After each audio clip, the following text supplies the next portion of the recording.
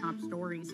Going at it alone, Saudi Arabia decides on a unilateral 1 million barrel a day crude output cut for July to stabilize prices. Oil pairs early gains. Asia stocks extend Friday's Wall Street gains, following jobs data in the U.S. and services activity in China, but equity futures are mixed. Plus, UBS says it expects to complete its takeover of Credit Suisse as early as June 12th.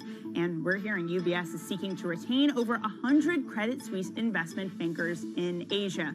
All right, we got just a few seconds to go here. Until we start seeing trading, cash trading here in Europe, here's how your futures picture is looking. DAX futures, those underperforming. FTSE 100, perhaps it is the oil majors that is propping that up. That is outperforming, up 0.4% off the back of gains in the U.S. We are starting to see that turn into losses, at least for the tech futures. All right, markets just starting to open up, so let's get your picture on that. What are we seeing first? We're seeing FTSE 100 stocks opening. They continue those gains we saw in the future session, up 0.2%, and they continue to climb.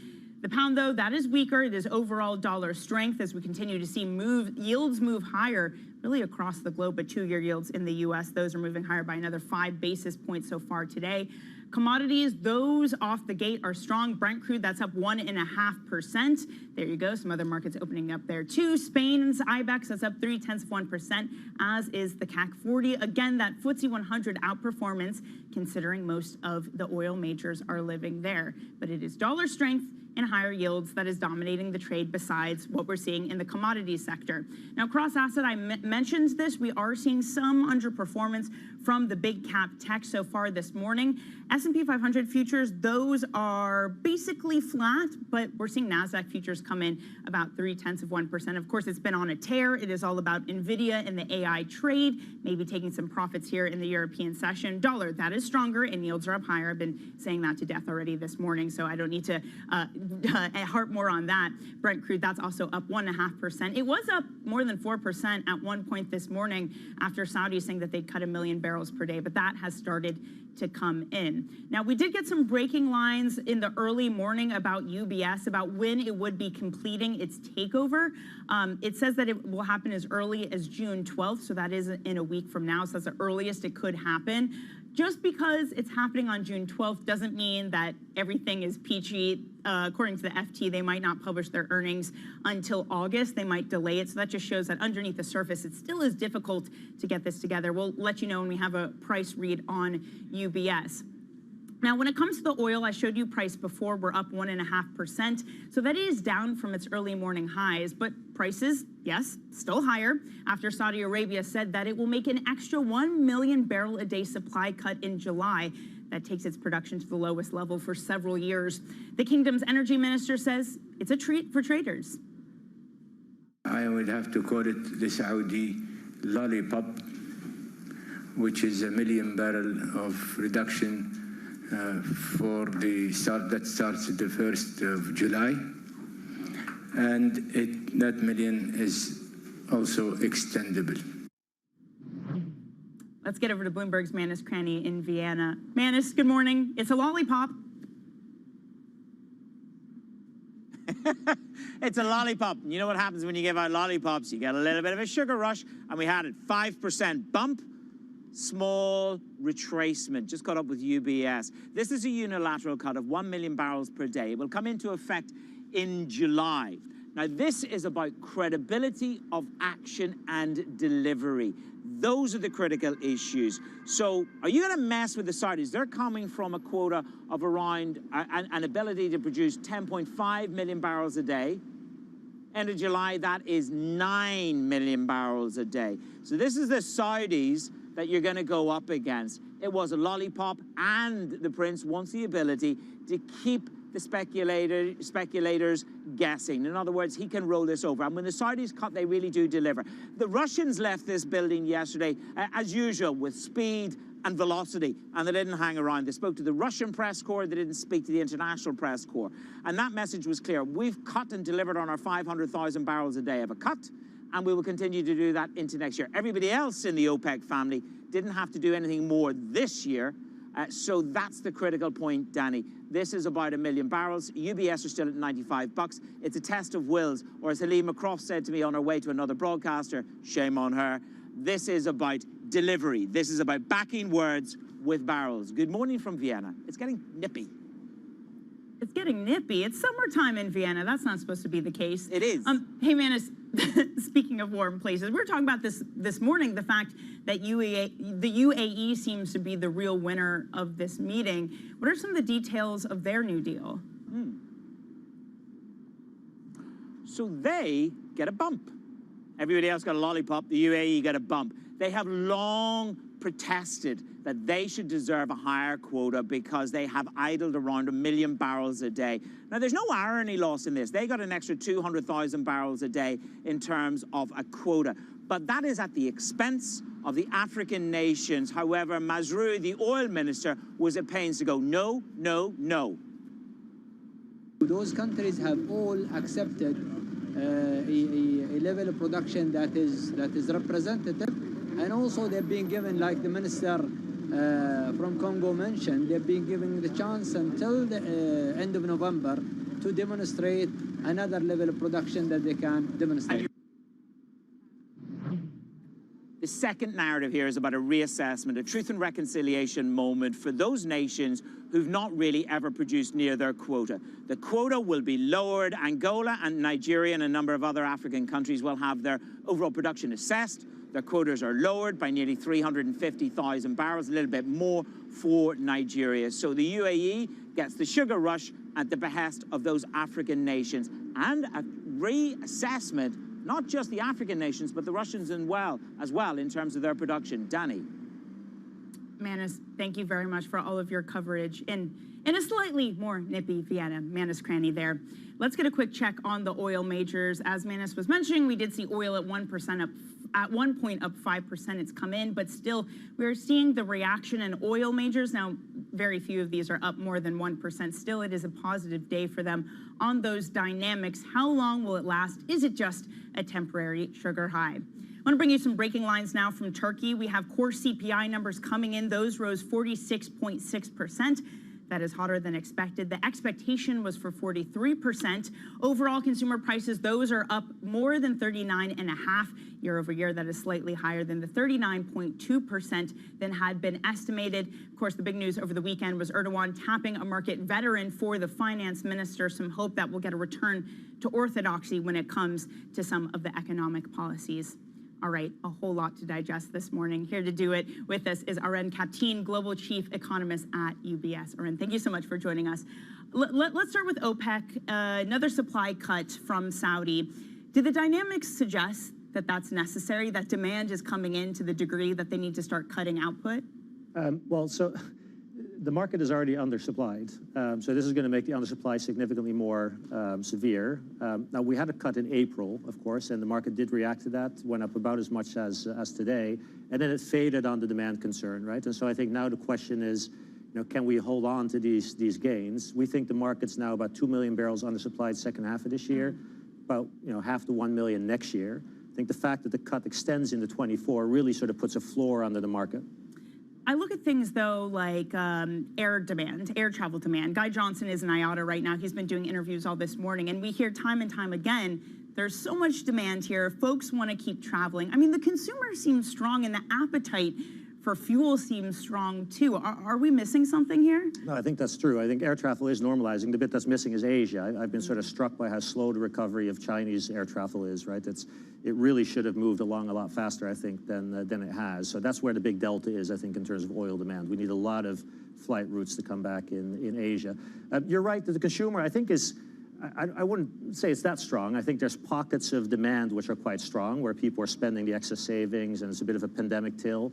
But we're also starting to see all kinds of signs of consumer distress, right? Including in the U.S., where you just see record levels of borrowing on 401ks. You see, incredible amounts of credit card borrowing to fund consumption. It's nearly half of consumption growth. And then you see the inflation chipping away at sort of the real spending power. So I think the cracks are starting to appear, but you're right that there's these pockets of consumer strength. If I can go back to the point on China, because it's not just air travel demand, it's China growth in general. We've seen a lot of that macro data disappoint.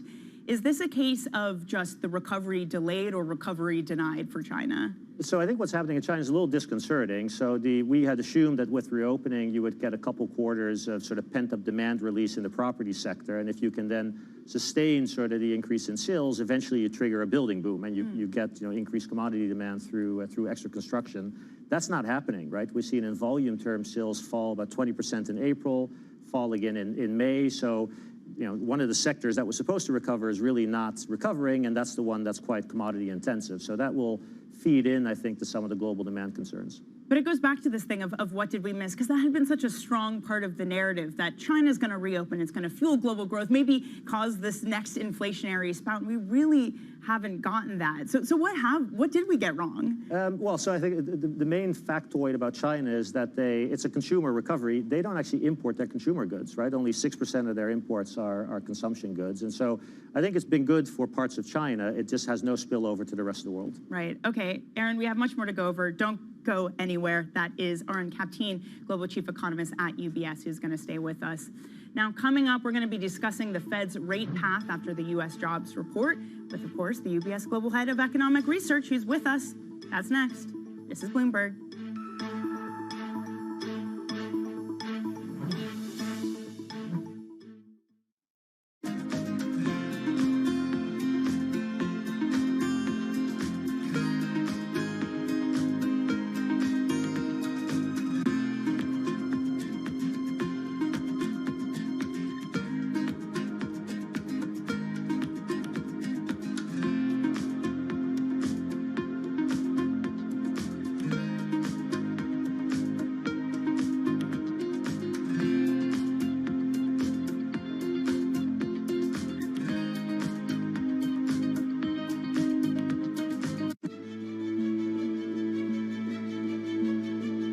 What do you like most about your job? I think the people. I mean, ultimately, we're a people business. A lot of what my job is as CEO of the company is to give those people sort of motivation, to tell them where we're going, to encourage them to come up and do their best work, to encourage them to collaborate. Sometimes you sort of think you're almost a psychologist, as you are a business leader, I think, sometimes.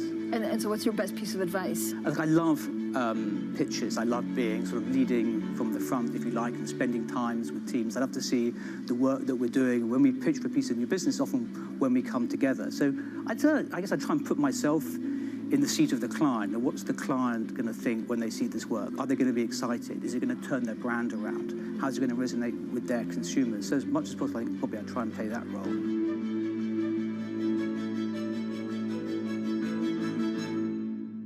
Business Week Radio, live weekday afternoons at 3 p.m. Eastern. We got a little bit of talking. Are you guys ready? Harnessing the power of Bloomberg Business Week, Carol Masser and Tim Stanovic bring you the latest news from the worlds of business, technology, politics, and more. How does the Fed play into this and what the Fed does potentially? This is so exhausting and this is so all-encompassing. Listen on Bloomberg Radio and streaming on YouTube and Bloomberg Originals.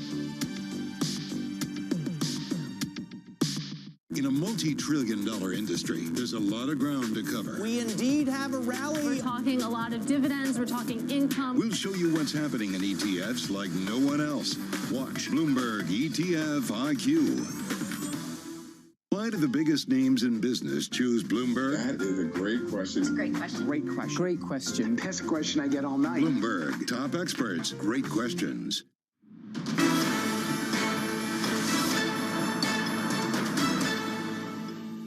Welcome back to the Open. About 15 minutes into your European trading day, we're seeing most of these indices move higher, save for the CAC 40, maybe some of that luxury trade running out of steam. Oil majors, those continue to head higher, hence why we're seeing some of that FTSE 100 outperformance. Most of the oil majors up at least 1% or as much as 1%. Total there, maybe lagging behind, up 0.7%.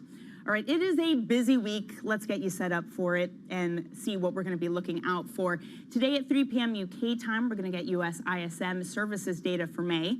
Tomorrow, it's the RBA, the Reserve Bank of Australia's rate decision will come in on Wednesday. We're going to get China data. That will be followed by Euro area GDP data on Thursday. Finally, Friday, we're going to get China PPI and CPI data. So a lot to work through. Let's talk about it with our markets reporter, Valerie Teitel.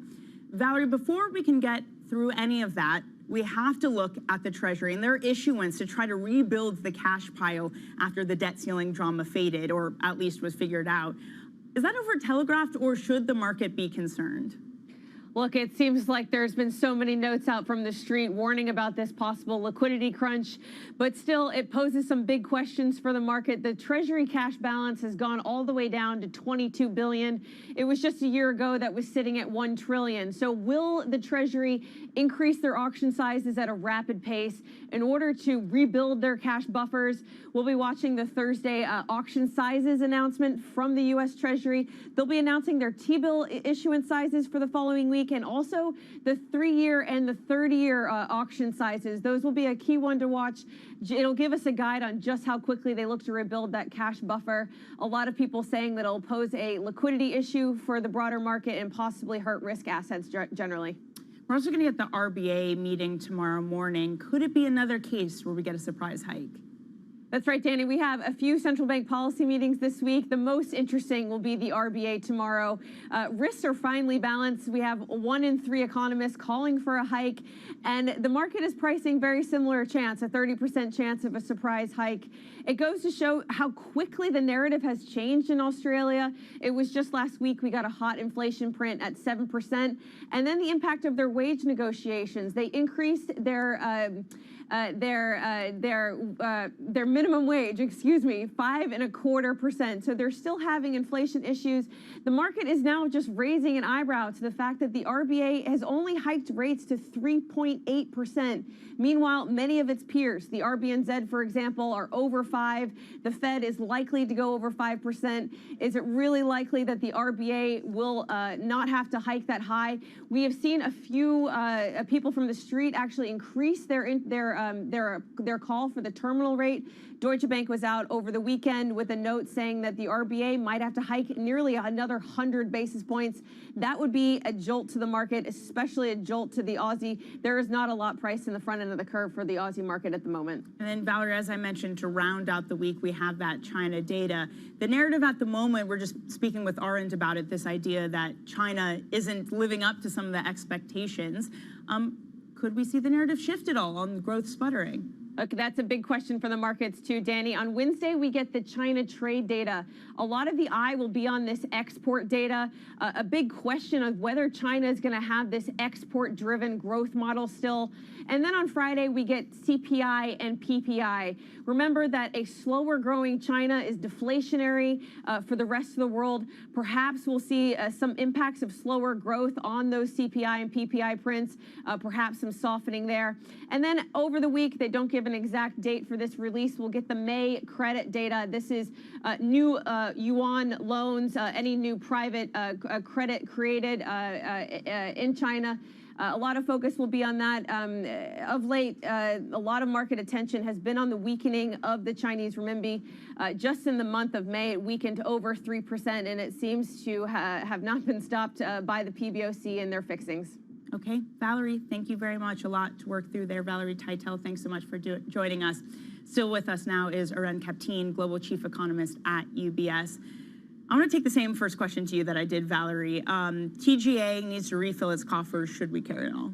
Well, a little bit. So not because of the price effect. I think everyone knew this was going to happen, right? We could see $700 billion or so in issuance. I think the angle is what happens to the reserves in the system, and does it trigger anything in money markets? And so the big question there is, do the money market funds, who have all their money sitting on the Fed balance sheet, pull it off and buy those T-bills? Now, they're much more likely to do so now than when the Fed was hiking in 50 or 75 basis point increments, because then there's some option value to not buying and locking in even a short-term yield. So we do think a lot of that money is going to come off and buy those T-bills, but it will still be some reserve drain, right? And so we are getting closer and closer to the floor in the system where it becomes disruptive. We're probably not there yet, in part because the Fed has just injected a ton of liquidity into the system because of the banking stress. Right, okay, so maybe it kind of nets out a little bit.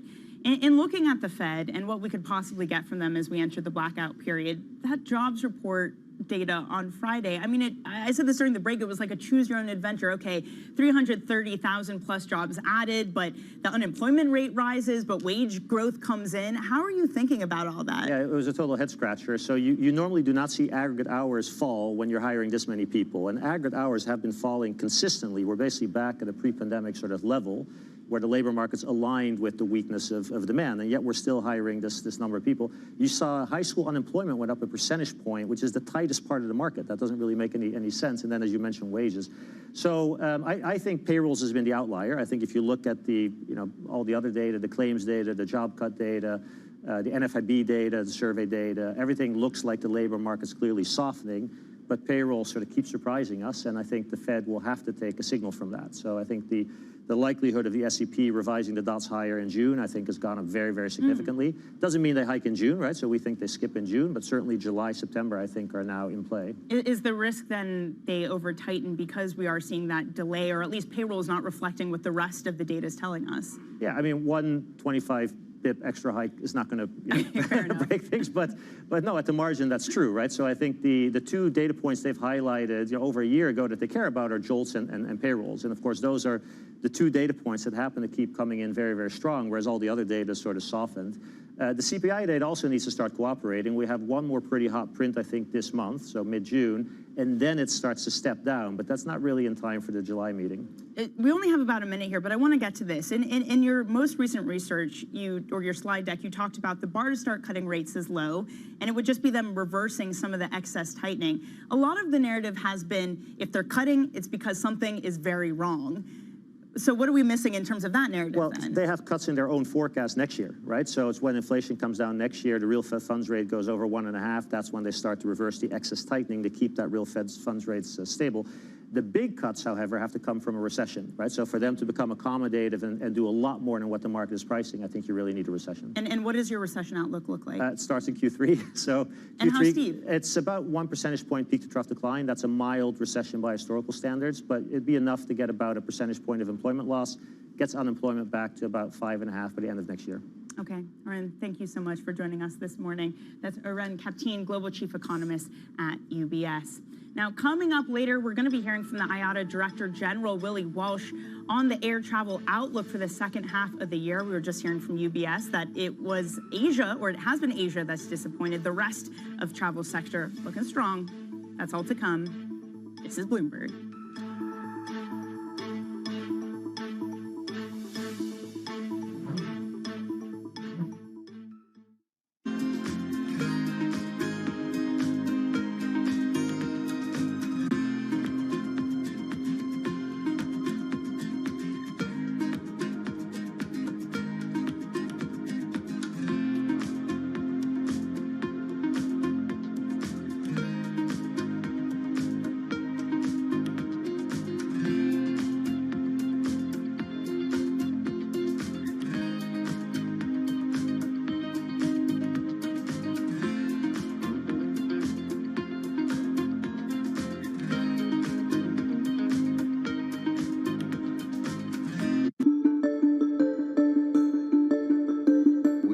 Race relations in the United States are much better than when you were growing up in Mississippi, or do you think we've made less progress than you think we should have made?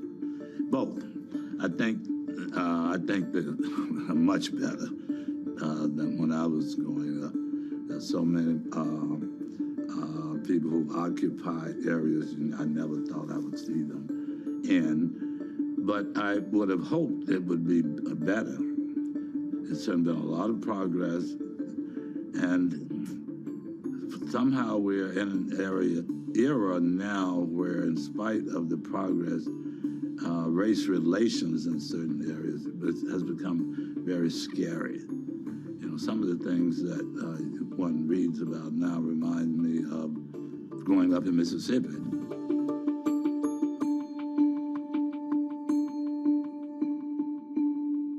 Bloomberg UK, your source for news and analysis covering the biggest challenges facing the UK government, economy, financial services, and markets. Tax cuts should not be the priority. It's about a credible plan for growth over the next 2-3 years. In this post-Brexit world, how do you see actually servicing your clients? It was disruptive, and it's going to have implications to how capital raising works. Now we're having the perfect storm in the UK. Watch Francine Lacqua Thursdays at 9:30 a.m. only on Bloomberg, your global business authority. Welcome back to Bloomberg Daybreak Europe. Good morning, good morning. This is Bloomberg Surveillance. Welcome to Bloomberg Markets, China Open. This is Bloomberg Technology.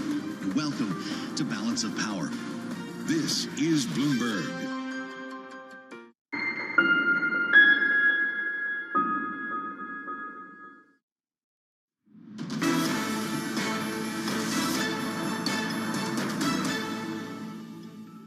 Welcome back to the Open. We're about 25 minutes into your European trading day. On the surface level, a lot of dispersion here. DAX is up, CAC is down, FTSE 100, that is heading higher. A lot of that based on the oil majors that are moving to the upside with oil after that OPEC plus cut coming all from Saudi Arabia. Now, when it comes to the individual stocks on the move, the travel sector, it is strong today. We've been at IATA all weekend in Istanbul with a lot of the airline executives saying that they're seeing a very positive outlook. So does Deutsche Bank. They've raised TUI's price target to 843 pence. That is a more than 50% jump from where it's at right now. Deutsche Telekom, that heads higher. It had an ugly day on Friday, some 9% drop based on Amazon potentially entering the competition as a wireless provider. Now, Deutsche Telekom holds about a 50% in T-Mobile, which would face that direct threat from an Amazon in the U.S. So that big fall followed by some buying. Novo Nordisk there, that's down 1.6%. It is in talks to buy a controlling stake of BioCorp for 35 euros per share. We often see this. The acquirer does see a drop in share price just because of some of the cost and difficulty it comes with absorbing a new company. Finally, UBS, that is moving to the upside, just 0.6%. We learned today that it's it could complete the purchase of Credit Suisse by next week at the earliest. All right, let's get to some of your other top corporate stories with the Bloomberg Business Flash. And the UK remained Europe's top destination for foreign direct investment projects in the financial services sector last year. According to EY, Britain landed 76 investments in 2022. That's up on the previous year, and more than a quarter of all projects across the continent. France, the second biggest recipient, saw a 25% drop in projects. Germany and Spain were the third and fourth most important destinations. Bloomberg has learned that UBS is looking to retain more than 100 Credit Suisse investment bankers across Asia.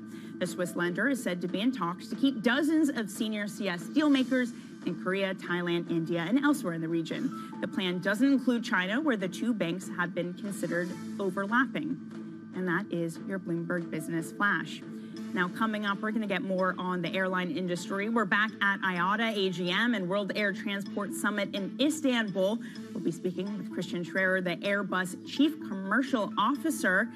We'll get a sense with just how in demand their aircrafts are, and the demand from China, too.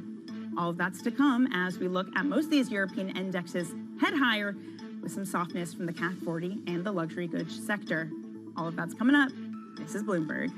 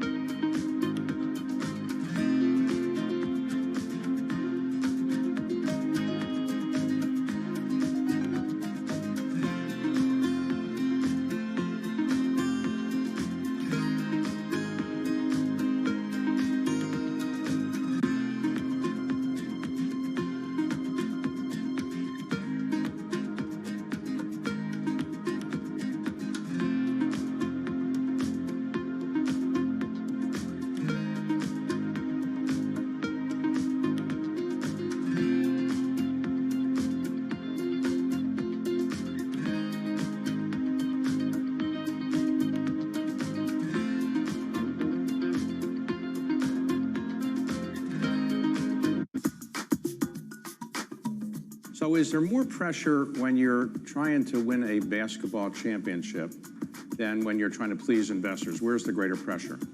Oh, I think it's definitely trying to win a championship. It's hard because a lot of, like when you invest, and you know this, when you're investing, you can control a lot more things.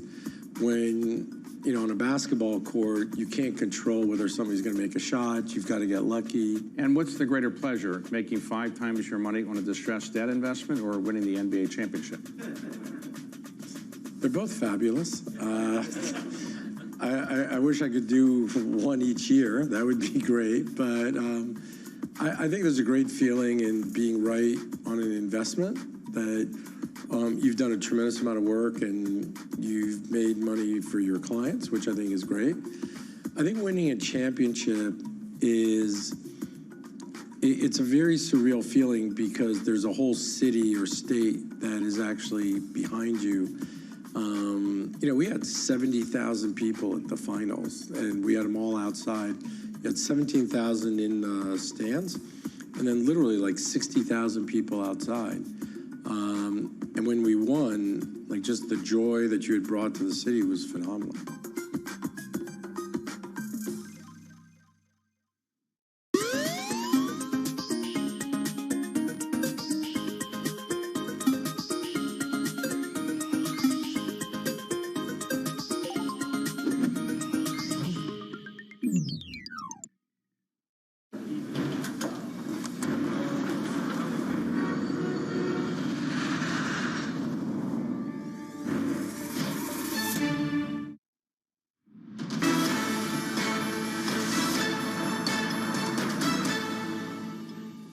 Welcome back to the Open. 30 minutes into your European cash equity trading day. Here are your top stories.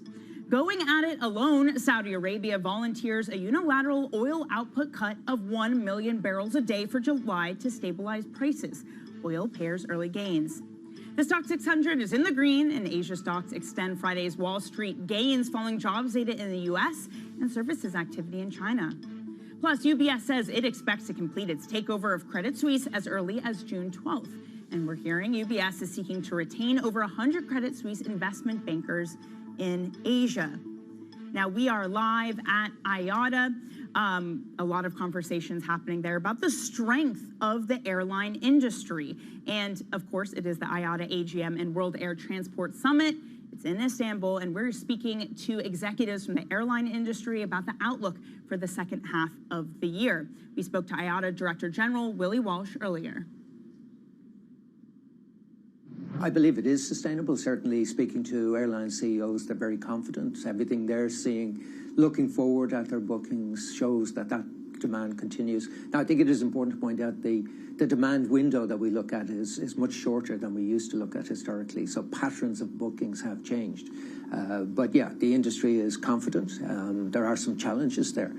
But despite those challenges, we remain cautiously optimistic that this is going to be a good year for airlines. What I'm hearing from the big makers of luxury goods, LVMH is a classic example, is that they're already starting to see a slowdown in the United States in the premium market.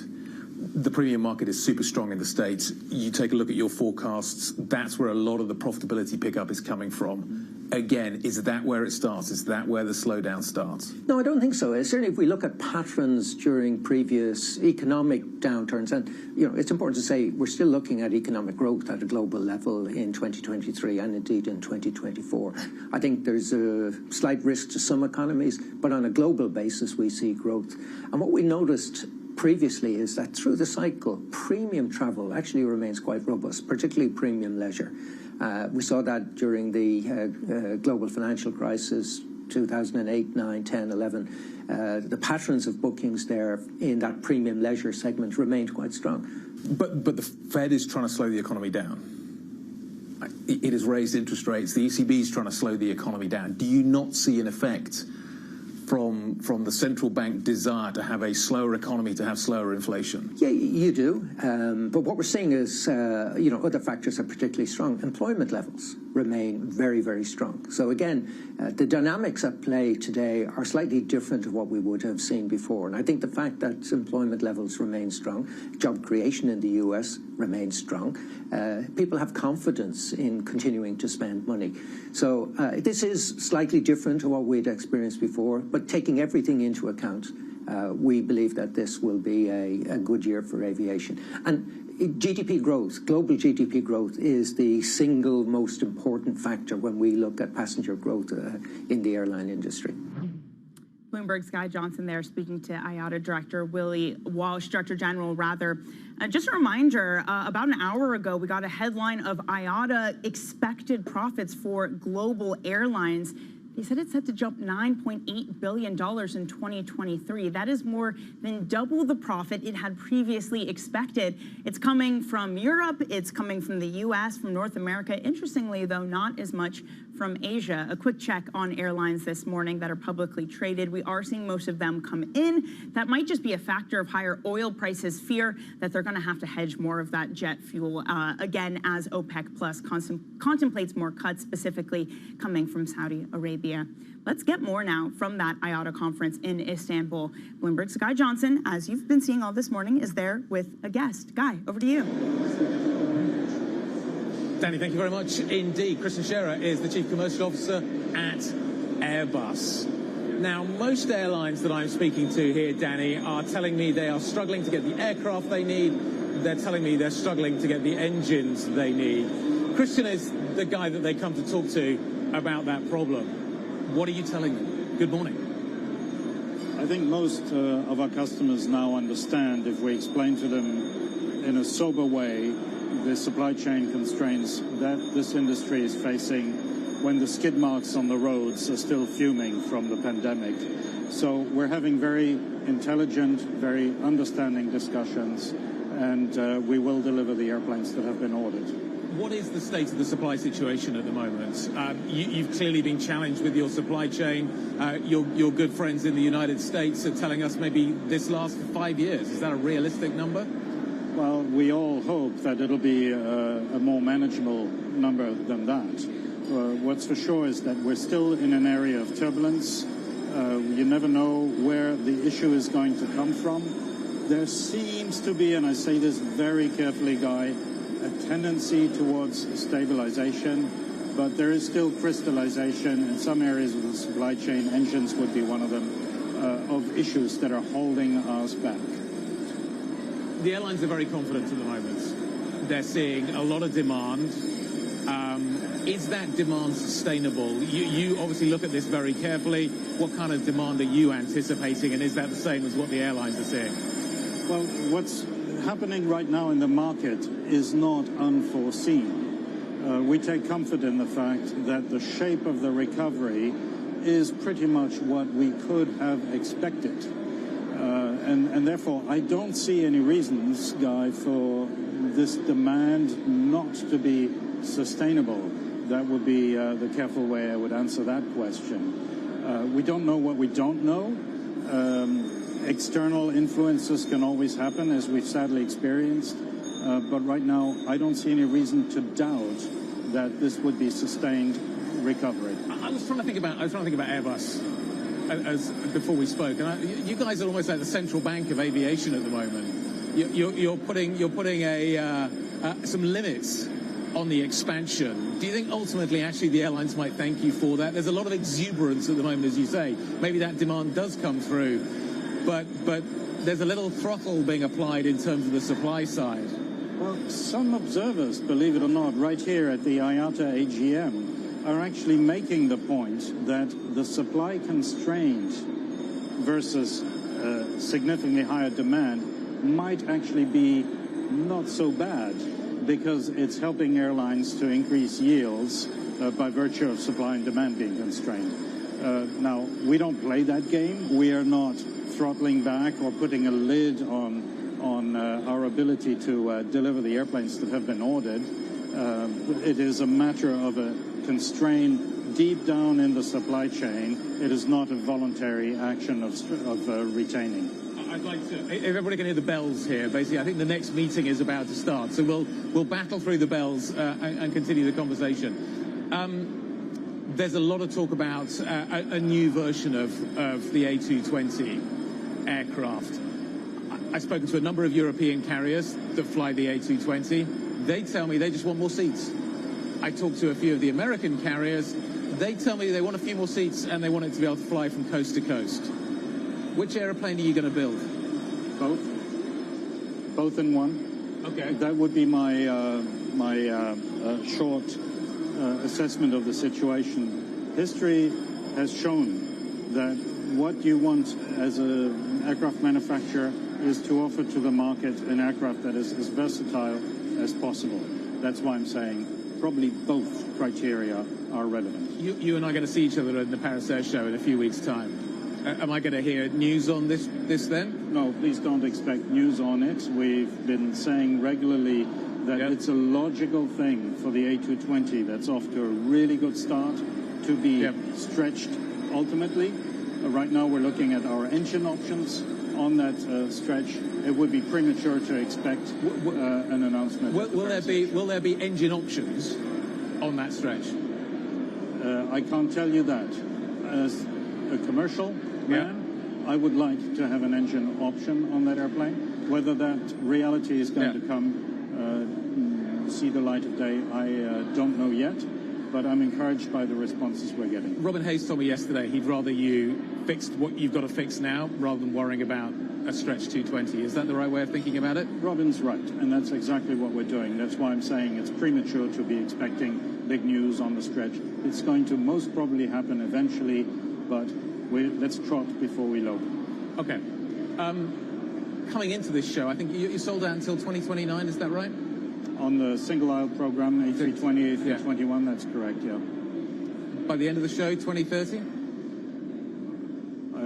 By the end of the show, we'll see. But meeting AGM, not Paris. The fact is that our book-to-bill ratio in this market is obviously going to be greater than 1 on this line of product and on all the other ones as well.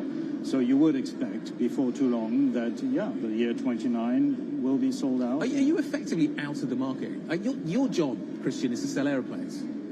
Can you sell aeroplanes at the moment? We do have quite a solid backlog of airplanes available with the world's leasing companies. Right. And that is how we try to address the needs, the shorter-term needs from our customers. There are solutions there. But I do confess that I wish I could serve customer demand before 2029. Okay, let's turn to the wide bodies. Are the wide bodies heading in the same direction as the narrow bodies in terms of the fact you're going to be able to you're sold out, you're not going to have any more slots? The wide body market is starting to come back. Again, I'm hearing lots of talk about lots of demand here at IATA. That's correct. We do see, and just as we had modeled in the middle of the pandemic, the single aisle, the short, medium range markets, domestic markets, regional markets recovered fast and furious. We're in the middle of that, and we've actually have recovered. The wide body are not far behind, and the trend I can see, yes, is that there is very strong demand for wide bodies, and we could well be in an undersupply situation on wide bodies before too long. It's been great to see you.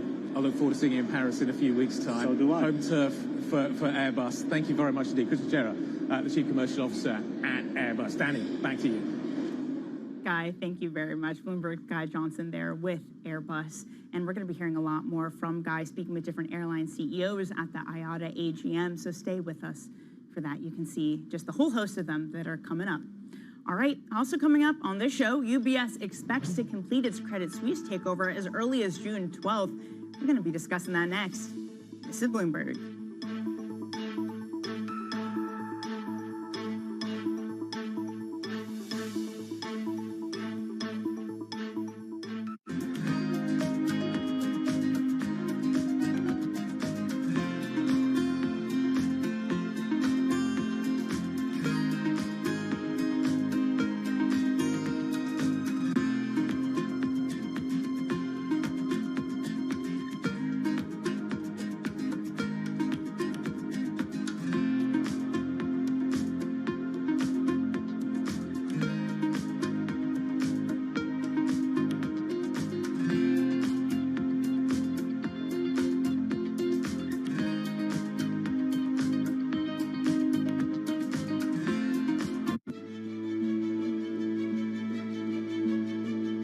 don't think we can replicate Tesla. Tesla is a unique because when they founded, and then the personality behind it, the product is beautiful, technologically very, very strong. So in many areas, Tesla is Tesla, but Xpeng is Xpeng. We want to focus on what we think is important for our customers.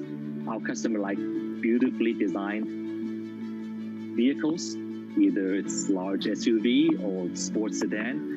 We believe we have a very, very appealing family look that our customers is really attracted to.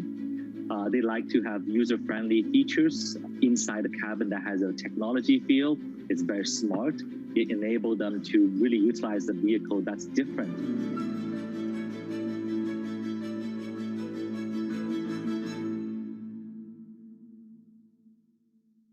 People ask me all the time, what is the key to being a really good investor? And I tell them it's to surround yourself with and work with the best investors you can find.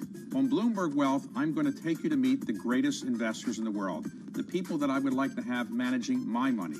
So I think the main thing we did, which was not so easy, was to stick with our process. And then it kicked in big time in the last really 2 years. BSO Now is your online home for weekly Boston Symphony Orchestra and Boston Pops performances. See new concerts that go behind the scenes, plus acclaimed archival concerts. Visit bso.org/now, where the music plays on. BSO season sponsor, Bank of America.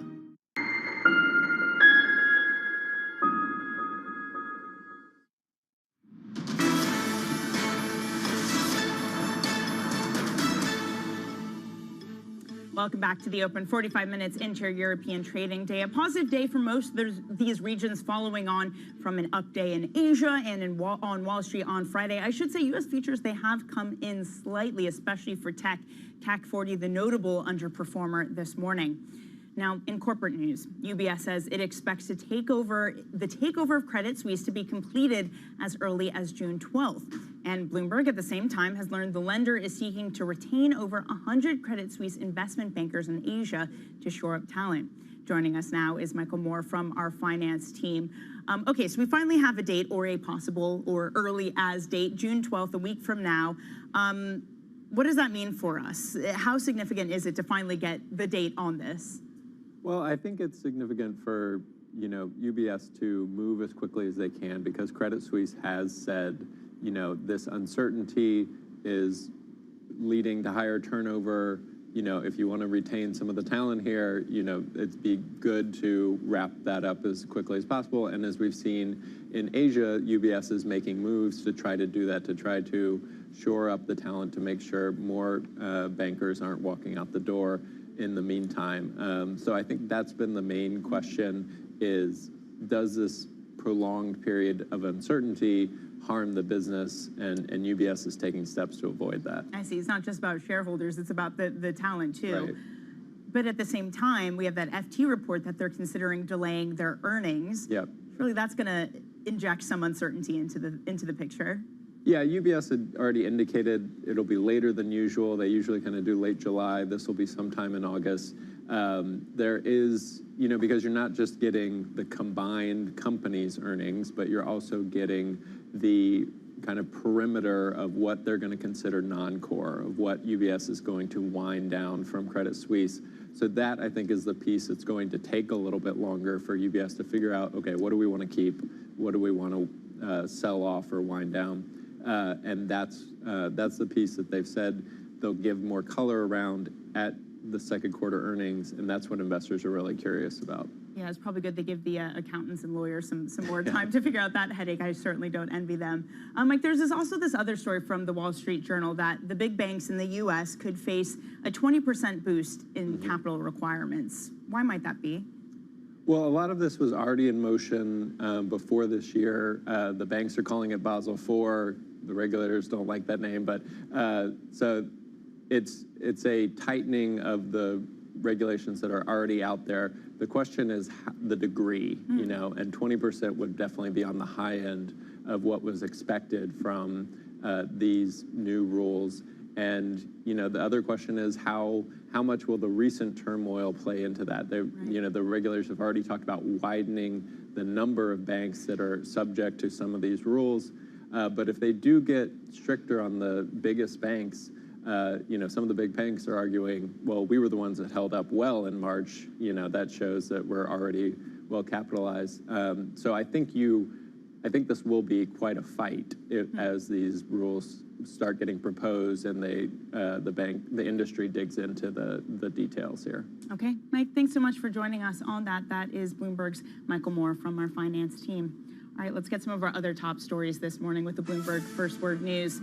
Saudi Arabia will make an extra 1 million barrel a day oil supply cut in July. That takes its production to the lowest in years. The move also gives up ground to two key allies in the OPEC Plus coalition. Russia made no commitment to cut output deeper, and the UAE secured a higher production quota for next year. The coalition pledged to maintain existing cuts until the end of 2024. India says a faulty electronic signaling system was the cause of one of its worst rail disasters in nearly 30 years. The search for survivors from Friday evening's 3-train collision has ended, with at least 275 people dead. Indian Railways say over 1,000 staff are now working to clear the mangled wreckage and restore services, while a high-level inquiry gets underway. Hundreds of thousands of people have marched through the streets of Warsaw to show their support for the opposition ahead of October's parliamentary elections. Poland's ruling Law and Justice Party has been criticized by the EU for eroding democratic standards. The demonstration, convened by former European Council President Donald Tusk, follows on the anniversary of the country's first partially free elections back in 1989. Turkish President Recep Tayyip Erdogan has named Mehmet Şimşek as Treasury and Finance Minister. It's the most prominent appointment in a revamped cabinet that will face the challenge of restoring investor confidence after elections. The choice of Şimşek hands the economic reins to an advocate of conventional policies, signaling a shift from Erdogan's unorthodox positions. And that is your Bloomberg First Word News. Coming up, everyone from sovereign wealth funds to venture capitalists are spouting Wall Street's new favorite buzzword. We're going to talk about the world of private credit next. This is Bloomberg.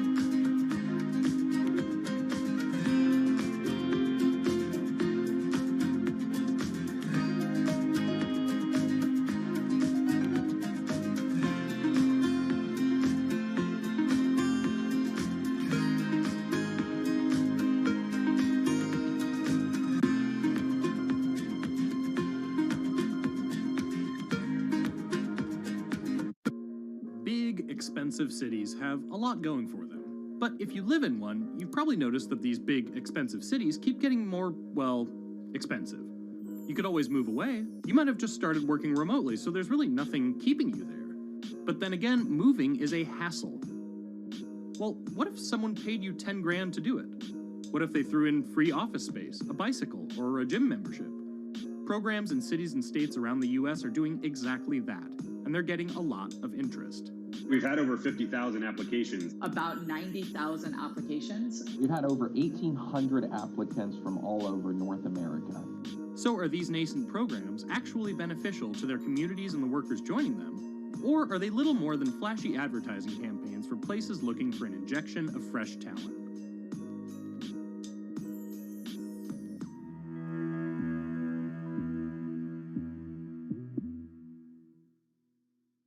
Markets countdown in Europe. From the financial centers of the world, Bloomberg Markets European Close with Guy Johnson in London and Alex Steele in New York. Real-time numbers, real-time analysis. Weekdays.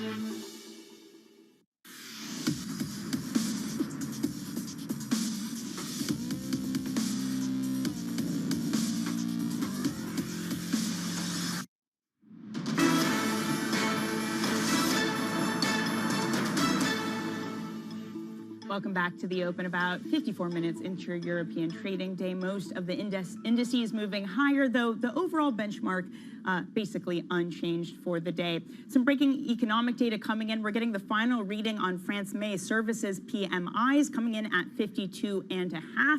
That's slightly revised down from the prelim figure. That prelim figure was 52.8, but still in expansionary territory.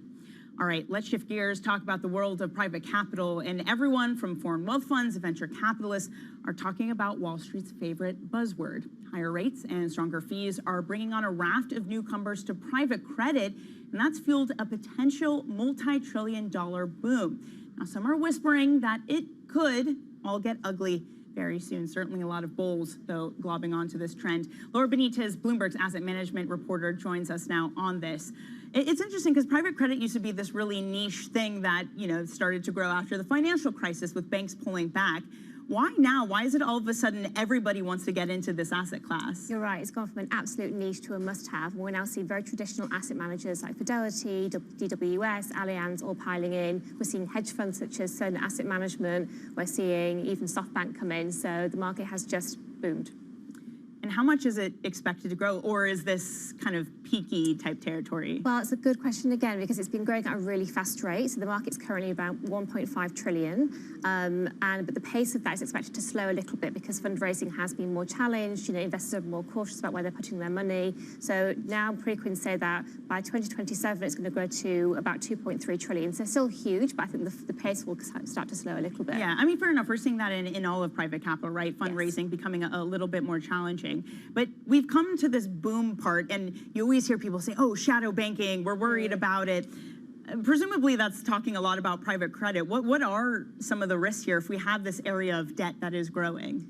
I think one of the biggest risks is interest rates creeping up. So this is a floating rate product. So the higher the interest rates, the more strain on borrowers' balance sheets. They'll have to repay more effectively. While it's great for the investors, it's definitely a stressful time for the borrowers. That's one of the big risks. The second risk is that default rates are starting to pick up, albeit slowly, but we are starting to see that happen again. So I think there's lots to look out for.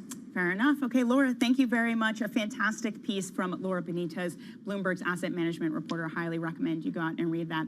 All right, we have the final reading for France. Now we've got the final reading for Germany PMIs. May services coming in at 57.2. Much like France, that is a slight reduction from what we saw from the prelim. The prelim came in at 57.8. Just probably worth reminding that it is the services sector of Europe which we continue to see strength and continue to see into expansionary territory. It's the manufacturing that for a lot of these countries has been disappointing. Germany is certainly one of them. We know Germany entered a recession in the winter. China, that hasn't been playing along. That hasn't been contributing to some of the growth we were hoping for.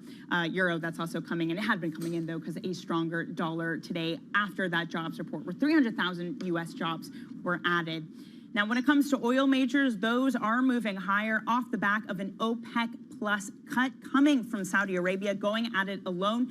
WTI, that is up more than 2% now. Now, it was up more than 5%, then it was up just about 1%, but we're continuing to see gains as the day goes on. All right, that's it for the European market open. You're not getting rid of me, though. I'm hanging around for surveillance. Early edition, that's up in just a few minutes' time. This is Bloomberg.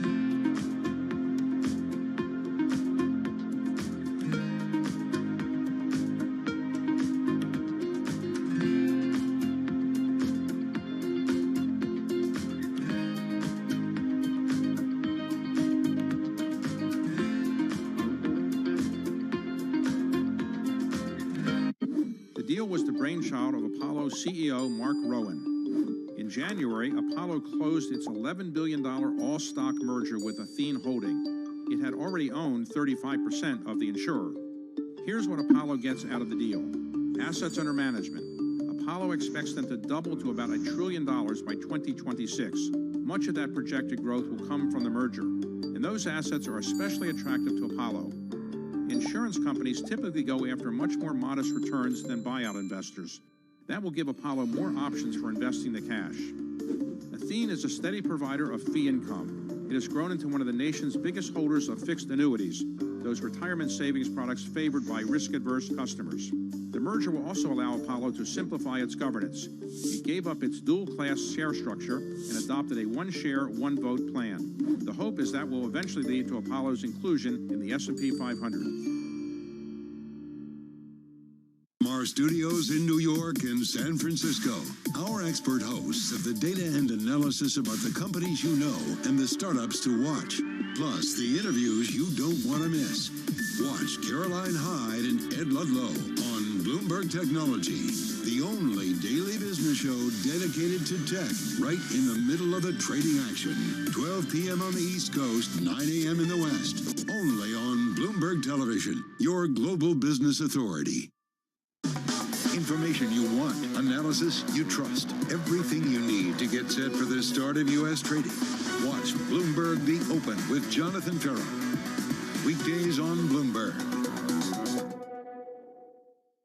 Get your fixed income fix. Watch Bloomberg Real Yield every Friday at 1 p.m. Eastern, right here on Bloomberg, your global business authority. This is Bloomberg Surveillance, Early Edition, with Francine Lacqua. Good morning. Happy Monday. Welcome to Bloomberg Surveillance Early Edition. I'm Danny Berger in London, in for Francine.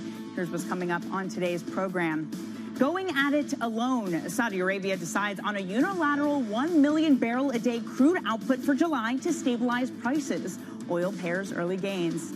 Closing date, UBS expects to complete its takeover of Credit Suisse as soon as June 12th. This, as sources say, the bank is seeking to retain over 100 Credit Suisse investment bankers across Asia. Plus, we're going to be speaking to the CEOs of KLM and United Airlines this hour as profits are seen rebounding amid surging demand. We are live from the IATA AGM.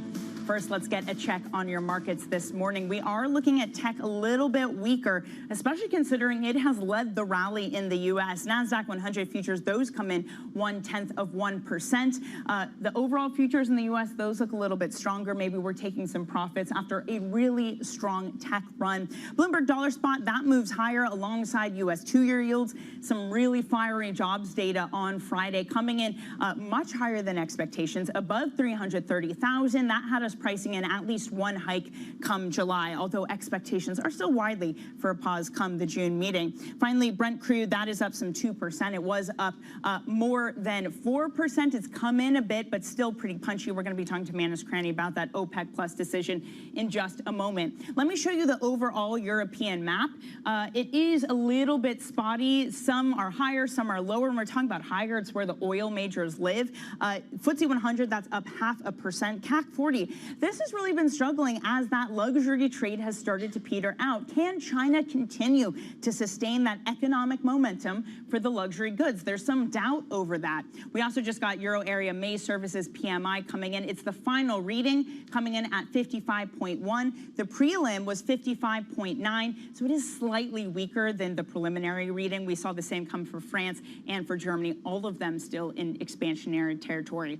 Now, UBS, we got some breaking lines on them a couple hours ago when it comes to their completion of the Credit Suisse takeover. That will happen as early as June 12th. UBS shares, those up 1.33%. The goal here, perhaps, for UBS is more certainty means an easier time retaining talent. We had a fantastic Bloomberg scoop. They're looking at retaining as many as 100 investment bankers from Asia. You kind of need that certainty in hand in order to keep them on board. Of course, the FT reporting over the weekend that they might see their earnings report delayed until August, something that we had heard UBS talk about. Now let's talk more about that oil story. It has come down from the morning's highs, but prices are still in the green after Saudi Arabia said that it will make an extra 1 million barrel a day supply cut in July. That will take its production to the lowest level for several years. The kingdom's energy minister says it's a treat for traders.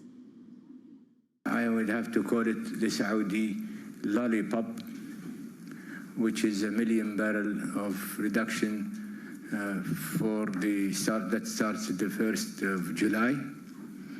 And that million is also extendable. For more on this, let's go to Bloomberg's Manus Cranny, who is in Vienna. Manus, let's just start with the OPEC Plus cut coming from Saudi. What do you make of all of it? backed by barrels, a reliable partner, one that when they say they are going to cut, delivers the cut. And therefore, you can look at this as being a very singular message to the market. Not only is it 1 million barrels a day of a cut, just think of where we've come from and where we will arrive by the end of July. We're coming from an ability to produce 10.5 million barrels a day down to 9 million barrels a day by the end of July. Do you want to fight with that? Do you want to mess with that? And this is the essence. Everybody else has had their targets, their quotas left unchanged within OPEC for the rest of this year. So that shows you the significance and the size of the decision made by Prince Abdulaziz bin Salman. Of course, how we got there, it was 2 days of a lot of shuttle diplomacy. You must remember that this is an optionality. He's bought himself a call option. In other words, he has the ability to continue this 1 million barrel a day cut for as long as he wants. It can begin and end whenever they decide. So that is the optionality that he has bought for himself today. Manus, now the UAE seems to be the real winner of this meeting. What are some of the details in their new deal?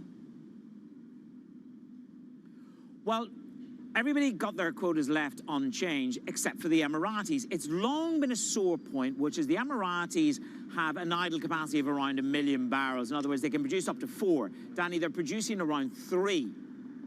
And Masroui and the Prince went head-to-head a couple of years ago on Bloomberg television during the summer, in the middle of COVID, which was they wanted a higher quota. They've demanded a higher quota. Many people have questioned their desire to remain within the family of OPEC if they didn't get a higher quota. But of course, as he left His Excellency Masroui, I put it to him, "Sir, you got a higher quota at the expense of the Africans." He went, "No, no, no."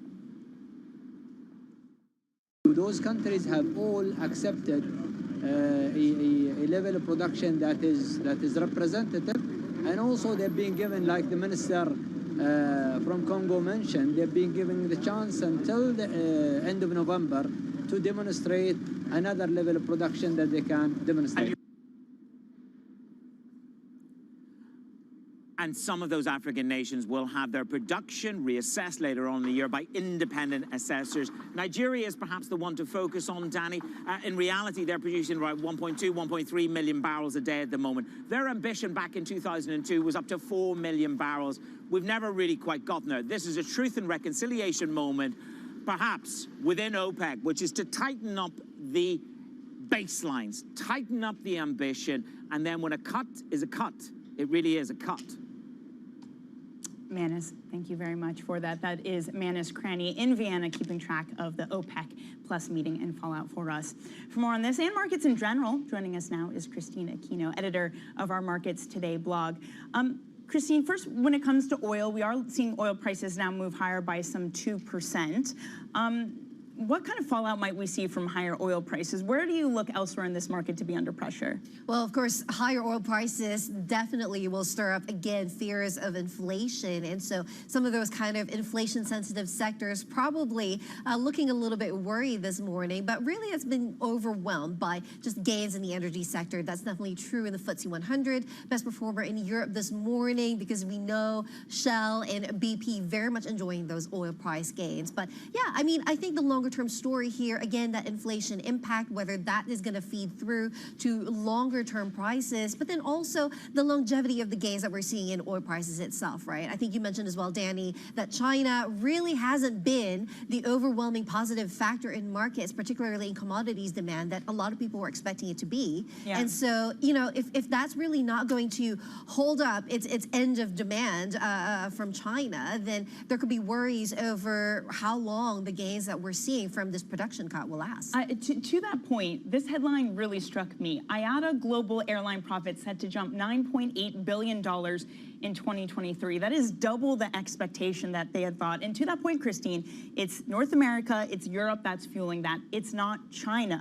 I mean, we continue to be surprised by the strength of the U.S. and to some degree Europe too. Absolutely, Danny. I mean, it really is kind of a very consumer-led story that we're seeing here, right? It makes a lot of sense that airlines very much enjoying the windfall of a still resilient consumer, particularly in the U.S., but also in Europe, you know. And I think it makes a lot of sense. I think we're still seeing consumers really leaning into that revenge spending after the pandemic, going on their holidays after 2 years or so of not being able to. And even here in Europe and the UK, where the cost of living crisis very much still a factor, what we're seeing is consumers kind of prioritizing travel and cutting back on everything else, everyday essentials, so that they can go on those trips. So, you know, consumers very much still carrying this economic resilience story, particularly in the US. And we also had a jobs report on Friday to sort through. I mean, it was pretty confusing. Okay, over 330 jobs added, but unemployment ticks up, some of the wage gain slows down. But the reaction in markets has been higher front-end yields. I mean, we're still not pricing in anything other than a pause at this point, right? What is the trajectory looking at for the Fed? Well, I think, yeah, June, pausing in June, definitely kind of a nailed-on prospect at this point. But I think where we saw the adjustment is for the Fed to perhaps reconsider those rate hikes starting from July onward. And so that's where we saw kind of some of that pricing adjustment after the jobs figure. But, you know, as far as June is concerned, I think it really is quite the Goldilocks number for the Fed. We did see that labor market still very much resilient, really holding up well. But at the same time, wage costs are kept under control. And so, you know, this is kind of the best of both worlds for the Fed, really, when you think about it, that they are able to deliver those rate hikes potentially, and that is having an effect on wage costs, but the labor market still very much strong. Yes, maybe immaculate disinflation is real, Christine. Thanks so much for joining us this morning. That is Christine Aquino, our Markets Today blog editor. Now, coming up, we're going to be joined by the president and CEO of KLM. That's his global airline profits, as I just mentioned, are set to soar this year. There's a lovely airline pun for you. This is Bloomberg.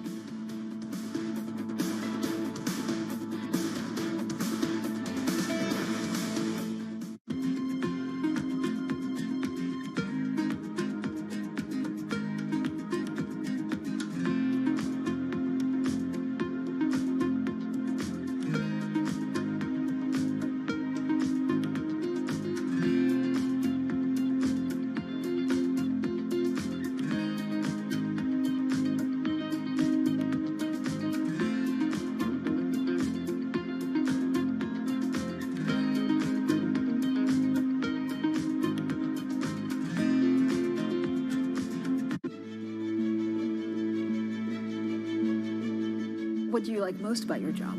I think the people. I mean, ultimately, we're a people business. A lot of what my job is as CEO of the company is to give those people sort of motivation, to tell them where we're going, to encourage them to come up and do their best work, to encourage them to collaborate. Sometimes you sort of think you're almost a psychologist, you know, as you are a business leader, I think, sometimes. And so what's your best piece of advice? I love pitches. I love being sort of leading from the front, if you like, and spending times with teams. I love to see the work that we're doing. When we pitch for a piece of new business, often when we come together. So I guess I try and put myself in the seat of the client. And what's the client going to think when they see this work? Are they going to be excited? Is it going to turn their brand around? How's it going to resonate with their consumers? So as much as possible, I think probably I try and play that role.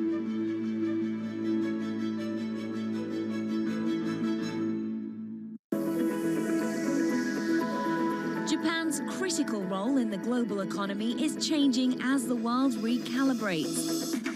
After decades of stagnation, Japan's leaders are forging a more innovative and sustainable path forward to revitalize the nation. Corporate giants, policymakers, and pioneers tell us how they're doing just that. Every week on Japan Ahead, right here on Bloomberg Television.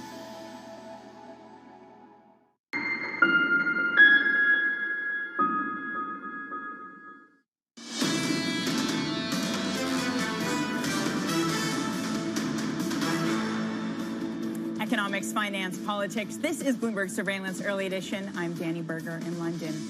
The International Air Transport Association is doubling its estimate for the industry's global net profit in 2023 as a surge in flying drives up ticket prices. We spoke to IATA Director General Willie Walsh from the group's AGM. Speaking to airline CEOs, they're very confident. Everything they're seeing looking forward at their bookings shows that demand continues. Now, I think it is important to point out the demand window that we look at is much shorter than we used to look at historically, so patterns of bookings have changed. But yeah, the industry is confident. There are some challenges there, but despite those challenges, we remain cautiously optimistic that this is going to be a good year for airlines. Let's go back to the IATA AGM and World Air Transport Summit and get to the man behind that interview. It is Bloomberg's Guy Johnson, who is with yet another guest. Guy. Thank you very much indeed, Danny. Yes, Marion Rittel is the CEO of KLM out of Amsterdam. Joins us now. Nice to see you. Nice to see you. Demand is very strong. It is. Is it sustainably strong? We don't know, but we focused on getting our operation in place. So last summer was a bit horrible for our customers in long waiting lines. Customers came back very quickly. We focused on hiring new staff in these difficult circumstances. We did. And we had a very smooth operation last May, and it will be this summer as well. So you're confident this summer, less disruption than last summer? No disruptions, hopefully, than last summer. Of course, there's always a bit of disruptions. But we hired a lot of people, so we have everything back in place. A lot of the airlines are telling me that they have aircraft grounded, they don't have the engines they need, and as a result of which, that's one of the risk factors that they're having to deal with right now. Yes. How about you? That's correct. That's for every airline in the world. The supply chain is really difficult to get what you need, to get the airplanes ready. So we suffer, but we have a stable operation right now. We rented some extra airplanes to make sure that we are able to deliver what we promised. Do you think that's a long-term phenomenon, or do you think that is something that can be resolved quickly?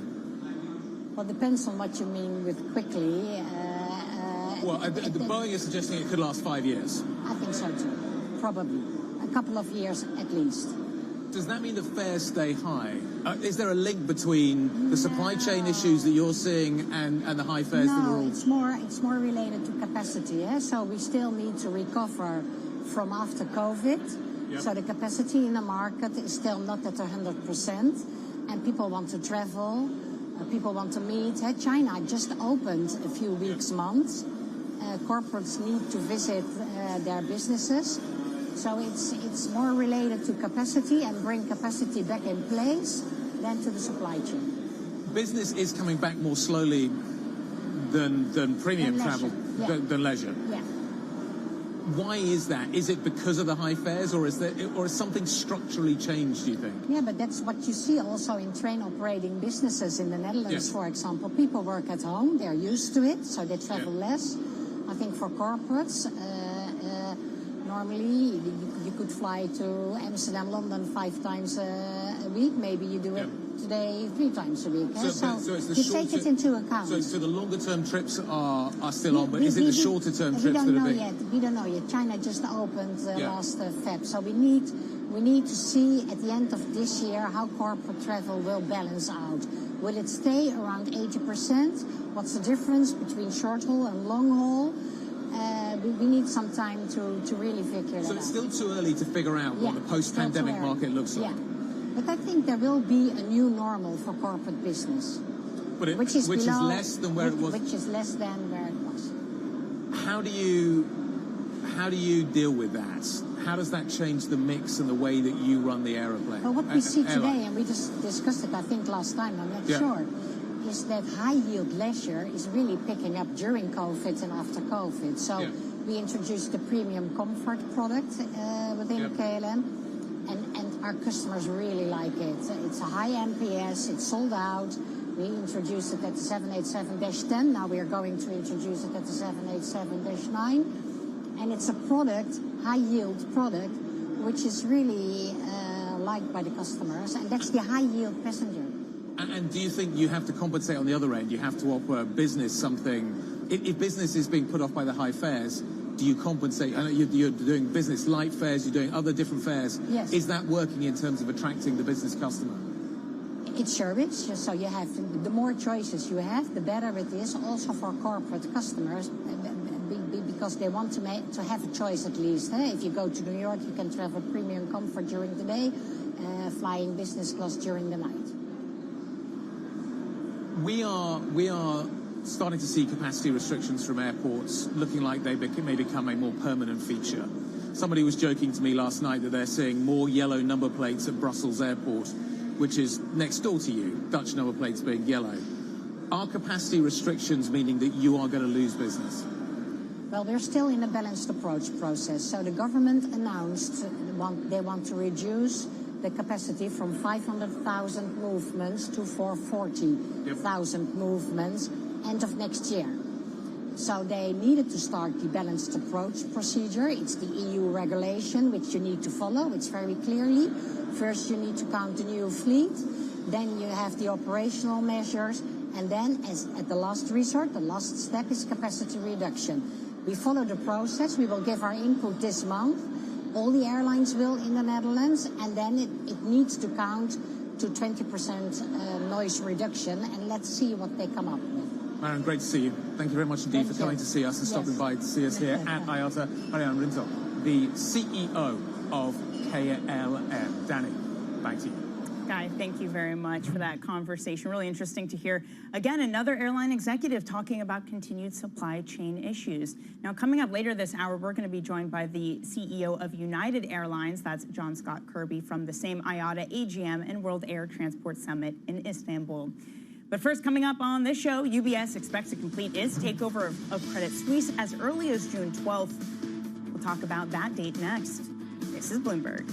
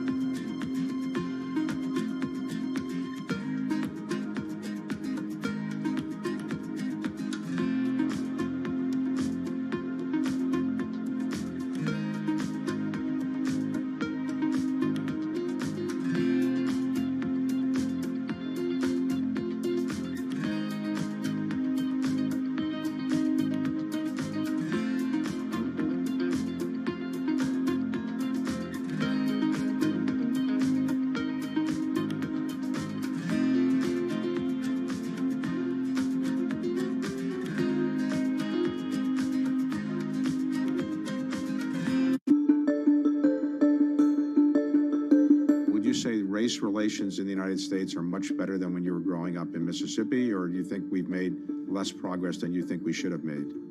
Both. I think that much better than when I was growing up. There's so many people who occupied areas I never thought I would see them in. But I would have hoped it would be better. It's been a lot of progress. And somehow we're in an era now where, in spite of the progress, race relations in certain areas has become very scary. You know, some of the things that one reads about now remind me of growing up in Mississippi.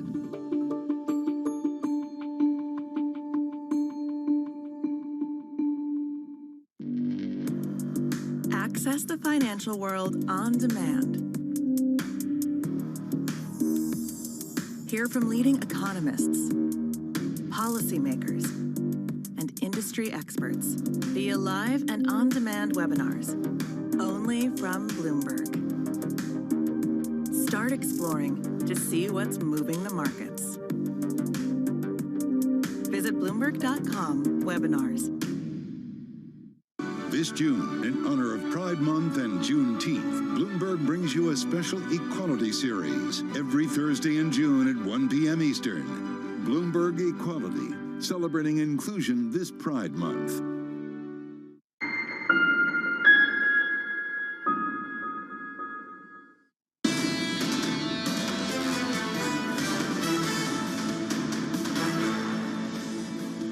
Let's turn now to banking. And UBS expects to complete its takeover of Credit Suisse as early as June 12th.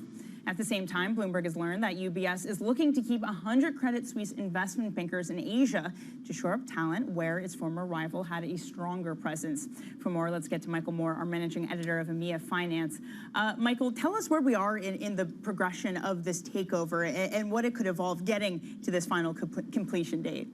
Yeah, I mean, it's obviously a complicated one that was agreed to over a weekend, so there were a lot of regulatory approvals that had to happen around the globe. It looks like they've gotten most of those in place. And then there was also hashing out the details of this government backstop and what that looked like, what assets were covered by it. And that, as of a week or two ago, was still ongoing. They were still going back and forth with the Swiss government over the details of that 9 billion franc backstop. So it seems like we're near the finish line here.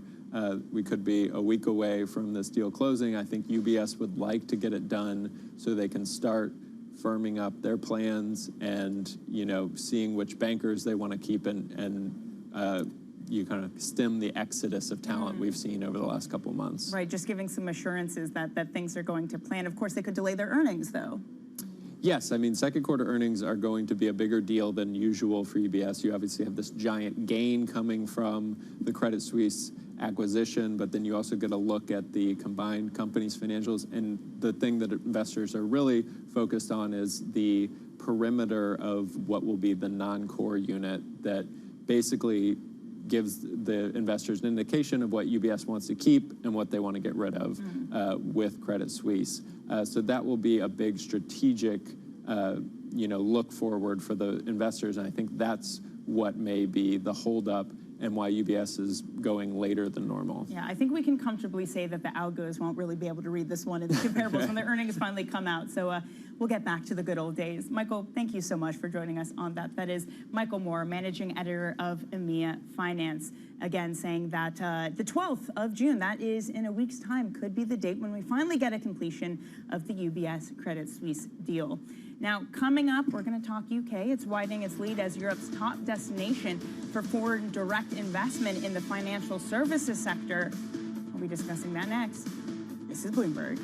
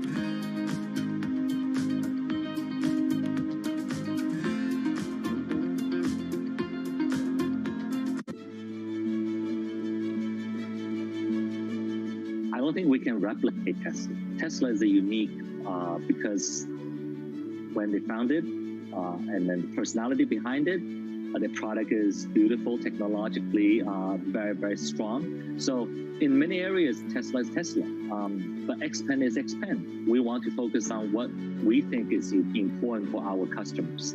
Our customer like beautifully designed vehicles, either it's large SUV or sports sedan. We believe we have a very, very appealing family look that our customers is really attracted to. They like to have user-friendly features inside the cabin that has a technology feel. It's very smart. It enables them to really utilize the vehicle that's different.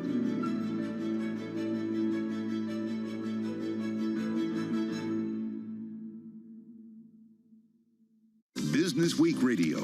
Live weekday afternoons at 3 p.m. Eastern. We got a little bit of talking. Come on, are you guys ready? Harnessing the power of Bloomberg Business Week, Carol Masser and Tim Stanovic bring you the latest news from the worlds of business, technology, politics, and more. How does the Fed play into this and what the Fed does potentially? This is so exhausting and this is so all-encompassing. Listen on Bloomberg Radio and streaming on YouTube and Bloomberg Originals. This month, Bloomberg brings you the latest from China's 14th Annual National People's Congress, including China's COVID recovery, economic outlook, and geopolitical tensions. Continuing coverage this week on Bloomberg.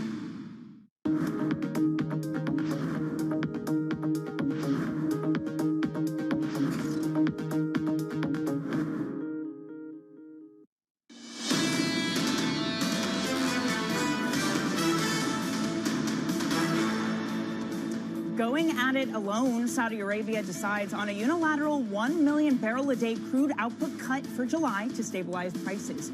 Oil pairs early gains. Closing date, UBS expects to complete its takeover of Credit Suisse as soon as June 12th. This, as sources say, the bank is seeking to retain over 100 Credit Suisse investment bankers across Asia. Plus, we speak to the CEO of United Airlines this hour. As profits are seen rebounding amid surging demand. We are live in Istanbul at the IATA AGM. Good morning. Happy Monday. Welcome to Bloomberg Surveillance. This is the early edition. I'm Danny Berger in London. Now, for all of the gloom around the impact of Brexit, the UK has widened its lead as Europe's top draw for foreign direct investment in financial services. That's according to an EY survey. The rise was thanks to an increase in American investment. For more on this, let's bring in Bloomberg's UK city editor, Catherine Griffiths. Catherine, there's been a lot of mixed messages out there about London, the attractiveness of it. So what were the details from this EY survey? So the EY survey was really quite positive for the UK. It found that the UK had increased its lead over France, notably, as the biggest place that attracted financial services, foreign direct investment. And, you know, for all those kind of pro-UK, maybe even Brexiteer people out there, they might love to see that statistic. I think the UK was up 17%, France was down a bit, but it still was in second place. I suppose, though, what one might have to think about is whether some of that foreign direct investment had been planned previously and was kind of coming through last year. So it looked great, but it may not be the full picture. Okay, so what does that mean going forward then? If this potentially had been planned, what happens in terms of challenges? Well, one of the things that the survey found was that, as you say, the biggest source was from American financial services companies. But what people said in response to the survey was that what they wanted to see more of in the UK was better infrastructure and a more consistent government policy. So I think if that doesn't come through, then perhaps we might see that those numbers not looking quite so great in the future. Is the government addressing some of those issues that were raised? Yeah, the government is certainly keen to say that it's doing all sorts of things. It has a package that used to be kind of called Big Bang 2 that became the Edinburgh Reforms. It changed the name because it wanted to sort of emphasise that financial services, a huge part of the economy here, is a benefit to the whole country, not just London. Those reforms are kind of grinding through. They will make it easier to trade and do various things in London. But what the really big prize is, people say, is that it's all about liquidity. So if you want to get liquidity into the market, potentially you need to unleash the UK's massive savings market in the form of retirement savings. The UK has the second biggest pension savings market in the world after the US. So it's all about how to get that money pumped into the economy. Right, yeah, certainly a lot of chatter about that. Catherine, thank you so much for joining us on this story. That's Bloomberg's UK city editor, Catherine Griffiths. Now we're going to be covering all things UK every week on Thursdays. That's at 9:30 a.m. London time in our half-hour special. So something to look forward to this coming Thursday. Now, I want to take you to the U.S., where we are hearing from the Defense Secretary Lloyd Austin saying that the U.S. has more desire to share defense tech with India. Now, he's currently in New Delhi at this moment, so hence why he's talking about India. Also saying that the U.S. still careful about guarding defense technology. But again, more desire to share defense tech with India. This off the back of his visit to Singapore for a highly anticipated defense forum where we continue to see that tension between the U.S. and China. Now, we're also getting some data coming in. It is the final reading on UK PMIs. they've been revised higher. May services PMI coming in at 55.2. Now revised higher, but very so slightly. The prelim figure was 55.1, so that's just a slight variation. But I should say it stands in contrast to France and Germany. We got those final readings in the past hour. They came in, but in reality, just across Europe, the service sector continues ahead strong. It's manufacturing where we're really seeing some of that weakness. All right, coming up, speaking of demand from consumers, we're going to hear from IATA Director General Willie Walsh on the air travel outlook for the second half of this year as IATA upgrades its view by double. This is Bloomberg.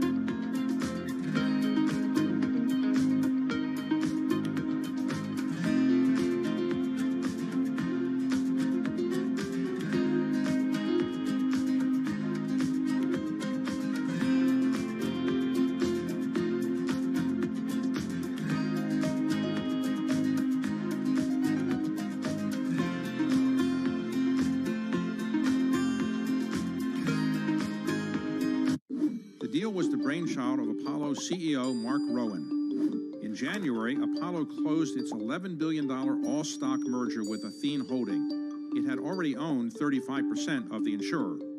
Here's what Apollo gets out of the deal. Assets under management. Apollo expects them to double to about $1 trillion by 2026.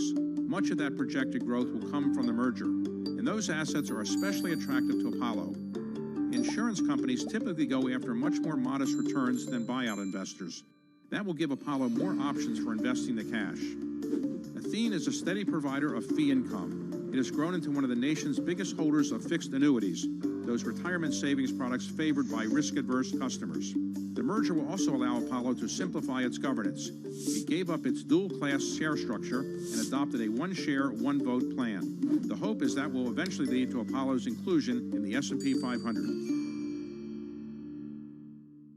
Bloomberg UK, your source for news and analysis covering the biggest challenges facing the UK government, economy, financial services and markets. Tax cuts should not be the priority. It's about a credible plan for growth over the next 2-3 years. In this post-Brexit world, how do you see actually servicing your clients? It was disruptive, and it's going to have implications to how capital raising works. Now we're having the perfect storm in the UK. Watch Francine Lacqua Thursdays at 9:30 a.m. only on Bloomberg, your global business authority.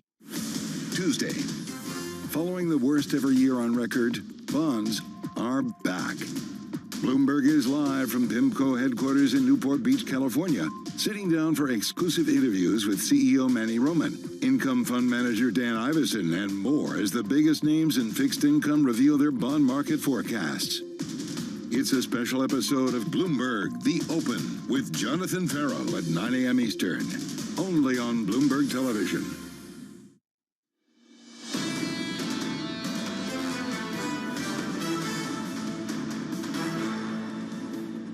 I believe it is sustainable. Certainly, speaking to airline CEOs, they're very confident. Everything they're seeing, looking forward at their bookings, shows that demand continues. Now, I think it is important to point out the demand window that we look at is much shorter than we used to look at historically. So patterns of bookings have changed.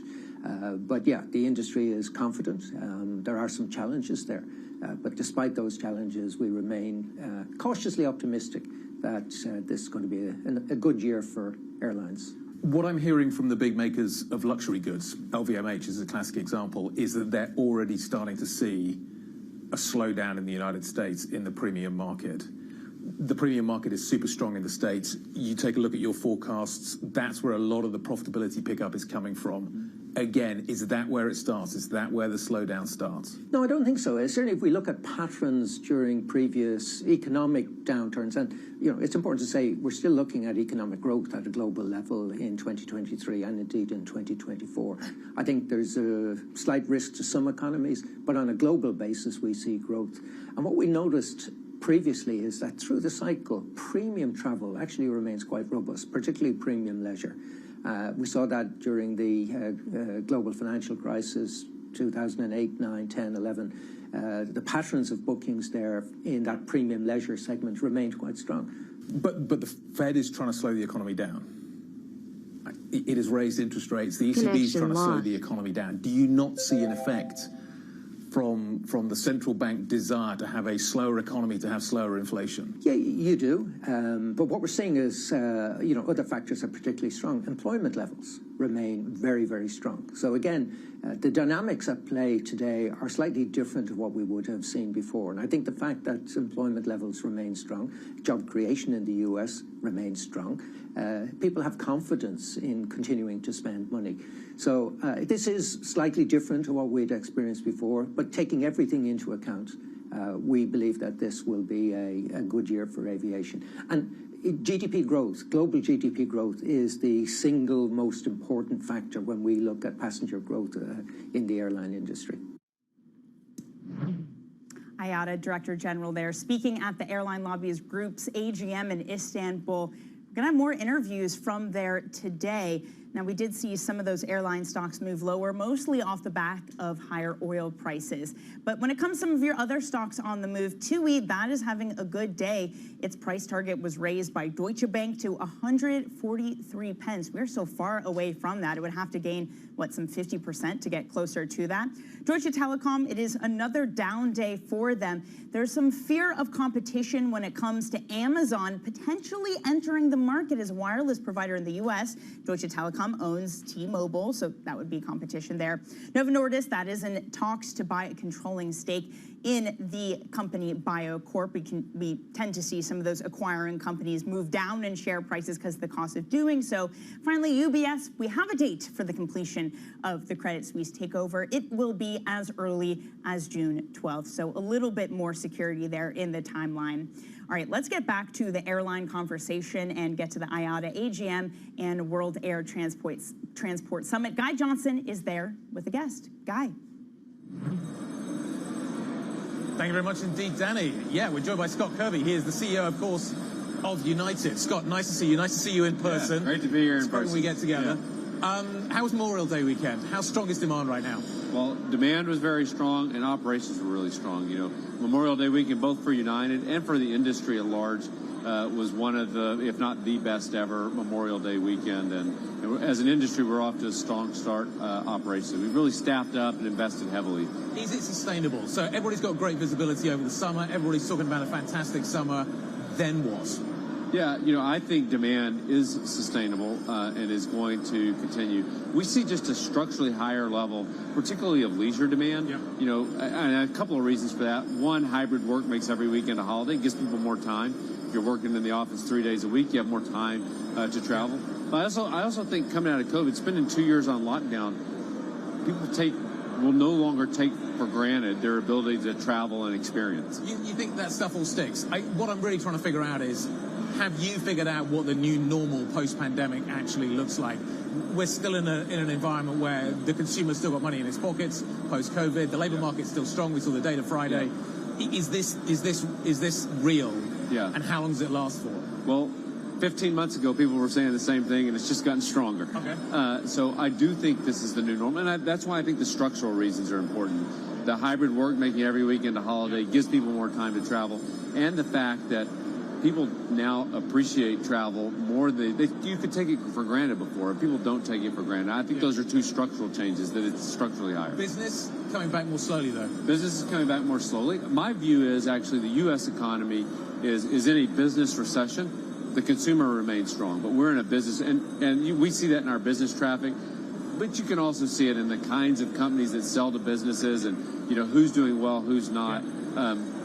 Business is probably in a recession. That's cyclical, is what you're. That's cyclical, and we think it's 20 to 25% below where it will ultimately be. And we're going to hit our guidance this year. We're producing really good numbers, really good margins in a world where business travel is behaving recessionary. The Bloomberg banner has been blown over. Yeah. Either that or gesticulating too much. Yeah, well, that's possible. Yeah. I apologise for that. Yeah, that's fine. We should secure these things more strongly. Is the IRA going to give you a competitive advantage over a lot of the European airlines are complaining to me that they don't have the kind of long-term support now that the Biden administration is putting in for you guys? Well, I think the sustainability portions of the Inflation Reduction Act, some of the most important legislation that's passed in decades. And it's going to make a real difference, not just for sustainable aviation fuel, but it's going to drive all kinds of investments in real sustainability. I think the Europeans should match it. When I talk to people in the EU, I tell them the same thing. The carrots work much better than the sticks. It's what made wind and solar successful. It's the same playbook that wind and solar used 30 years ago to become successful. Everyone around the world should copy the Inflation Reduction Act. Where you may see, where you may not see eye to eye with the federal government is passenger protections. Yeah. The president's out. He says the passenger needs greater protection. You've come out and said, yeah, not so much. Yeah. Do you still stick by that? Do you think that the passenger needs greater protection at this point? You've even almost indicated that safety could be an issue as well. I mean, first, we're running the best airline that we have in history, and the industry is running the best it has. And we've made massive investments to do it. The best thing for us to do is take care of our customers. Second point I'd make is, by far, our biggest source of non-weather delays is air traffic control.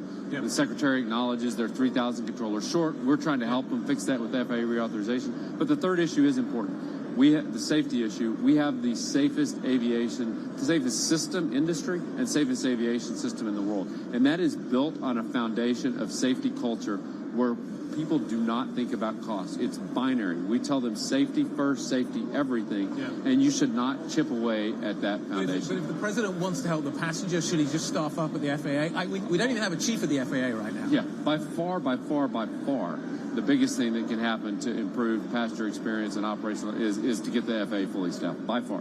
Who do you think should be the next chief? Do you have any ideas? You got any names for me? I think we should have a permanent head of the FAA. And, I'll leave it to the government to decide who that should be. But the FAA has massive investment, needs leadership, needs someone in charge, and it's really hard for an interim. Polly Trottenberg has become the interim. We are excited about her. Yeah. Very competent, focused, on leadership and doing the right thing. But I think the FAA and the country deserves a permanent leader. I'm not going to say who it should or shouldn't be, but we need a permanent leader at the FAA. You're fast becoming the kind of the Pan Am of American airlines. You've got a much bigger international footprint than many of your rivals. Yeah. That exposes you to all kinds of issues around the world, one of which is the lack of availability of Russian airspace. Yeah. For you, how big a disadvantage is that for you? It's a big challenge for us. We were going to 5 flights a day to India, for example, pre-pandemic, and today we're flying 1 from Newark to Delhi. And the other 4 routes, we simply can't make it. The airplane can't fly far enough. And even Newark to Delhi is an extra 2 hours in the air. And so, our China service isn't back yet, but we wouldn't be able to fly most of our China routes. And so it is a big deal for us. Federal judge pushing back against the Northeast Alliance, JetBlue, American. Spirit looks like it's going to be a tough lift now for Robin Hayes. Are we done with consolidation? I think we're probably done with consolidation. And that suits you, though, doesn't it? We don't care one way or another. We got so much good things happening at United. I like that our competitors are a little distracted working on those kinds of things. But we're focused on organic growth at United, creating a great customer experience. Yeah. That's working really, really well. Yeah. We certainly don't want to get distracted with anything to do with consolidation. Okay, I'm going to apologize for the banner. That's hitting you on the back of the head. Okay, as long as we're good with that. I run an airline. We deal with stuff all day. We're not trying to sabotage you. Yeah. Anyway, Scott, great to see you. Thanks very much indeed. Thanks for having me. See you again soon. Scott Kirby, the CEO of United. Danny, back to you. Guy, the Fed is literally rebelling. Scott talks about recession, and it refuses to stand. That somehow feels quite fitting. Bloomberg's Guy Johnson there at the IATA AGM with United Airlines CEO Scott Kirby. All right, let's get to our Bloomberg Business Flash now. With that is Leanne Gerrans. Good morning, Leanne. Morning, Danny.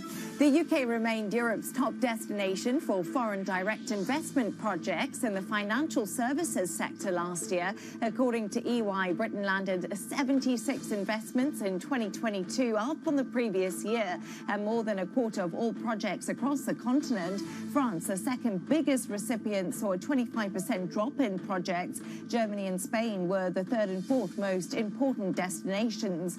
Now, Bloomberg has learned that UBS is looking to retain more than 100 Credit Suisse investment bankers across Asia. The Swiss lender is said to be in talks to keep dozens of senior Credit Suisse deal makers in Korea, Thailand, India, and elsewhere in the region. The plans don't include China, where the two banks have considerable overlap. And Airbus says a wide-body aircraft market is set to experience lengthy wait times similar to the single-aisle segment. That's because airlines are rapidly stocking up on long-haul jets, while supply disruptions on equipment like seats are limiting output. Wide-body aircraft are generally more complex to manufacture. Now, that's due to elaborate interiors. Global news powered by more than 2,700 journalists and analysts in over 120 countries. I'm Leanne Gerrans, and this is Bloomberg. Danny. Leanne, thank you very much. Coming up, everyone from sovereign wealth funds to venture capitalists are spouting Wall Street's new favorite asset class. We'll talk private credit next. This is Bloomberg.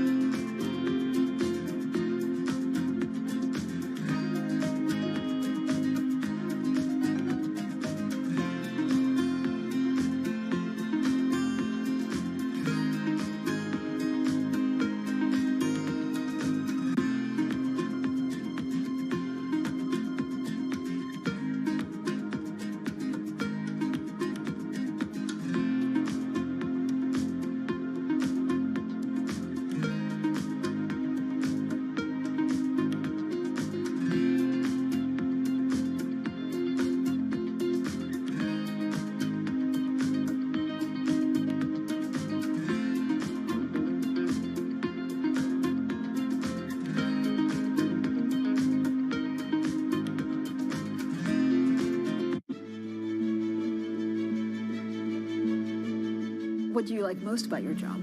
I think the people. I mean, ultimately, we're a people business. A lot of what my job is as CEO of the company is to give those people sort of motivation, to tell them where we're going, to encourage them to come up and do their best work, to encourage them to collaborate. Sometimes you sort of think you're almost a psychologist, as you are a business leader, I think, sometimes.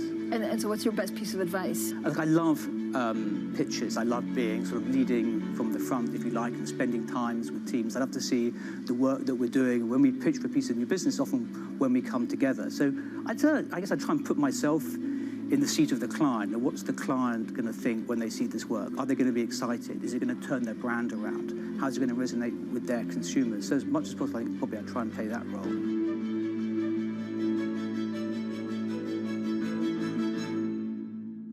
People ask me all the time, what is the key to being a really good investor? And I tell them it's to surround yourself with and work with the best investors you can find. On Bloomberg Wealth, I'm going to take you to meet the greatest investors in the world, the people that I would like to have managing my money. So I think the main thing we did, which was not so easy, was to stick with our process. And then it kicked in big time in the last really 2 years.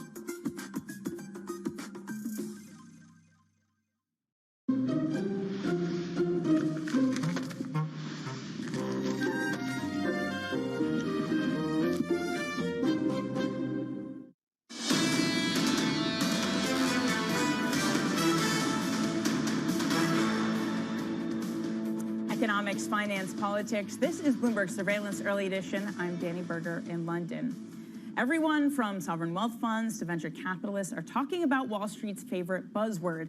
Higher rates and stronger fees are bringing a raft of newcomers to private credit. That's fueled a potential multi-trillion-dollar boom. But some are whispering that it could all get ugly very soon. Lucia Giftapolu, Bloomberg's asset management reporter, joins me now on this story. Lucia, really fantastic story.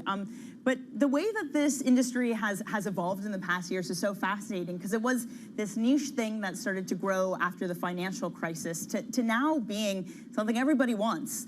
So what's happened here? What's made this kind of the asset class? Well, one, I think, is that banks are pulling out more and more, so they've created a big gap and demand in the market. these private credit products are lucrative for fund managers who always want to make a bit more money. So they've all seen a need and they're using it. Yeah, and who are the players here? Well, I think the right question is who aren't the players here, because apart from the people who've always been doing it, you have hedge funds like Sona and Marathon, BlackRock, and even traditional asset managers like Fidelity, DWS, even SoftBank wants to get into that now. So, you know, it's an abundance of new players in the market. Does that say peak to you, or does it say continued growth to come? It says, let's wait and see, to me. So diplomatic, Lucia. Yes, I have to be, I think. The thing is, well, you know, there are predictions that this might replace like a vast part of the bond market. So like we're talking about trillions and trillions. But there is a slowdown right now. Fundraising is a bit, you know, has slowed down a bit. Investors are a bit more concerned about where they're going to put the money. We're not in the same environment. Interest rates are rising. So, you know, that's why I'm saying let's just wait and see. Now, in terms of this boom, because it's all well and good to see this asset class grow, but what are the risks it might bring with it?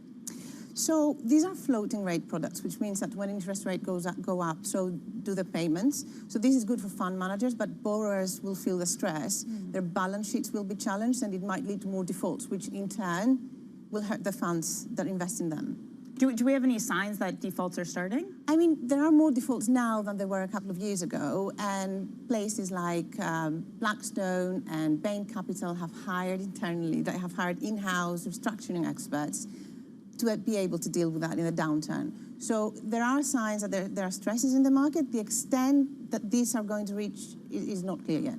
How careful are they being in terms of private equity coming to them and saying, we want loans? Because obviously the banks right now are being very careful. How risk adverse are some of these private lenders to funding private equity? I mean, there are so many new players, so it's very hard to know what vetting processes each one has. I would say, you know, the more established players know how to do this very well. They were there at the financial crisis, and this is why you see the investors now flocking more into the people they know, like Ares, Apollo, and the new entrants are finding it harder to raise money. That's not to say they don't have the right processes. It's to say that investors don't know if they have the right processes in place. Yeah, Lucia, you're going to have to come back in a few months and give us an update on SoftBank. I'm really interested to see how that one goes. It might be even earlier. Lucia, where'd that diplomacy go, Lucia Giftapolu, our asset management reporter. Thanks so much for joining. Now, Lucia and I this week, we're going to be heading to Berlin. We're going to be at Super Return. It's the biggest conference for private capital. We're going to be speaking to top executives from some of the world's leading lenders in the space. That will include Apollo co-president Scott Kleiman, as well as Ares. We'll also be speaking with Carlyle and Thoma Bravo. Don't miss those interviews. Bloomberg Surveillance Early Edition, that continues in the next hour with Kriti Gupta and Anna Edwards. This is Bloomberg.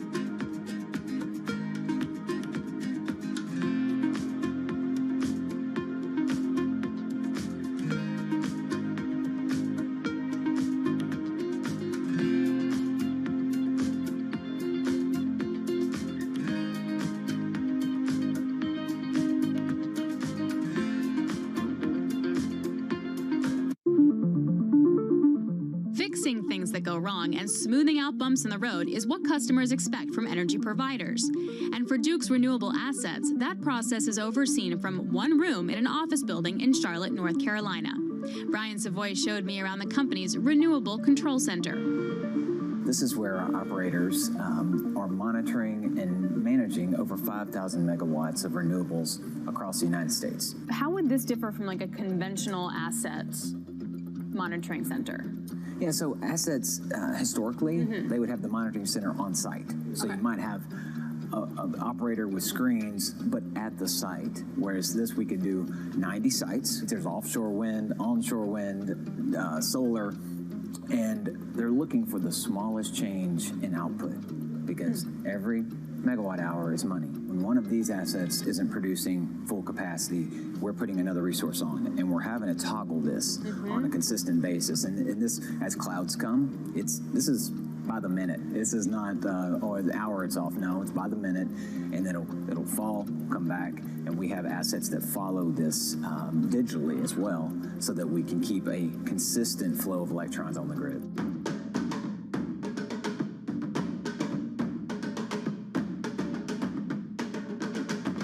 Connection lost. Our studios in New York and San Francisco, our expert hosts of the data and analysis about the companies you know and the startups to watch, plus the interviews you don't want to miss. Watch Caroline Hyde and Ed Ludlow on Bloomberg Technology, the only daily business show dedicated to tech, right in the middle of the trading action. 12 p.m. on the East Coast, 9 a.m. in the West. Only on Bloomberg Television, your global business authority. In a multi-trillion-dollar industry, there's a lot of ground to cover. We indeed have a rally. We're talking a lot of dividends. We're talking income. We'll show you what's happening in ETFs like no one else. Watch Bloomberg ETF IQ.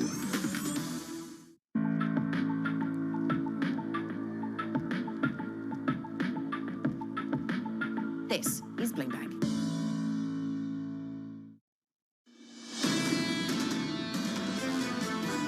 This is Bloomberg Surveillance Early Edition with Anna Edwards and Kriti Gupta.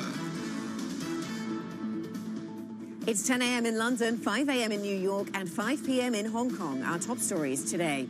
Another surprise move. Saudi Arabia goes it alone with an extra 1 million barrels a day output cut in July to try to stabilize the oil market. Travel boom. IATA says global airline industry profits may reach $10 billion this year. We're live in Istanbul at IATA's annual general meeting. And now that President Biden signed the debt ceiling bill into law, the Treasury could unleash a glut of new bonds to refill its coffers. Welcome to Bloomberg Surveillance Early Edition. I'm Anna Edwards in London with Kriti Gupta in New York. Kriti, so debt deal done, back to focusing on Treasury markets perhaps, and of course the overall inflation story. Oil, very much a focus for us today. It absolutely is, and essentially the ripple effects that you get from potentially higher oil prices, that's going to be crucial as, again, Anna, we talk about the inflation story and what that means for the Federal Reserve. Remember, we got a payrolls report on Friday that didn't exactly support the narrative that we were headed in the right direction, that the Federal Reserve's tighter policy was really having as big of an effect on the labor market as perhaps we wanted. Now factor in the oil story, and the hikes that you are seeing priced into the market just get larger and larger. Futures really unchanged at the moment, because at the end of the day, this is not a stock market story. It is a bond market story as we talk about the direction of the economy, not just at the whim of the Federal Reserve, but also what it means in terms of how American consumers are going to be able to kind of digest some of the inflationary standpoints, which brings us to the OPEC story as well. We'll get to that in a moment. The 10-year yield at about 3.73 here. You're already seeing it sell off higher by about 4 basis points. The volatility kicking in this early, Anna,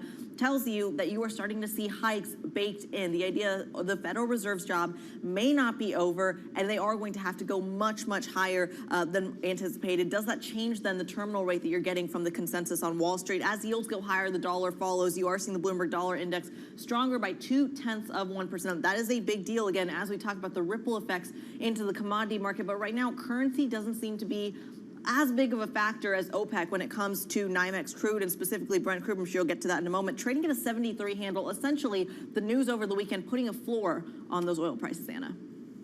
Yeah, really interesting to see those oil moves. Interesting to see if the market is concluding then that we need to see more hikes in the United States, that didn't lead to stocks really falling out of bed, certainly on Friday through the Asia session here into Europe. We see gains coming through across these global equity markets, as if it's a focus on the resilience of the US economy that kind of holds sway in the very short term. We'll see where that goes. This is the European picture, though. The FTSE 100 up by 0.6%. Some of that to do with commodities, of course. Elsewhere, we see the CAC and the DAX a little flatter, but we are off earlier lows on the European session. Let me show you some other assets in focus here in Europe, and telecoms equities, certainly a picture of positivity today. We're seeing a move of 1% higher in the telecoms sector. This follows a sell-off on Friday we saw after Bloomberg reported that Amazon over in the US might be offering some low-cost telecom products to its customers. That certainly weighed on telecom stocks over here in Europe. Brent crude, Chrissy, you've been through the WTI story, up by 2% here on Brent crude. We were up by 4% or so earlier on in session on the broader oil complex, but certainly we are still seeing some moves higher as we see maybe a floor being put under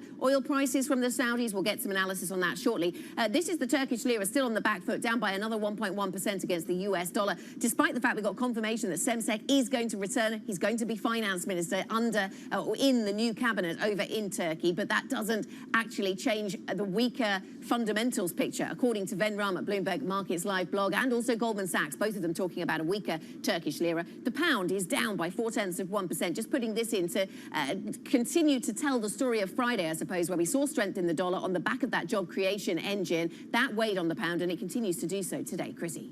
Certainly something we're going to be keeping an eye on. But Anna, to your point, the biggest story, I have to say, rocking markets comes down to commodities. Saudi Arabia will make an extra 1 million barrel a day oil supply cut in July, taking its production to the lowest level for several years. The Saudi energy minister discussed the deal at a press conference over the weekend. I would have to call it the Saudi lollipop, which is 1 million barrel of reduction for the start that starts at the 1st of July, and that million is also extendable. Joining us now from Vienna is Bloomberg's Manis Cranny. Manny, already starting to see a little bit of a hike when it comes to oil prices at the moment. Walk us through the thinking in Vienna at the moment. Well, you've had a sugar rush from the lollipop. We popped about 4%, gave a little back in the middle of the morning as people digested. What is a 1 million a barrel a day cut from Saudi Arabia? It's worth almost twice those cuts that have been announced in the 2 previous cutting cycles, because these are real barrels coming off the market, and it's about backing those words with barrels. That's what Halima Croft said to me this morning as she passed by. So this is about delivering optionality. If you put it in parlance of the market, essentially what Prince Abdulaziz bin Salman has done, he has bought himself an extenuated rolling call option on oil. He has the ability to roll this 1 million barrel a day cut forward as and when he likes. Who paid the price? The African nations. And who got the extra little bit of sugar? Well, that was the Emiratis. The Russians left this building saying, we're cutting by 500,000 barrels a day, and we will continue to cut by another 500,000 barrels a day into next year. This is a floor. Where's the optionality? Should we talk about $95 and $100 oil again? Not for a while. Okay, so that's some of the things to consider in terms of where prices go. Manis, good morning. Who are the winners here then? I would say the Emiratis were. Anna, they have long wrangled with their OPEC peers to say we should be able to produce more. They've idled nearly 1 million barrels. They wanted the capacity to produce more. That's the very essence of why they're part of OPEC. My sense is this is a policy of moderate appeasement. They've been offered another 200,000 barrels of oil per day from the beginning of 2024. That is what they wanted. Mazrui, His Excellency, walked out through the door. I said to him, why should you get a rise of 200,000 and the Africans pay the price? He said, no. Take a listen. Those countries have all accepted a level of production that is representative, and also they're being given, like the minister from Congo mentioned, they're being given the chance until the end of November to demonstrate another level of production that they can demonstrate. So the quotas have been readjusted for some of the African nations. I'll leave you with one thought in your mind. In 2002, Nigeria produced 2.4 million barrels a day. Today, that is 1.1 million barrels. This is a truth and reconciliation moment for the African nations in terms of what they want to produce and actually can produce. And that means we have a fundamental reassessment of everybody's capacity within OPEC. So when they say there's a cut beyond a unilateral move, a cut is a real cut. And everybody is at risk now in the House of OPEC of getting drawn in and sucked in to the next moves from this House. Good morning from Vienna. Manus, thanks very much. Bloomberg's Manus Granny on the ground for us in Vienna on the winners and losers from that latest OPEC plus news flow. Now, after the devastating effects of the pandemic, airlines are flying high once again. Bloomberg's Guy Johnson has been speaking with executives at the world's biggest airlines about how they've been facing off headwinds heading into the record-breaking summer. Things are really busy. We had a great Memorial Day weekend, and forward bookings for the summer look really, really strong. What we're seeing is our leisure customers, it's the strongest part of the market. The people who are filling the business cabins have the means to continue flying, and I think their priorities, it would appear, have shifted during the crisis where travel has gone higher up. Well, I think there's so much buffer between the demand we saw even before COVID and what we are currently seeing and able to fulfill, that this industry is less sensitive this time to potential recession than other industries. Right now, the demand is very, very high. Demand is super strong. We see a very robust summer. There are some challenges there, but despite those challenges, we remain cautiously optimistic. Plenty of CEO voices then from the IATA AGM. Guy Johnson joins us now from that general meeting and that summit in Istanbul for the aviation sector. Guy, we heard a lot of really buoyant voices there, some of that being driven by strong demand, some of that being driven by strong pricing. Are airfares going to stay as high as this?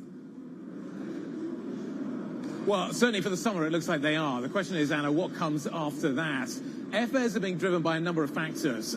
They're high because there is a lot of demand right now. They're high also because there's not a lot of supply. This is an industry that remains supply constrained. You talk to the CEOs here.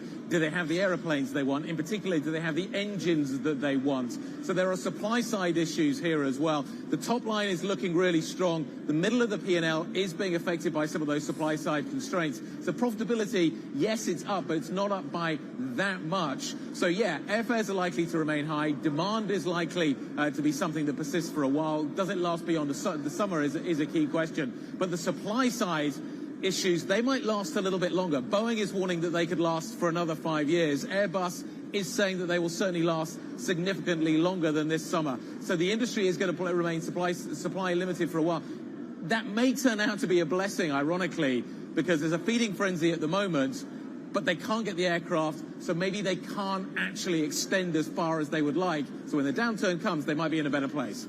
Well, guys, speaking of the downturn, you had an interview with the United CEO Scott Kirby, who said that business travel specifically was already looking recessionary. Why isn't that part of the business coming back more strongly? Yep. So there's a number of factors here, Critty, one of which is that there is an element of cyclicality to it. I was talking to Shai Weiss as well at Virgin. He's saying that you are seeing job cuts coming through. There's a lack of deal flow in the banking sector. He's also quite exposed to what is happening in the IT sector as well. Job cuts are coming through there. So business has been more cautious coming back, partly because of cyclical factors, but there are some structural elements here as well. People are working from home a little bit more. There is also the Zoom factor, which is also increasingly represented here as well. There's also just high fares, and high fares are maybe putting business off. They're not coming back as strongly because the premium seats are being taken by leisure travelers right now rather than business travelers. Guy, thanks very much. Guy Johnson at the aviation conference then in Istanbul. Thank you very much for joining us, the IATA AGM. Let's turn to the banking sector now. UBS expects to complete its takeover of Credit Suisse as early as June the 12th. Plus, Bloomberg has learned that UBS is looking to keep 100 Credit Suisse investment bankers in Asia to shore up talent where its former rival had a stronger presence. Bloomberg's Leo Kensherpa joins us now with details. Leo, good morning to you. So tell us more about this takeover in terms of what it could involve. It looks as if we have a date, which isn't very far off, June the 12th. That's true. So today's announcement was definitely a signal from UBS to its top talent as well. As you said, we reported this morning that UBS is in talks with Credit Suisse MDs across Asia that to prevent them from eventually moving on to a competitor.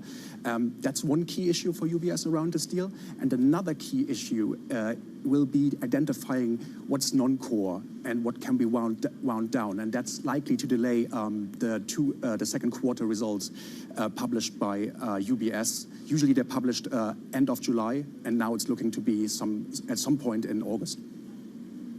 Leo, let's go from the European banking story to the American one. The Wall Street Journal reporting that big banks could face a 20% boost to capital requirements. How did we get there? What does that mean?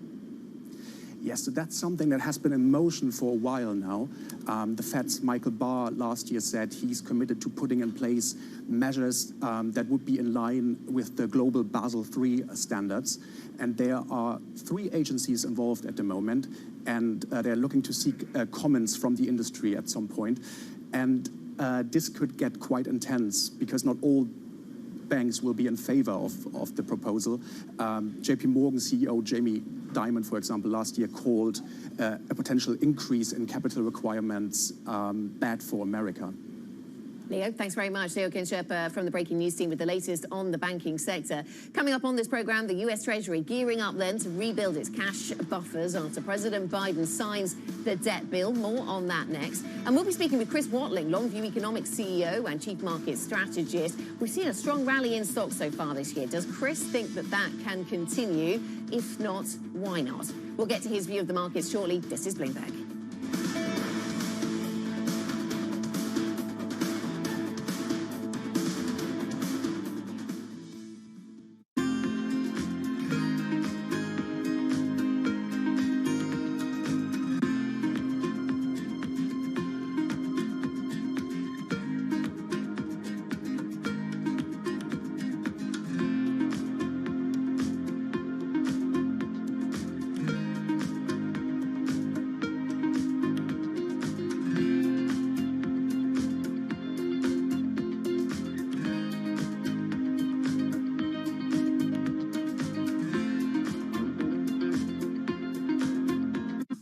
What's the best investment advice you've ever been given by anybody?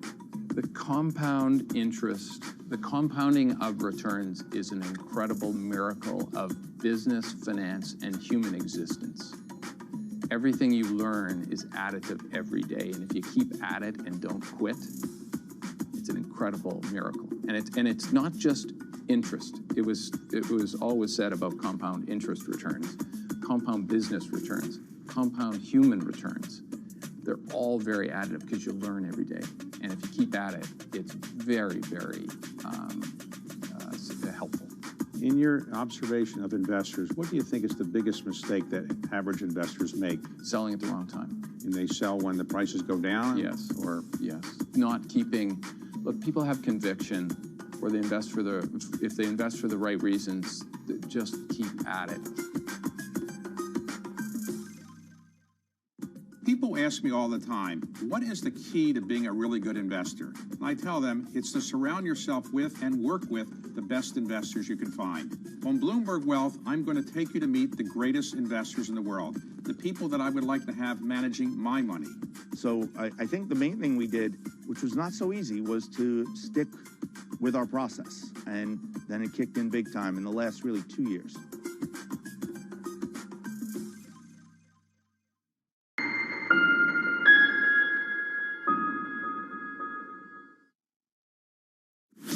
Tuesday. Following the worst ever year on record, bonds are back. Bloomberg is live from PIMCO headquarters in Newport Beach, California, sitting down for exclusive interviews with CEO Manny Roman, income fund manager Dan Iveson, and more as the biggest names in fixed income reveal their bond market forecasts. It's a special episode of Bloomberg The Open with Jonathan Farrow at 9 a.m. Eastern, only on Bloomberg Television.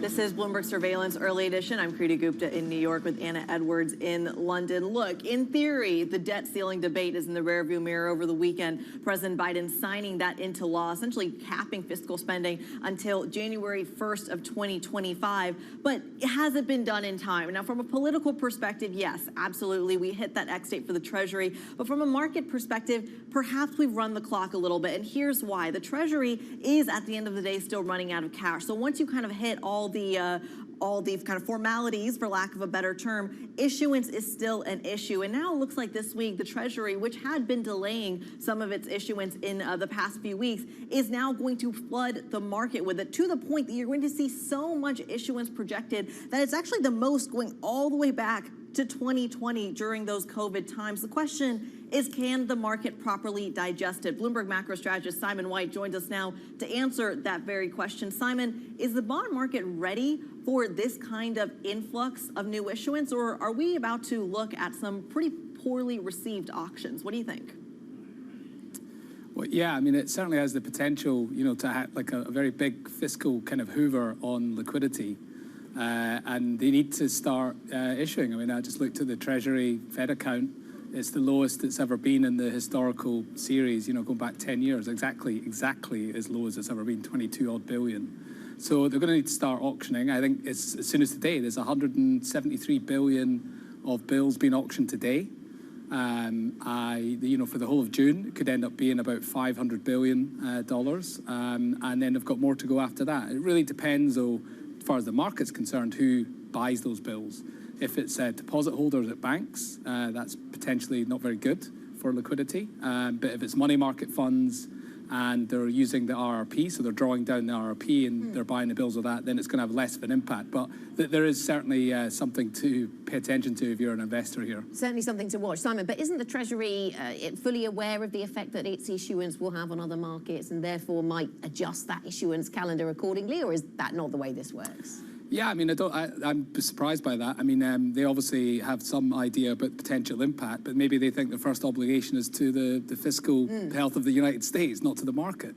Okay. Right? So it's not clear what they'll do. Something to watch there. So in terms of what weighs on stocks, interesting to note this line from Andrew Sheets over at Morgan Stanley says, while a deteriorating liquidity backdrop is likely to put downward pressure on equity valuations over the next 3 months, we also see EPS disappointment ahead as revenue growth slows and margins contract further. So another reason for stocks to turn negative, according to Morgan Stanley, although not Goldman Sachs. What are your thoughts?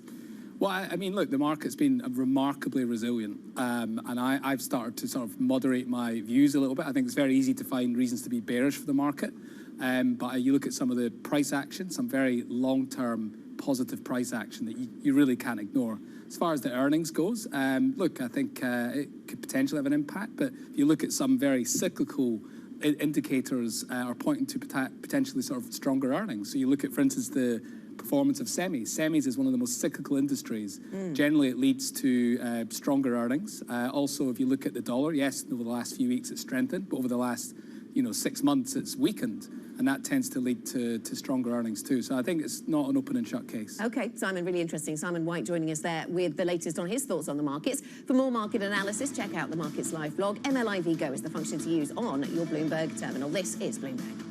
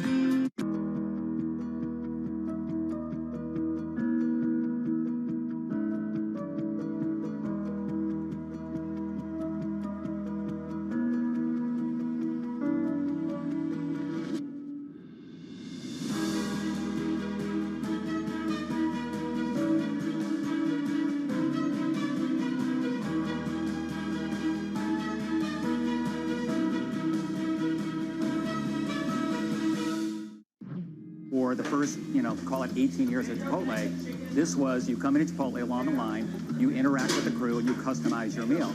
We've got this separate make line, and it's digitized, and so the orders come in, and they're really kind of staged so that if you say at noon, I want to come in at 1 o'clock, we hold that order, and we will send it to the crew like maybe 10 to 1, Right. so it's ready right when you pull up your car. How do you manage these kind of two different staffing needs, right? And Yes. making sure you have the right amount of people Yes. at the right time. We spend a lot of time projecting sales. A lot of it is, it's part art, part science. We're trying to bring more science and more AI into it. Because if you get the right sales projection, then you know exactly what your staffing needs to be. So if you get the sales right, you can get the entire restaurant staffed perfectly. With just a couple people, our average restaurant now does about over $1 million per restaurant in digital sales. Bloomberg covers the world with unmatched reach and resources. From more than 120 countries, the moment news breaks, 24 hours a day. Bloomberg, your global business authority. A lot's happening on Wall Street. There are so many factors at play today. It remains tight in certain parts of the economy. Need to catch up? This is Bloomberg Wall Street Week. I'm David Weston. We've got the information and insight. Crisis is too strong a word, and words like that get used a lot. From businesses most influential and instrumental. America's economy needs a diversity of institutions. That's something that Wall Street pays a lot of attention to. Bloomberg Wall Street Week, live tonight with replays all weekend on Bloomberg Television and Radio.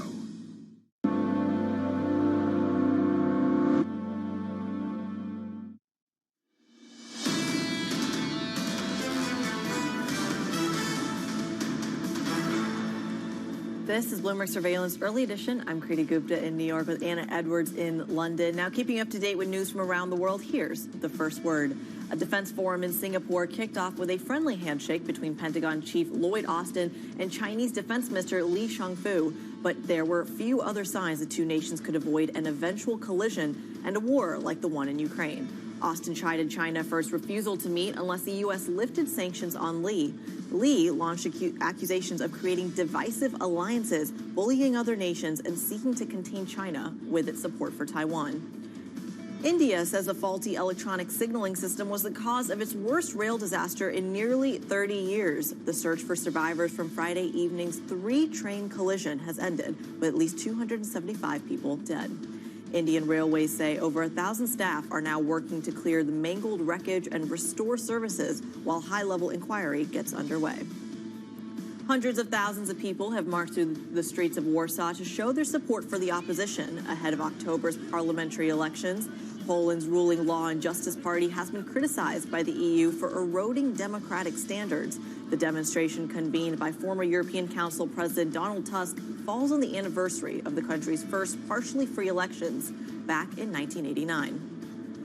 Turkish President Recep Tayyip Erdogan has named Mehmet Şimşek as Treasury and Finance Minister. It's the most prominent appointment in a revamped cabinet that will face the challenge of restoring investor confidence after elections. The choice of Şimşek hands the economic reins to an advocate of conventional policies, signaling a shift from Erdogan's unorthodox positions.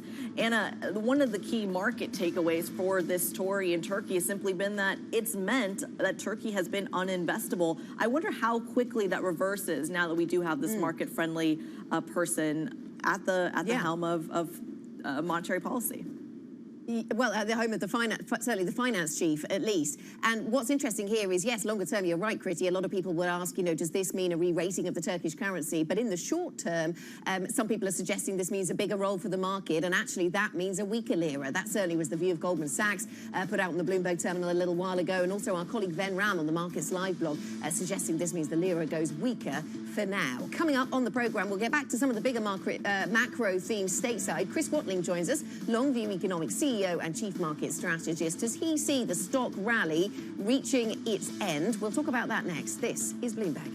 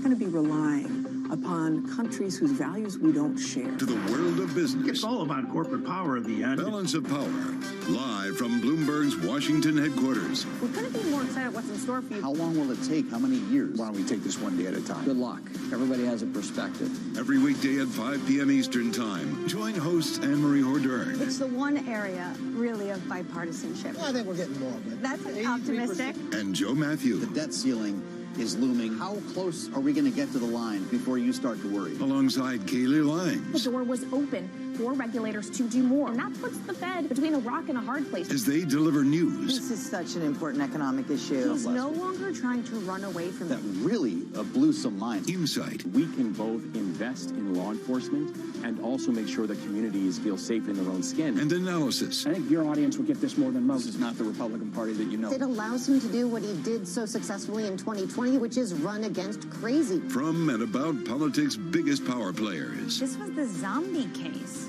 and it's now more than well alive. That's for sure, with two more potentially to come. I'm willing to have this battle. It is vitally important. This is the intersection of Washington and Wall Street. Bringing people directly to the decision makers that impact your investments and your life. Balance of Power, every weekday at 5 p.m. Eastern, only on Bloomberg, your global business authority.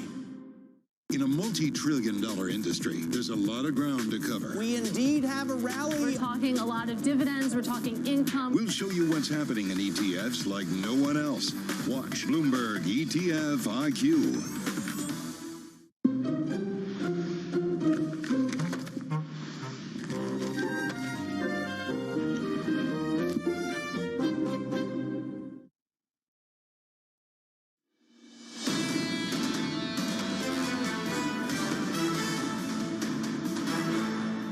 This is Bloomberg Surveillance Early Edition. Here's what you need to know. In another surprise move, Saudi Arabia goes it alone with an extra 1 million barrel a day output cut in July to stabilize the oil market. And travel boom, IATA says global airline industry profits may reach $10 billion this year. Bloomberg is live in Istanbul today from IATA's annual general meeting. And now that President Biden signed the debt ceiling bill into law, the Treasury is about to unleash a glut of new bonds to refill its coffers. I'm Kriti Gupta in New York with Anna Edwards in London. Anna, it feels like the debt ceiling debate is gone, or at least in the rearview mirror, but the hangover, if you will, or the ripple effects alongside the commodity market seem to be driving the story around the world. Yeah, absolutely. One of my colleagues tells me we'll hear more on Thursday about the size of the various issuance tranches from the Treasury, and that's going to be important in working out whether this is going to have such a big impact on liquidity, if it is going to be something that weighs on stocks. For the moment, we're pretty flat on European stocks. We actually were higher than this a little bit earlier on, Kriti, so off earlier highs. We're flat on stocks. One sector doing pretty well, outperforming the rest at least, or near the top of the pile, is the telecom sector, up by 0.4%. During Friday's session, telecoms names in Europe fell as a result of some Bloomberg News reporting that suggested that Amazon over in the US is going to start to try and sell low-cost telecoms products, and so that was weighing on sentiment for European telecoms as well. Brent crude is up by 1.8% this morning. That's also sending energy stocks a little bit higher here in Europe, so we see those oil majors moving higher as a result of this. And all of this to do with Saudi Arabia, and as you mentioned in the headlines, Chrissy, unilaterally deciding to cut back on production to try and put some kind of floor under prices. And this we talked about at the end of the last half hour of the program. The Turkish lira losing 1% against the dollar or so.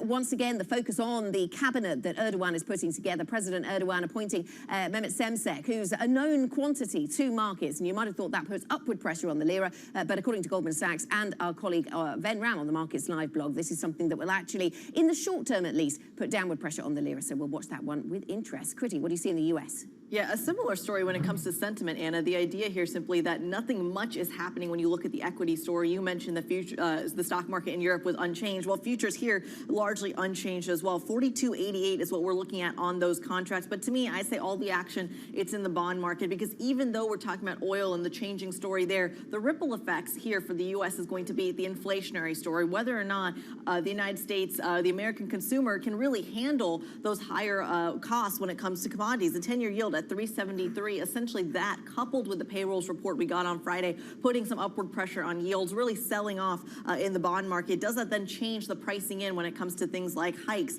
We're going to ask our next guest that in just a moment. 10-year yield, 373 here, again higher by about 5 basis points. As yields go higher, the dollar goes with its strength in the greenback to the tune of about 0.2%, something that's not really dissuading the commodity market. We are seeing, Anna, to your point, off the OPEC story here, that floor put under oil prices. Well, that shows up in NYMEX crude as well. A 73 handle on that contract, higher by about 1.8%.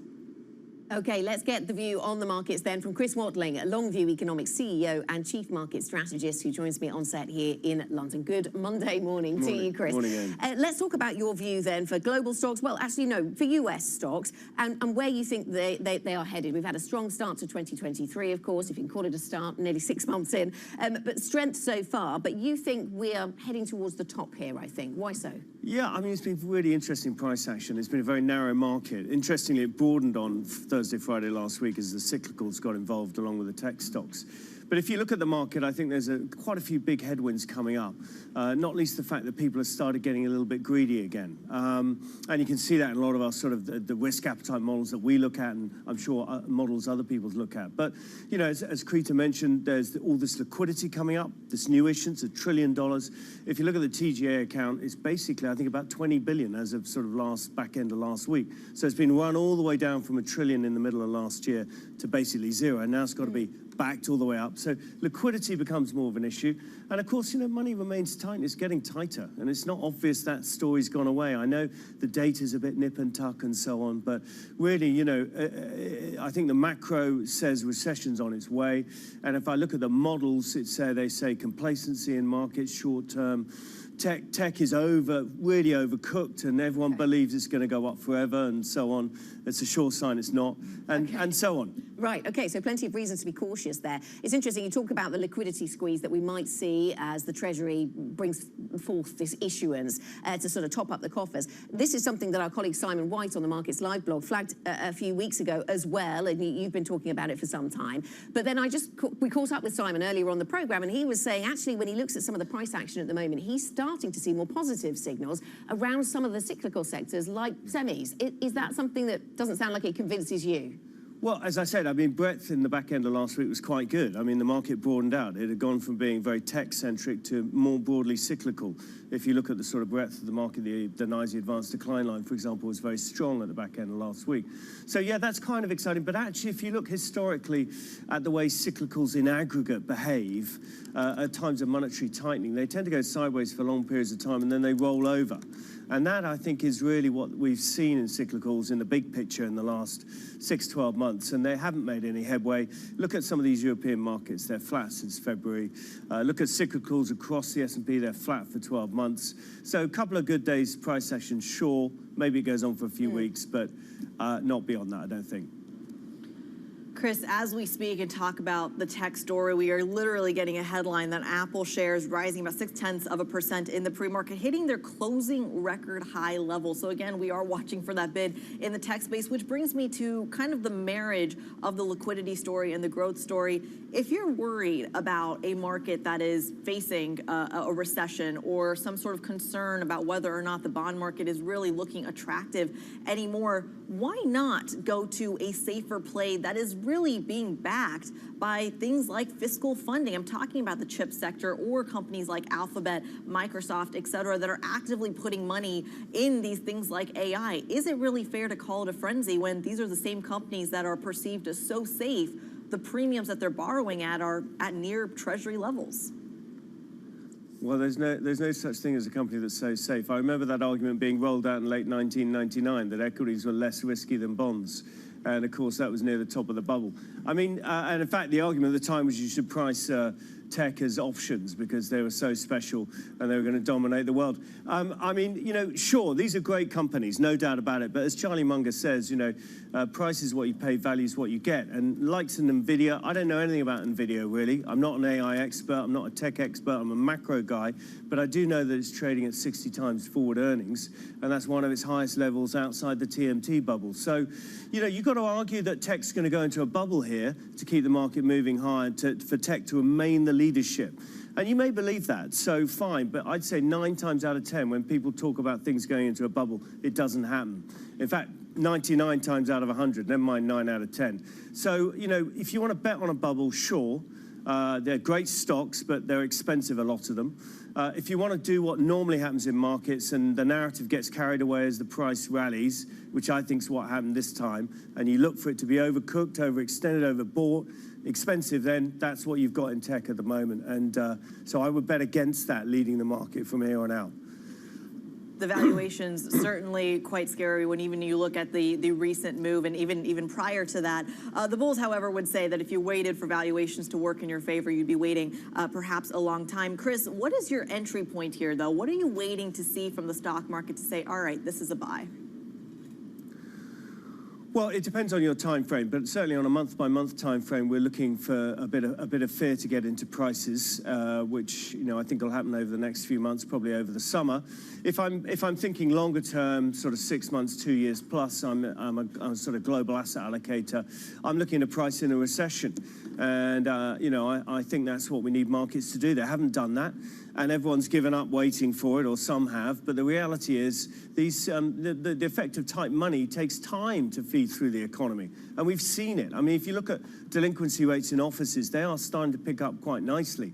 If you look at the valuation in the sexy areas of commercial real estate, that's now coming off its very rich high price levels and starting to head to the downside. So the tight money's starting to work. We see it in lots of areas of the economy, and I think that'll come. And once you get that recession, we'll start pricing into the stock market. So short term, I'm a greed and fear guy. Longer term, I'm looking for the macro fundamentals to demonstrate and for the market to price in that recession. Okay, so if we're pricing in that recession then, Chris, where does that leave the Fed? It leaves it on hold for a while, perhaps, and then eventually cutting. Maybe the jobs data on Friday caused the market to rethink when we get those cuts, push that out again. I mean, how far into the future do we have to look for that scenario, do you think? Well, look, I mean, I think you know, there's this debate, isn't it? Are they going to raise in June or not? I think it's, let's call it a 50-50, but the reality is they're pretty near the top. I think that's the point. You know, the tight money's doing its work. It's working its way through the system, as I said. So, yeah, and what the Fed does is they try and hold it on pause, and then, of course, if we're right about the recession, then they'll start cutting quite aggressively, I think. So we'll find out. Okay, the turn could come quite quickly, I suppose, from pausing to cutting. I think so. I know the market's priced it out, or priced a lot of it out, but yeah. Okay, Chris, thanks very much. Thanks for joining us. Chris Watling of Longview Economics. Coming up, oil marching higher as Saudi Arabia vows a 1 million barrel cut. More on the commodities market. We'll talk to Ole Hansen, Head of Commodity Strategy at Saxo Bank next. This is Bloomberg.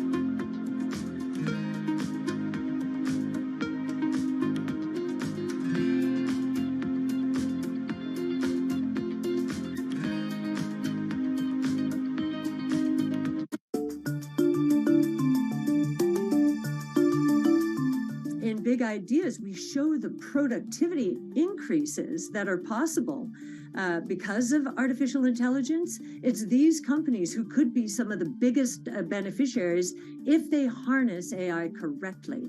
I think a lot of people are looking for the killer app, like they look like these viral apps that the internet delivered. The killer app for artificial intelligence is productivity gains, and any company does not harness it is probably not going to be one of the big winners out there. And just one other thing on AI. The real winners here are going to be those companies that have proprietary data and have lots of it, have the best domain expertise, best AI expertise, the best pools of high quality data to basically create new businesses. Bloomberg UK, your source for news and analysis covering the biggest challenges facing the UK government, economy, financial services, and markets. Tax cuts should not be the priority. It's about a credible plan for growth over the next 2-3 years. In this post-Brexit world, how do you see actually servicing your clients? It was disruptive, and it's going to have implications to how capital raising works. Now we're having the perfect storm in the UK. Watch Francine Lacqua Thursdays at 9:30 a.m. only on Bloomberg, your global business authority.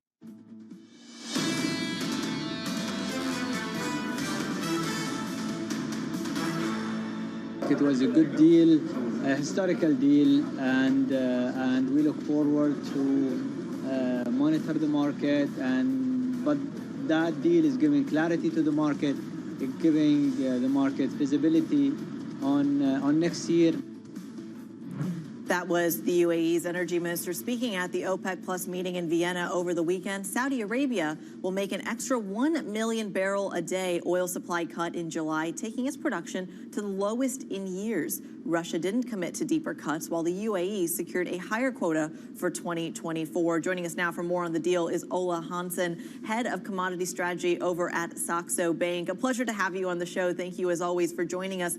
Talk to us about the market read-through here. The initial consensus has simply been that this puts essentially a floor underneath the oil market. But in the face of this kind of consensus that a recession will hit the global economy by the end of the year, how effective might that floor actually be? Well, good morning. And yes, that is exactly the problem we're facing right now, that the macroeconomic outlook is still very clouded, still very uncertain. We just had a strong drop report on Friday in the U.S. Pointing to basically leaving the road open for another rate hike, and the market doesn't like that, and the oil market is the same. So we had a pop higher as expected, left a small gap, which has now already been closed. We didn't exceed the May high, basically indicating the market's not really prepared to jump back into the market on the back of this cut. In the comment from the UAE minister, he said this could bring clarity. I think it's bringing anything but clarity, because what will happen when the market starts to speculate about the 1 million barrel coming back to the market? How it's easier to cut than adding barrels back without making an impact. So I think I joined the chorus that talks about a floor in the market, because OPEC is clearly indicating that they want to actively manage production in order to ensure that prices doesn't fall further. But the upside potential seems limited at this point. But these voluntary cuts have become almost a force of habit, it would seem, from Saudi Arabia. Could you see in the next few meetings a repetition of what we saw this weekend? I would not think so, because then they'll yield even more market share, and if the economic outlook continues to be as challenged as it is right now, then obviously the demand will be weaker than the market is expecting, and someone has to pay for that, either through lower production or through accepting a lower price. So I think it's going to be very difficult to continue to cut if we don't see any sizable cuts from some of the other major producers at the same time. So the next 6 months is going to be very interesting to follow, that's for sure. Ola, what do we need to know about the internal OPEC or OPEC Plus politics here that sees the UAE winning out and Africa losing parts of its quota? It's not, or African countries losing parts of their quotas they've not been using. What do we need to know about that and how that's playing into these conversations? Well, undoubtedly, that it's the announcement led. Prior to the announcement, there was some tough meetings going on because Nigeria and Angola, I'm sure they have a vision that they could bring production back to their target levels, which is now they're going to be impaired to do so. So the challenge will be in the coming months, if they actually do manage or get the ability to raise production again, how that would go down within OPEC. So that's another potential area of uncertainty and potential trouble within OPEC in the coming months. The UAE increase, they've been asking for that for a long time, and I think it's simply a question that if they didn't get it, then that would raise speculation about their future within OPEC. So they got what they needed, perhaps not as much as they wanted, but at least it's a step in the right direction for them. Okay, something they've been asking for as a while, as you say. What about the demand story, the underlying demand story in China? Because if that's what these cuts are really all about, how do you see that stacking up? How much demand, how much resilience is there in the demand story in China? I think it's been holding up fairly well, but at the same time we also dealing with a country which has a massive amount of inventory levels, stock holdings, so they can actively release and take oil into storage depending on price levels. So it has not necessarily been the demand bonanza in terms of imports that we had been looking for, and the market has responded accordingly. The recovery in China will continue. I think there will still be some initiatives coming into the autumn in terms of stimulus to support the economy. So I think demand will remain robust, but whether it's enough to offset the potential slowdowns elsewhere, that remains to be seen. But one thing that I think the cut also indicates is that OPEC Plus they do doubt their own numbers. So the expectation for a 2 million plus barrel demand increase this year is increasingly being questioned, and we'll have to watch these oil market reports in the coming months to see whether downgrades coming to those. Ole, the irony is that we're talking about the fundamentals driving the oil prices, but your thoughts on the liquidity story in the oil markets broadly? It feels like as the inflation story is perhaps optimistically coming to an end for a lot of consumers, is there really interest from perhaps more macro-driven traders to hop into the commodity market the way there was perhaps a year or two ago? What are you seeing in terms of kind of liquidity? I think the liquidity clearly has left the market during the past few months, and it has raised the question. We're getting that from clients as well on a daily basis. Has the commodity rally ended almost before it started in earnest? The answer to that, I believe, is a no. We do not believe that the inflation level will come back down to the 2% central bank target. We think we have to settle for a higher level. That is attractive for commodity investments. Also, the supply right now is ample, but we see that funnel of supply starting to tighten up in the coming years, both for metals and potentially also for energy. And then right now it's bone dry in Northern Europe. We got agricultural prices at very low levels, but I'm just somewhat concerned that we may not see that last into the summer and autumn period here. So I think there are plenty of reasons to see how prices coming up, and then also hedge funds investments are very weak right now. So and we all know that they are not really they will get involved if the price dictates that it's the right time to get involved. So oil investments right now are very low, and that will come back but first the price has to tell them that it's the right thing to do, and so far that signal is not coming. Ole, thank you very much. Ole Hansen joining us there from Saxo Bank with thoughts on the commodities sector. Coming up on the programme, a look at some of the market-moving events you need to be watching for this week. We'll get you a briefing. This is Bloomberg.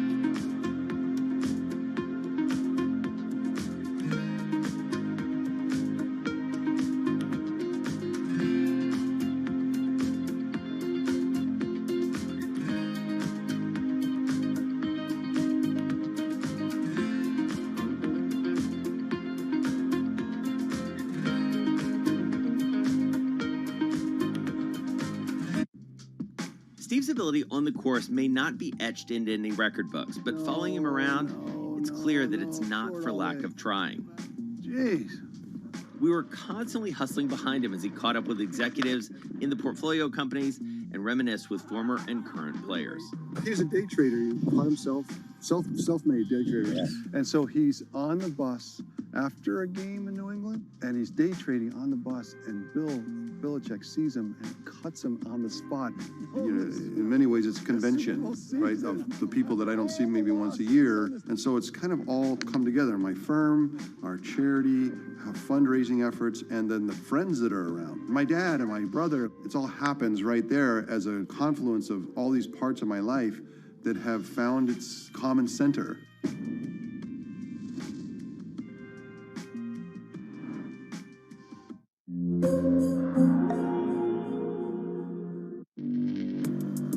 Access the financial world on demand.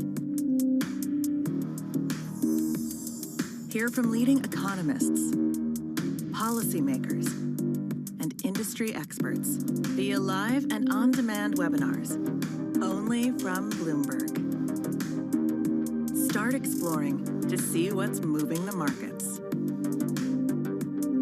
Visit Bloomberg.com/webinars.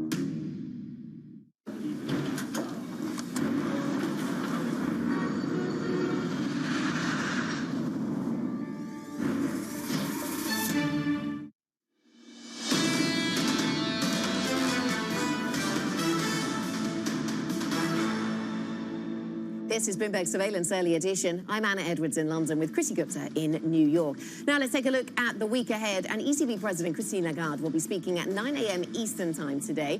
Then we'll get factory data out of the US later in the day. The RBA's rate decision is due on Tuesday. Eurozone GDP on Thursday, plus another round of US initial jobless claims, of course. And finally, CPI and PPI out of China on Friday. So data coming through from the US, from China this week. The RBA looms large, I suppose, in terms of the immediate items on the agenda then, Chrissy. Yeah, something we're certainly going to be watching on the macro front. Of course, we know what the RBA does affect risk appetite around the world, as does some of the tech trade as well, which brings us to some of the stocks we're watching in the pre-market stateside. Anna, Apple at the top of that list. Earlier in the program, we talked about how Apple hit a record high in the pre-market, trading at 181.91 right now, higher by about 0.5%. Look, it's interesting timing here, Anna, because they're about to release a mixed reality headset today. So a little bit of optimism baked in, but a little bit of optimism taking it to those record highs.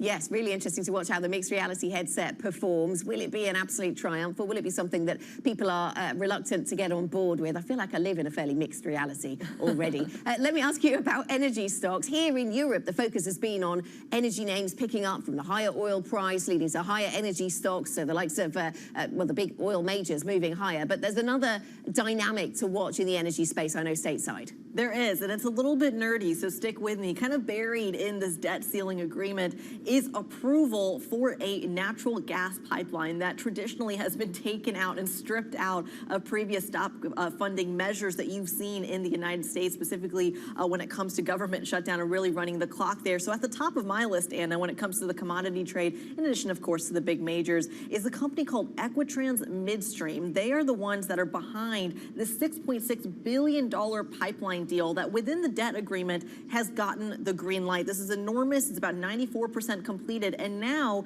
it is allowed to actually add some of that takeaway capacity that you haven't really been able to see get developed in about the northeast region of the United States. So those shares higher by about 5%, alongside some of the majors like Occidental and Schlumberger, higher by about 1.5% as well, Anna.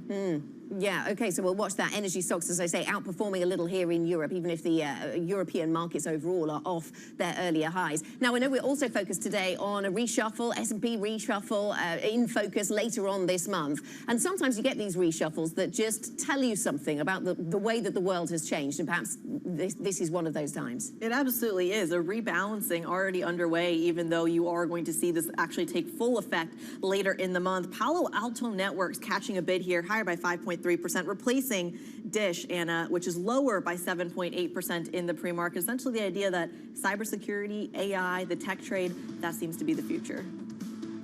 Okay, lots to keep in focus then when it comes to surveillance. That is it for Early Edition. Surveillance is ahead. They'll be speaking to RBC's Laurie Calvasina, Atlantic Council's Ellen Wald, and Bank of America's Michael Gapin. Lots of conversations ahead then on surveillance. This is Bloomberg.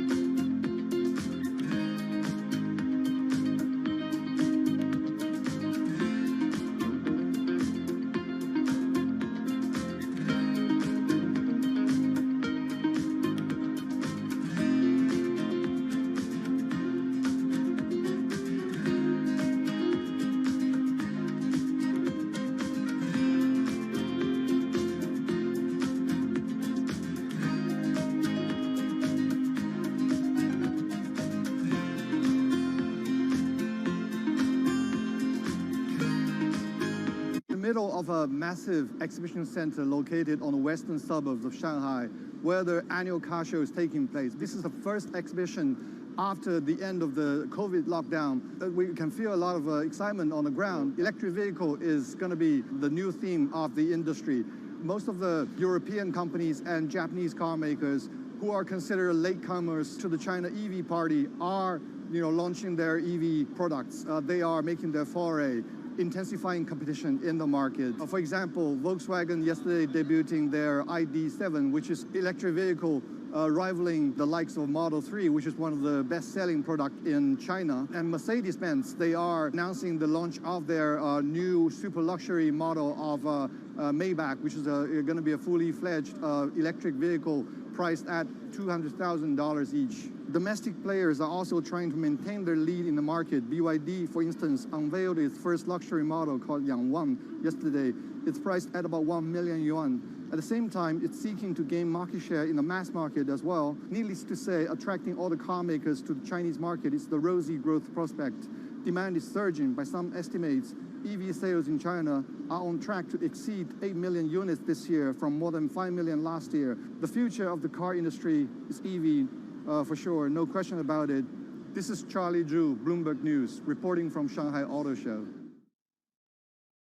From New York City, In London, in Sydney, from Washington, in Tokyo. 9 a.m. in Beijing and Shanghai. Good morning, everyone. Have a great evening. Here's what I'm watching. You do not want to miss this Is story. there the kind of upside?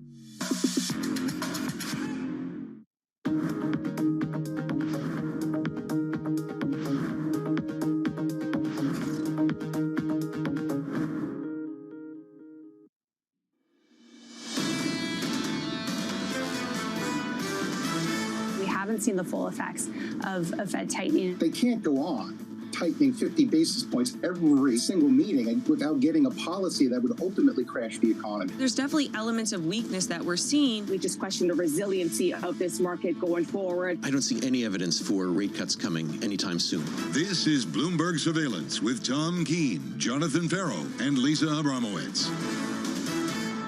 It's the quiet period in every which way. Tom and John have dished me. Good morning. This is Bloomberg Surveillance to our audience worldwide. I'm Lisa Abramowitz. John and Tom both have the day off, coincidentally, at the same time. Luckily for us, we have Lori Calvasina, U.S. Equity Strategy Head at RBC Capital Markets, who managed to ditch the kids and come out early to join us. Thank you so much for being here with us. Really fabulous to see you. Thanks for having me. And we're on the verge of this bull market. Does it feel like a bull market? It definitely feels like a downtrodden bull, a beaten and beleaguered bull. But nevertheless, the move has been up, and I think it's been deserved. And that's what we've been talking a lot with clients about, how this has made a lot of sense. We'll get into all of that coming up. But I've got to say, on a week like this, it's sort of a reset week where a lot of people are taking a look at kind of a trickle of data coming out, this feeling that perhaps we're just sort of waiting on tenterhooks to understand what the Federal Reserve is doing. Is it a reset moment for you? Do you feel like this is kind of a gut check pivot point? I want to see what happens when the market reaches 4,300. I think that's going to be an important test for me. Just seeing whether or not we can surpass that barrier. I think a lot of the technical community is looking at that as an important test. So I want to see how we act once we, kind of get a little bit past that. But in general, I think that we do need this digestion period. It's the summer. Of course, it's a time to sort of pause and reflect and think about the second half of the year, but more importantly, to think about 2020. We've been traveling a lot, and we are hearing from a lot of different airline CEOs, and we've been talking about the back-to-work trend and people kind of getting back to it. Is that an accurate reflection of what's actually going on? Are people getting back to work, or do you feel like it's been that way for about 2 years? They're getting back to something. I mean, look, I've been on the road 6 of the past 7 weeks traveling, seeing investors. I will tell you every single plane is packed. I don't think it's just leisure. I do see a lot of business people. I see a lot of, Toomey roller bags that are going into the overhead compartments. I'm seeing more people in clients' offices. So I do think people have been getting back for a couple years, but it does feel like the pace is accelerating. Has it been fun? It's been awesome. It's been awesome. Yeah. It's the best part of the job. Traveling, even now? Not on the airplanes, but going into the conference rooms and seeing investors, some of whom, I've been out on the road for a while, and some of them I've seen, since the pandemic started. Others, it's the first time we've seen each other in a while. It's a thrill. Guy Johnson will be at the conference of airline executives, and he's been giving us some intel that basically the experience is going to get more expensive and feel worse. So we have a lot more to look forward to going forward. I honestly can't imagine that's going to be the case, and yet business people are not flying first class anymore, right? A lot of them are economy. No, and look, I think there's an efficiency there, right? But I mean, we're sitting there, I was complaining about my back hurting over the weekend, just from the seats. But the reality is that you have to take whatever ticket you can get. Like, it's not quite as easy to make the last minute changes as it used to be in the past. And we're also going to be speaking with the CEO and president of Marriott coming up later in this show. So the other side of travel, which is also exciting, which is the hotel side, all of which are still struggling to staff up, which is sort of the two sides of the ISM and the economy that we keep hearing about.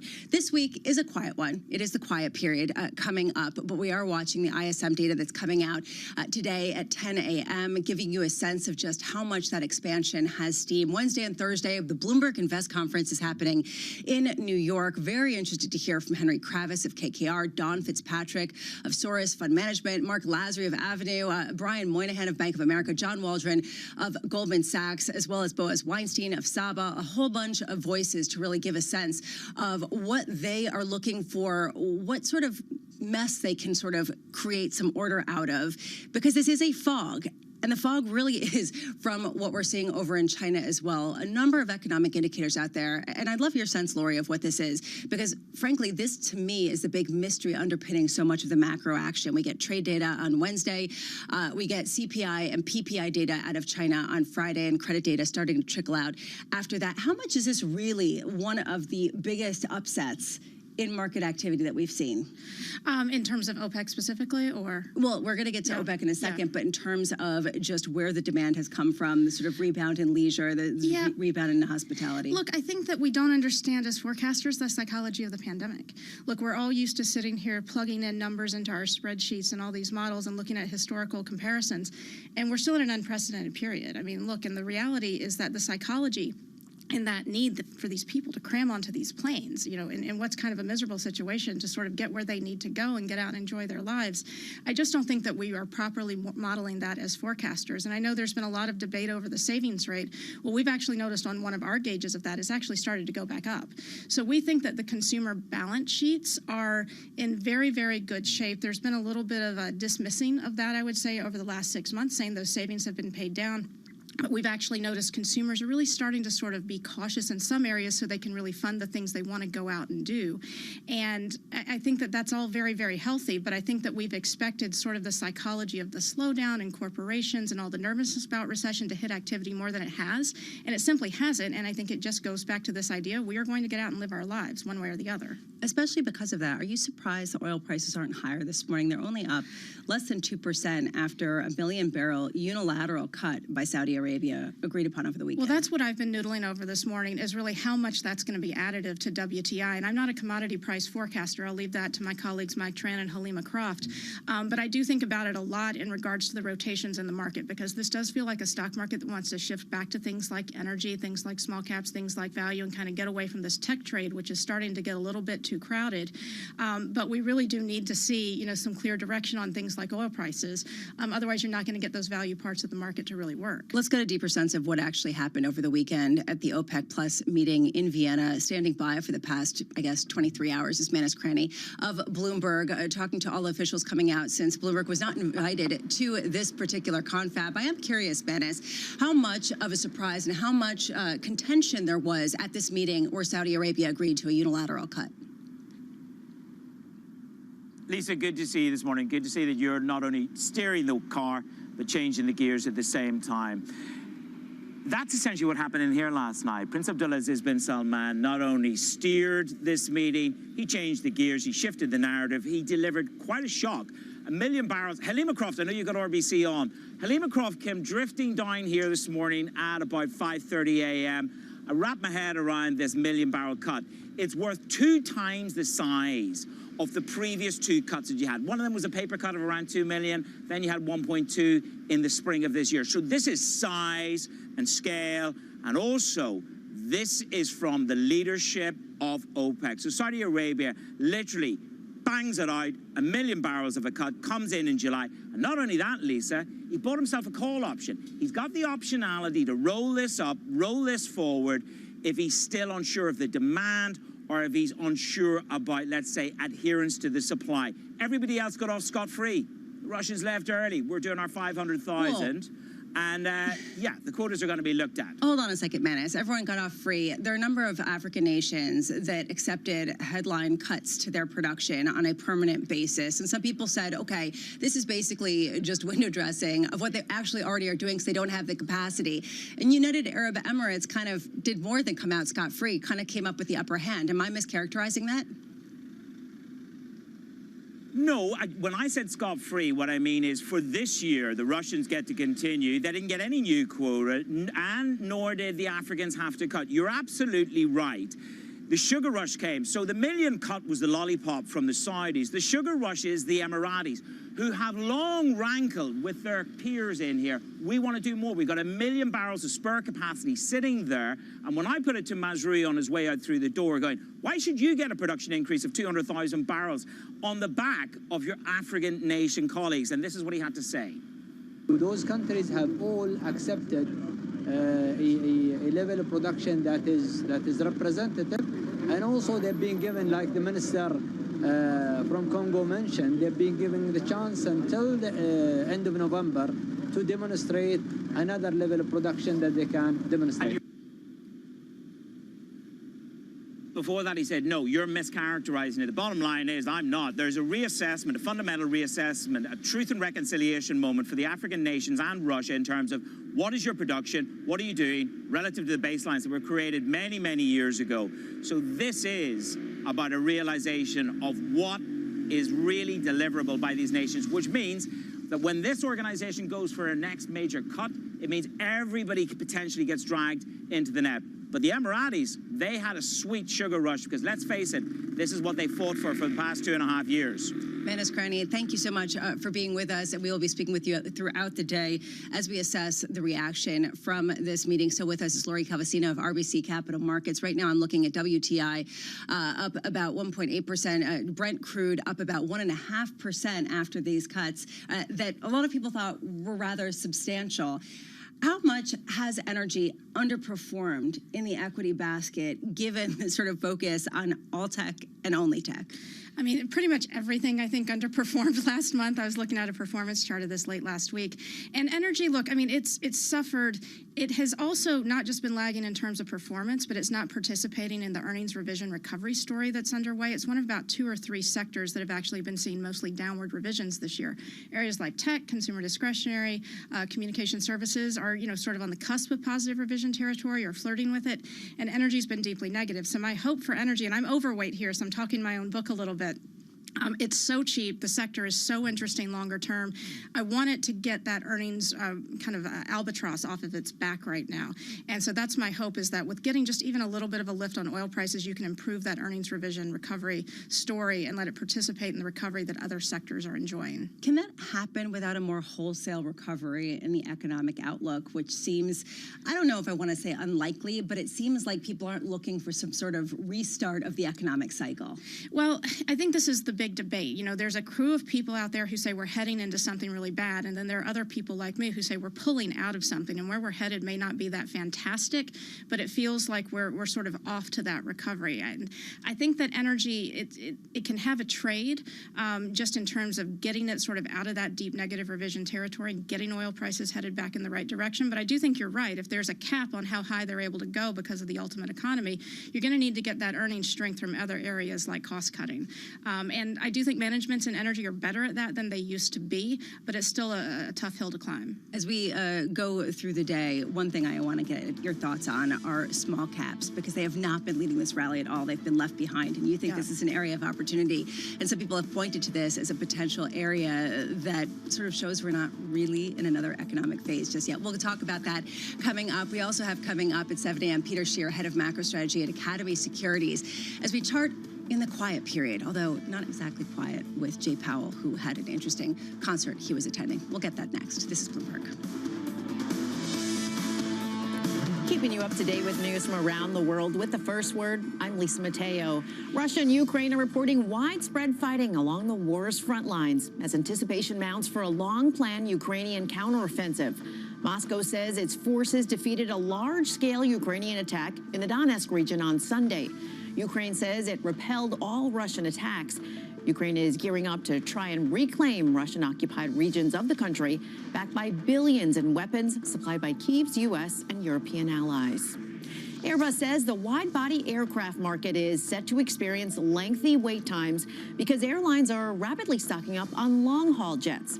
Airbus Chief Commercial Officer Christian Schurer spoke with Bloomberg's Guy Johnson from the IATA conference in Istanbul. We're still in an area of turbulence. You never know where the issue is going to come from.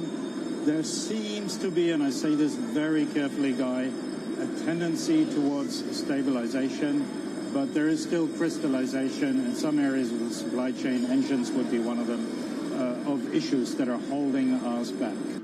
Airlines seeking to capitalize on the surge in travel are snapping up planes out of fear of being relegated to the end of the line. Oil advanced to open the week after Saudi Arabia said it will make an extra 1 million barrel a day oil supply cut in July. And that announcement came after a tense OPEC Plus meeting over the weekend. The move takes its production to the lowest level for several years following a slide in prices. Global news powered by more than 2,700 journalists and analysts in over 120 countries. I'm Lisa Mateo, and this is Bloomberg.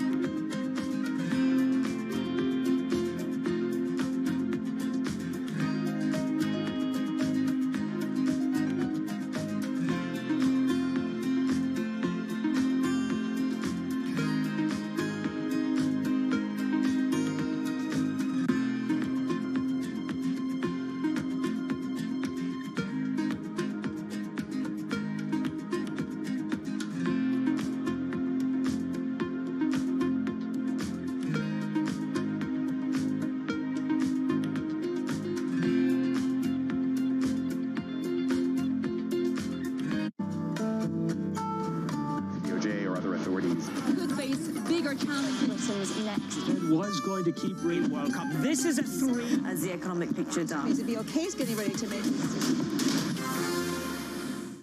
Welcome to the world of decentralized finance. You can see the massive gains for the OG crypto coin. The breakout we have all perhaps long awaited finally realized. We'll see if it sticks. Bloomberg's covering all things crypto, the people. There's no question this industry is composed of some bad actors and some good actors. The transactions. Volumes have surpassed $24 billion per day. And the technology. Stop talking about the technology. Start demonstrating the utility. Bloomberg Crypto, Tuesdays. Welcome back to Bloomberg Daybreak Europe. Good morning, good morning. This is Bloomberg Surveillance. Welcome to Bloomberg Markets, China Open. This is Bloomberg Technology. And welcome to Balance of Power. This is Bloomberg. Tuesday. Following the worst ever year on record, bonds are back. Bloomberg is live from PIMCO headquarters in Newport Beach, California, sitting down for exclusive interviews with CEO Manny Roman, income fund manager Dan Iveson, and more as the biggest names in fixed income reveal their bond market forecasts. It's a special episode of Bloomberg The Open with Jonathan Farrow at 9 a.m. Eastern, only on Bloomberg Television.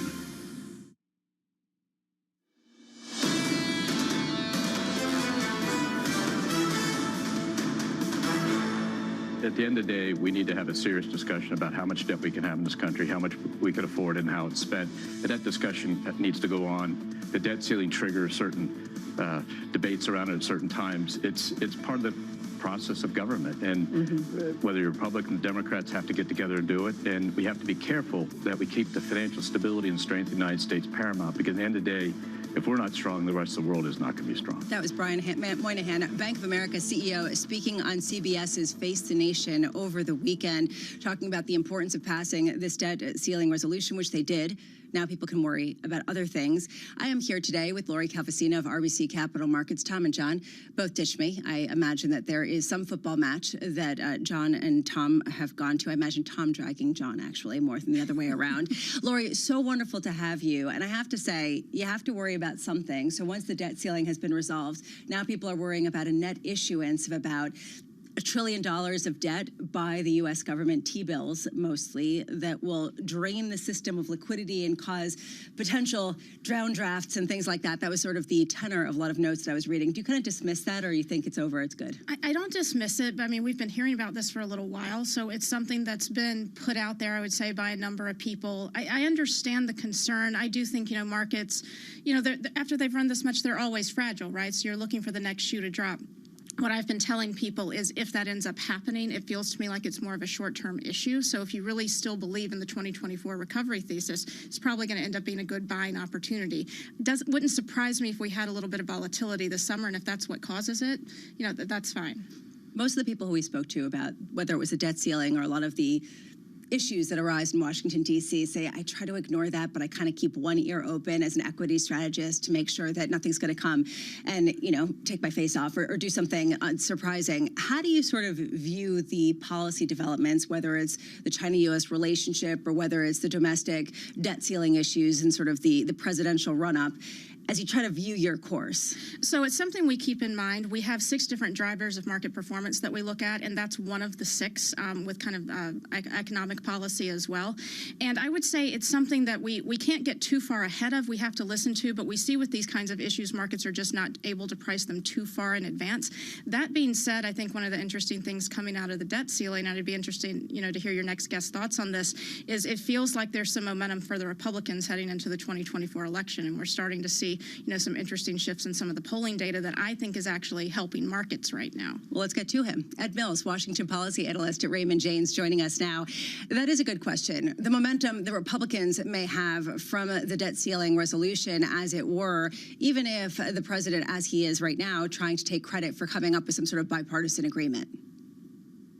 I would actually argue what you saw out of this that's underreported, Lisa, is that what was the big part of this from a DC perspective is there were a number of different landmines that could have gone off between now and the election that got diffused. I think some of those are going to be beneficial to Republicans, but arguably more beneficial to President Biden. The threat of a government shutdown has come down. What they did was pull forward the discussion of exactly how much should defense get, how much should non-defense get.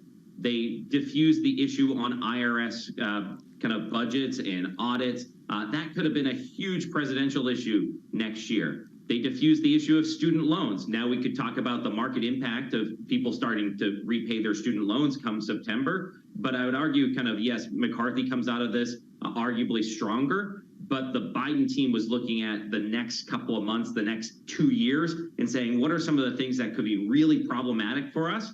And could we get it as part of this deal, as little as possible that we'd have to give to defuse those future time bombs? And I think that's why they think this is truly a big win for them. The problem for President Biden is that the Washington echo chamber right now and the political sort of talk shows are focusing more on his age than they are about coming to some sort of bipartisan agreement. And he's trying to say, look, I'm the one who can get these things across. Why can't you give me credit? And they all say, well, you tripped over a sandbag. How is he going to get out from under that? I don't know, Lisa. I mean, his age is his age. I think what he is trying to do and what the Biden team continues to kind of focus on is his accomplishments. In that what was the other big winner out of this debt ceiling debate was the middle held. What we have seen kind of through legislative success under the Biden administration is that not necessarily the extremes win. Kind of the last couple of years, it was Joe Manchin moving the party more to the center to the extent he had possible. And then with this, he's saying, look, the reason why you try to keep him as president, his argument would be, is that you get the middle, which is where most of the country is, to get those wins. And he points to the bipartisan infrastructure bill, the CHIPS and Science Act, in that kind of fight with US and China. I do think that the next thing that they want to do is something on energy permitting reform, more than what they just did, and a real focus on critical minerals, as well as supply chains as the top part of their agenda, trying to see if they can build on those bipartisan wins. So, Ed, I thought that was really interesting analysis about avoiding the landmines and kind of diffusing some of those over the next 2 years. But one of the things that struck me is that throughout this whole debt ceiling drama, Biden's unpopularity in the polling data rose. So I come back to the issue, all these things that he's accomplished legislatively. How sellable are those to the American public? How well is he going to be able to actually campaign on those?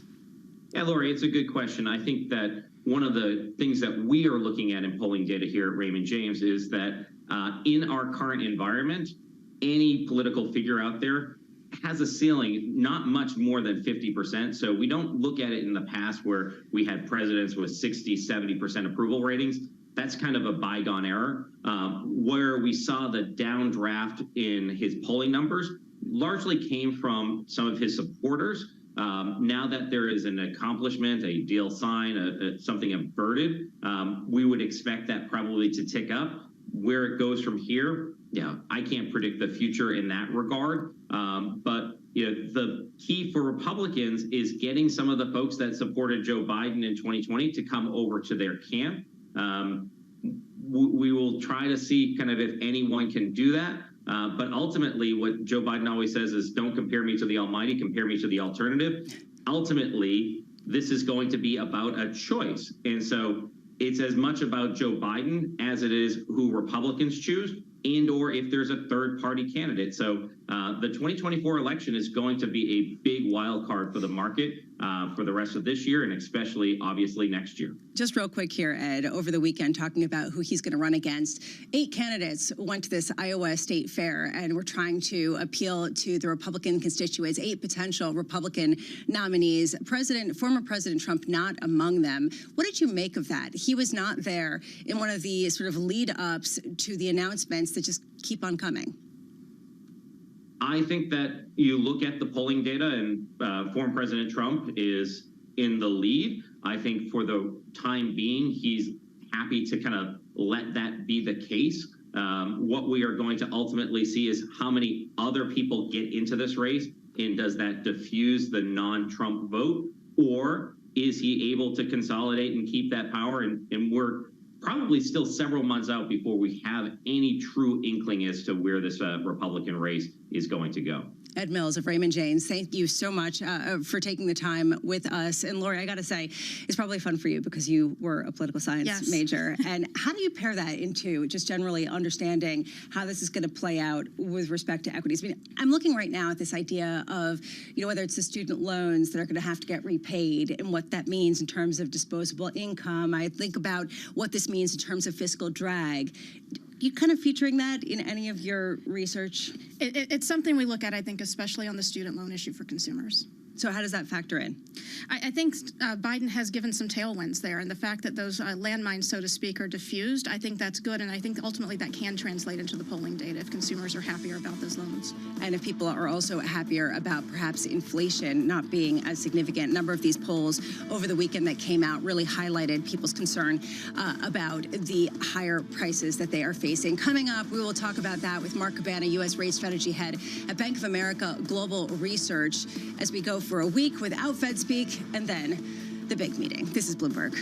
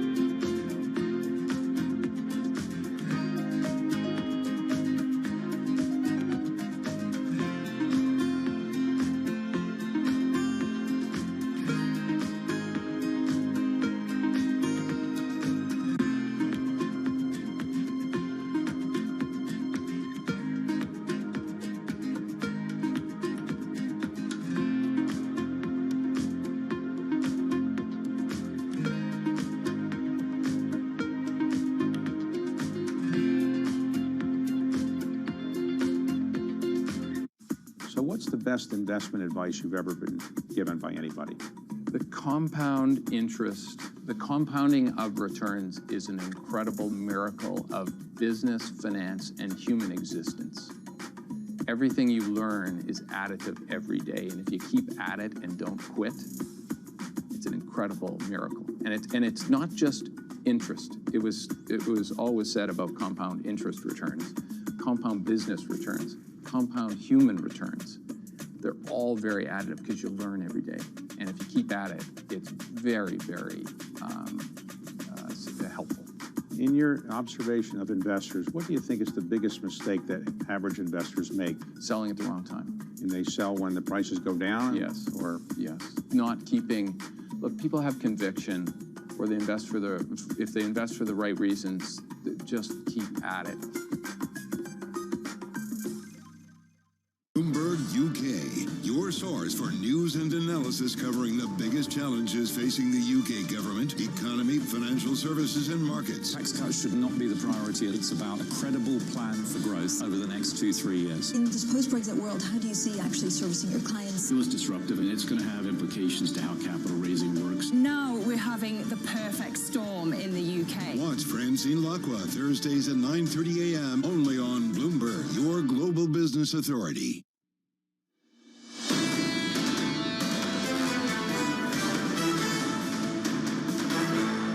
This is Bloomberg Surveillance. Welcome back. Tom and John are both off today, perhaps together. Suspicious. I'm Lisa Abramowitz, and alongside me today this morning for this hour is Lori Calvasina of RBC Capital Markets. Right now we are looking at markets with a little bit of a softer tone, although nothing that dramatic, especially after the melt-up of Friday, seeing a bit of softness in S&P futures as well as NASDAQ, basically unchanged. I mean, softness basically is perhaps an overstatement. NASDAQ futures down about 0.25%. The Russell is down about 0.2%. Crude bouncing after Saudi Arabia came out and said that it was going to cut 1 million barrels. They're going to reassess that at next month's meeting. But what's interesting about this is that it was done without concessions from some of the other OPEC plus members. Now we're seeing those shares, the oil prices up 1.9% on the NYMEX. We also have in the bond market, we have yields just a touch higher. This is heading into the quiet period as we reassess payrolls data from Friday. 10-year yields at 3.7%. You can see it pretty much the same across the curve as people expect there will be probably one more rate hike, but nothing to write home about. Not exactly runaway anything. What we're watching right now is also what's going on in China. There's a slew of economic data coming out of the world's second biggest economy and giving a sense, dovetailing that into what we can expect for the rest of the world and occur in Bloomberg Global Economy Reporter in Washington.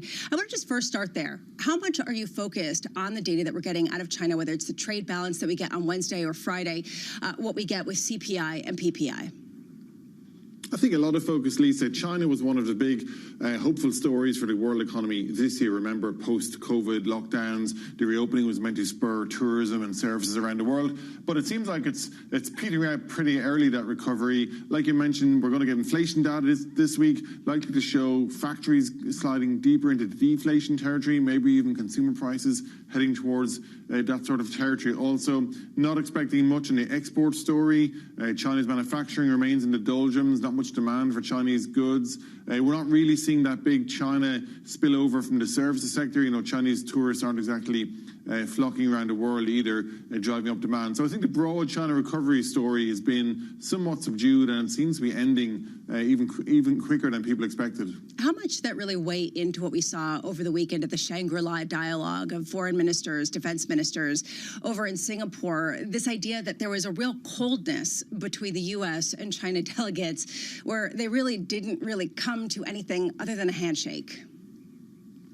Yeah, I think the geopolitical tensions really hang over the economic story, no doubt about it, in terms of investment and trade. Lisa, like you say, those talks in Singapore, it's an annual gathering of the defence officials, really didn't show much progress there. There was the handshake between the US and Chinese officials at the start, but then the speeches from each was pretty pugnacious, with China's defense minister talking, pushing back and making clear that they won't hesitate to move on Taiwan if necessary. The US Lloyd Austin making the point that, look, a handshake doesn't compensate for talks. He was critical that China refused to meet them for talks. So really, none of it pointed towards a broader reconciliation of relations between the world's two biggest economies. We know, of course, there are some steps happening in the background. We had that CAH chief making the trip to China, suggesting that perhaps both sides are looking to find some kind of middle ground here. But I think the central takeaway from the talks in Singapore is that those tensions remain very deep, and of course, Taiwan is at the center of it. Ed Curran, thank you so much for taking the time. Lori Cavacina here with us. And I'd love your thoughts on what we have been seeing in terms of tensions ratcheting up, and then investors all saying, but you know what, it's fine. And if you go into Korean equities, and if you go into Thailand equities, and you go into the international story in EM, you're going to do well. Do you agree with that? So, you know, I think Enda had a great point at the beginning where he said this optimism on China was one of the great narratives at the beginning of the year. And a derivative of that, it was viewed as a reason by the global investment crowd to be negative on the U.S. They want to take money out of the U.S. and put it into EM, put it into China. And I think we've seen that story take a massive hit. And, you know, we mentioned I've been traveling all over the place the last couple months. One of the things that I had seen in my travels until recently was that there was still a lot of complacency on China from global investors about that short-term narrative. So the fact that the data is not coming in as strong, we've been seeing this from U.S. companies for a while saying, there's still uncertainty about this China recovery story. A lot of these investors just didn't want to hear it. That story is gathering momentum. It's not just that it's negative for China, it's good for U.S. equities as well. So in other words, are you going more bullish? Have you turned more bullish in the past couple of weeks on the U.S. equity story over international based on this dynamic? So we really just make calls on the U.S., but we do look at this as one of the big cross currents, and we think that headwind is lessening. And you've actually seen on some of the funds flow data that some of the flows, say, into China, still positive, but are peaking a little bit, and things in the U.S. are stabilizing. Which is one reason why we've possibly seen also some dollar strength, and we can feed this all into the narrative. There's also, though, this big cloud overhanging, and we were touching on it earlier, and our next guest is going to really elaborate on it, which is that now that we've gotten some sort of debt ceiling resolution, we're going to have a lot of issuance. Basically, the U.S. has been holding off on selling debt. Now the expectation is for a net issuance of $1 trillion, mostly concentrated in T-bills. The focus right now is on raising capital. And, oh, yeah, how much of the money that's in equities, that's in higher rate, that's in lower rated bonds are going to have to come out and into those T-bills. Mark Cabana, U.S. rate strategy head at Bank of America Global Research, has been parsing through this to understand what kind of global tightening this could equate to. Mark, what have you found? Thanks, Lisa. So look, there is going to be a lot of supply in a relatively short amount of time. We expect that there will be $1 trillion or more of net new bill issuance from June, where we are right now, through the end of August. And for reference, the average annual net bill supply in the 5 years that preceded COVID was 200 billion. So quite literally, we're going to be getting 5 times the annual supply in 3 months. And that's going to have an impact on the front end. We have written that we think that this equates roughly to a 1 or maybe 2 money market rate hikes. Now, what do we mean by that? Well, what we expect here is that all of the supply will cause a cheapening of money market rates, of front-end rates, really of bill rates. And when we look at this, we use 3-month bills, which we think are the proxy for the bill market. In the last year or so, they were trading roughly 20 basis points rich to Fed funds expectations. And by the time all the supply hits, we think that they're going to be trading roughly 20 basis points cheap to Fed funds expectations. So that's a 40 basis point swing or so as a result of all the supply. And that's how we do the rough equation to a Fed rate hike or maybe 2 in terms of the overall money market impact. All of that basically equates to what a lot of people are saying is really negative right now for risk appetite. And Mark, before Lori asks you, because I know that she doesn't necessarily see it as quite as potentially bearish and she wants to get there, but I'm curious from your vantage point why you do think this is a massive headwind if it is tightening on top of whatever the Fed might deliver as well, given the strength that we've seen in the labor market. Yeah, well, massive headwind may be a little bit of an overstatement, but headwind? Yes, absolutely. All else equal, it is a headwind, simply because you are going to have a supply surge that requires an adjustment in the price of the front-end risk-free rate. Again, that's roughly equivalent to what the Fed does when they hike. This time, though, it's happening just as a result of the supply surge. And even if the Fed stays on hold, which it sounds like they do want to skip in June, even with the data that we had on Friday, if you get that, that's going to be, it's going to raise risk-free rates at the front end, and it's going to raise the price of essentially everything else that prices off of that at the front end. This includes short-term wholesale funding, it includes commercial paper, it includes CD rates that banks are offering. It's another essentially increase in the levels that are going to have to be paid on all of those instruments. So just two questions from an equity market perspective is one, how well understood is this by market participants in general? And two, how long is this going to take to play out? Yeah, so the market has done what we think is a reasonable job pricing in the expectation of all this supply. Is it 100% priced? Probably not. Is it more than 50%? Yes, definitely. So again, there's going to be probably a little bit more of a headwind as we see the supply really hit. And the supply is most notably going to start hitting this week. As we know, the president signed the law over the weekend. That clears the way then for new debt to settle this week. This week, you have roughly 90 billion or so of net new issuance from the Treasury, and you're going to probably see a similar pace of issuance every week for the remainder of this month, maybe for every month of the summer. So again, most of it is, well, there's a good understanding, I would say, in the fixed income world.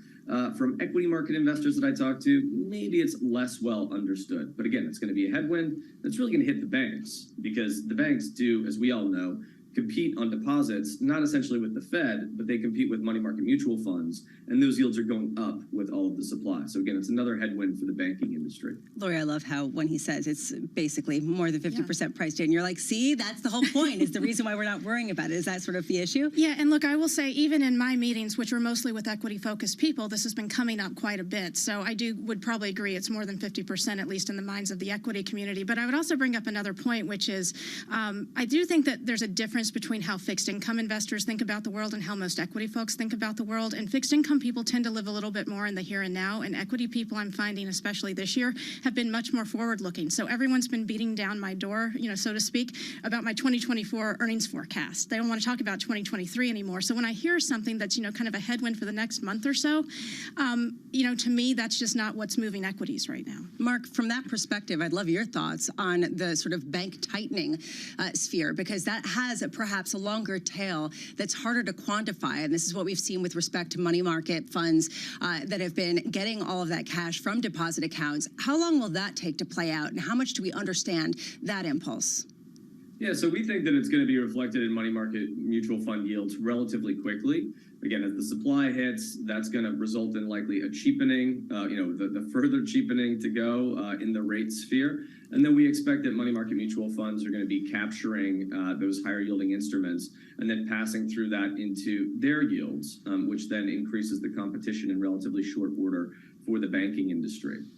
So again, we do think that it's going to probably have, we'll likely see it over the course of this month, if not over the course of the next several weeks.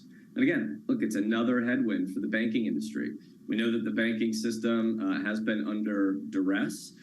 We know that there's still, an incremental ongoing increase in the Fed's emergency lending that is happening to some banks. And this is going to be another challenge that banks have to retain deposits amidst all of the other drivers of higher front-end money market rates. Mark Urbana of Bank of America Global Research, thank you so much for being with us. And Lori, I wonder how much that's really one of the things that's going to keep people from investing in the Russell 2000, frankly, in small caps and the banking sector. I was going to say, the most interesting thing I think Mark just told me, again, as an equity generalist, is that this is another reason to be cautious on the banks, and that could push people into tech stocks, which can keep the S&P afloat. Which is the reason why it's such a hard market to bet against, even if you are bearish in certain sectors. We'll to discuss that more in depth later. We're also coming up, we've got Alan Joyce, Qantas Airways CEO, to tell you all about 16-hour flights, 19-hour flights that cost a lot more. From New York, this is Bloomberg. Keeping you up to date with news from around the world with the first word, I'm Lisa Mateo. UBS expects to wrap up its acquisition of Credit Suisse as soon as next week. Credit Suisse shares will be delisted from the New York Stock Exchange on June 12th and the Swiss Stock Exchange on June 13th. UBS agreed to take over Credit Suisse this year in an emergency sale backed by the Swiss government, amid fears that the smaller troubled competitor was headed for bankruptcy. Morgan Stanley strategists anticipate a sudden pullback in corporate earnings will slam the brakes on a U.S. equity rally. That's a call at odds with Wall Street estimates. The bank strategists predict earnings per share for the S&P 500 are set to drop 16% this year. That's one of the most bearish predictions among those tracked by Bloomberg, and contrasts with bullish forecasts from the likes of Goldman Sachs, which anticipates mild growth. A defense forum in Singapore kicked off with a friendly handshake between Pentagon Chief Lloyd Austin and Chinese Defense Minister Ling Shangfu. But there were other signs that two nations could avoid an eventual collision, and an all-war like the one in Ukraine. Now, Austin chided China for its refusal to meet unless the U.S. lifted sanctions on Lee. Lee launched accusations of creating divisive alliances, bullying other nations, and seeking to contain China with its support for Taiwan. And top college golfer Rose Zhang has gone from NCAA champ to LPGA champ in less than 2 weeks. The 20-year-old captured the Mizuho Americas Open with a par on the second playoff hole against Jennifer Kupcho on Sunday. Zhang turned pro on May 26 following a historic career at Stanford. She's only the second player ever and first since Beverly Hansen in 1951 to win an LPGA tournament in her professional debut. Global news powered by more than 2,700 journalists and analysts. I'm Lisa Mateo, and this is Bloomberg. For the first, call it 18 years at Chipotle, this was you come into Chipotle along the line, you interact with the crew, and you customize your meal. We've got this separate make line, and it's digitized, and so the orders come in, and they're really kind of staged so that if you say at noon, I want to come in at 1 o'clock, we hold that order, and we will send it to the crew like maybe 10 to 1. Right. So it's ready right when you pull up your car. How do you manage these kind of two different staffing needs, right? Yes. And making sure you have the right amount of people Yes. at the right time. We spend a lot of time projecting sales. A lot of it is, it's part art, part science. We're trying to bring more science and more AI into it. Because if you get the right sales projection, then you know exactly what your staffing needs to be. So if you get the sales right, you can get the entire restaurant staffed perfectly. With just a couple people, our average restaurant now does about over $1 million per restaurant in digital sales.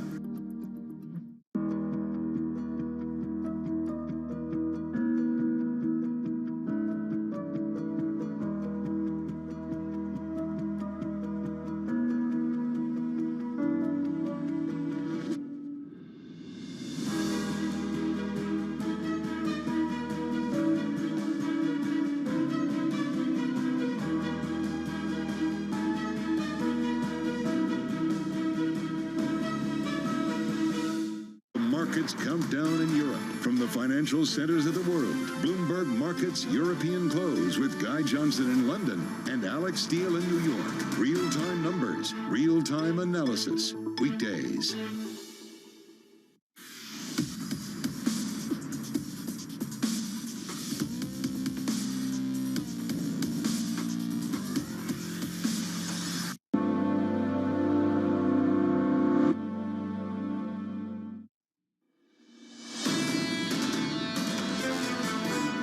Things are really busy. We had a great Memorial Day weekend, and forward bookings for the summer look really, really strong. I think the priorities, it would appear, have shifted during the crisis where travel has gone higher up. This industry is less sensitive this time to potential recession than other industries. Right now, the demand is very, very high. We have a long booking curve, and we're seeing people want to travel. Looking forward at their bookings shows that demand continues. There are some challenges there, but despite those challenges, we remain cautiously optimistic that this is going to be a good year for airlines. And this surprises exactly no one who has gone to an airport anytime recently. That was airline executives at the IATA general meeting in Istanbul over the weekend. And I got to be honest, Lori Kavasina here with me, Tom and John, both off today. Again, it feels like this is a secular shift where airplane travel is going to be more expensive and, frankly, a lot less enjoyable.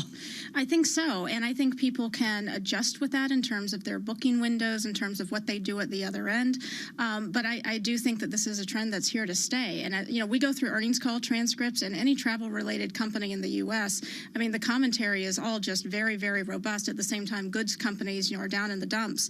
But the trends are real, and the spending power is there. Are you overweight that particular sphere? So we're actually underweight consumer discretionary stocks, which is where a lot of those companies are, but there's a lot of other stuff in there. But we are generally of the opinion that the sort of demise of the consumer has been prematurely written. Well, we will get a sense of that right now. Bloomberg's Guy Johnson is there with Alan Joyce, Qantas CEO, from the IATA General Meeting in Istanbul. Guy? Hey, Lisa. I hope Tom and John are fine. I'm sure John is enjoying the surveillance business jet as he takes his little trip over to California. I'm going to take you down under now, as you say. We're going to talk to Qantas. Alan Joyce is the current CEO of Qantas. As we know, he's going to be stepping down after 15 years. Alan, nice to see you. Good to see you again, Guy. You going out on a high? Demand seems to be really strong right now. Yeah, we are. I mean, Qantas is going to make a record profit this year. We said in the market update a couple of weeks ago up to 2.475 billion, which is $1 billion more than we were making before COVID. Our balance sheet's the best it's ever been. We're set up now to take a new aircraft every 3 weeks to renew our fleet and to grow our fleet. We have Project Sunrise coming in 26, which will change aviation and will increase our earnings by another 400 million.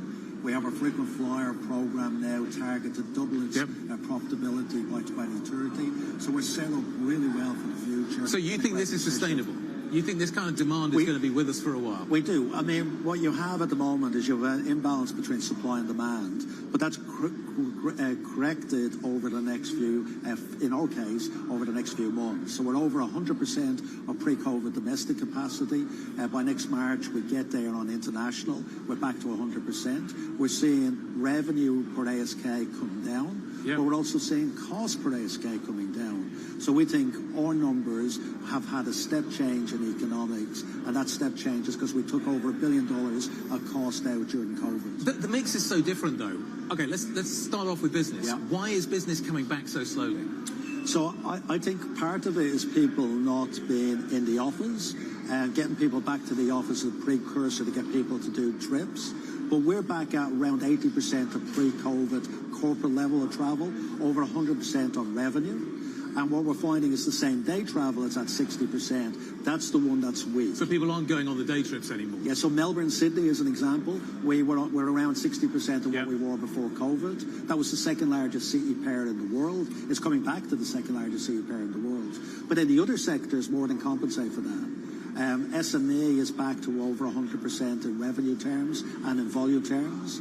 And we've got the leisure market running massively ahead of where it was before COVID, because people do want those leisure trips. And there is a balance. We were talking earlier, Guy, some of the corporate market that's not traveling are people that are working from different locations. So they might go to the Gold Coast for the weekend and have the Friday and Monday working there. So we're getting a lot more of those trips that are compensating for the corporate trips being low. The central banks are trying to slow the economy down, aren't they? The RBA's in the mix there as well. They are hiked aggressively.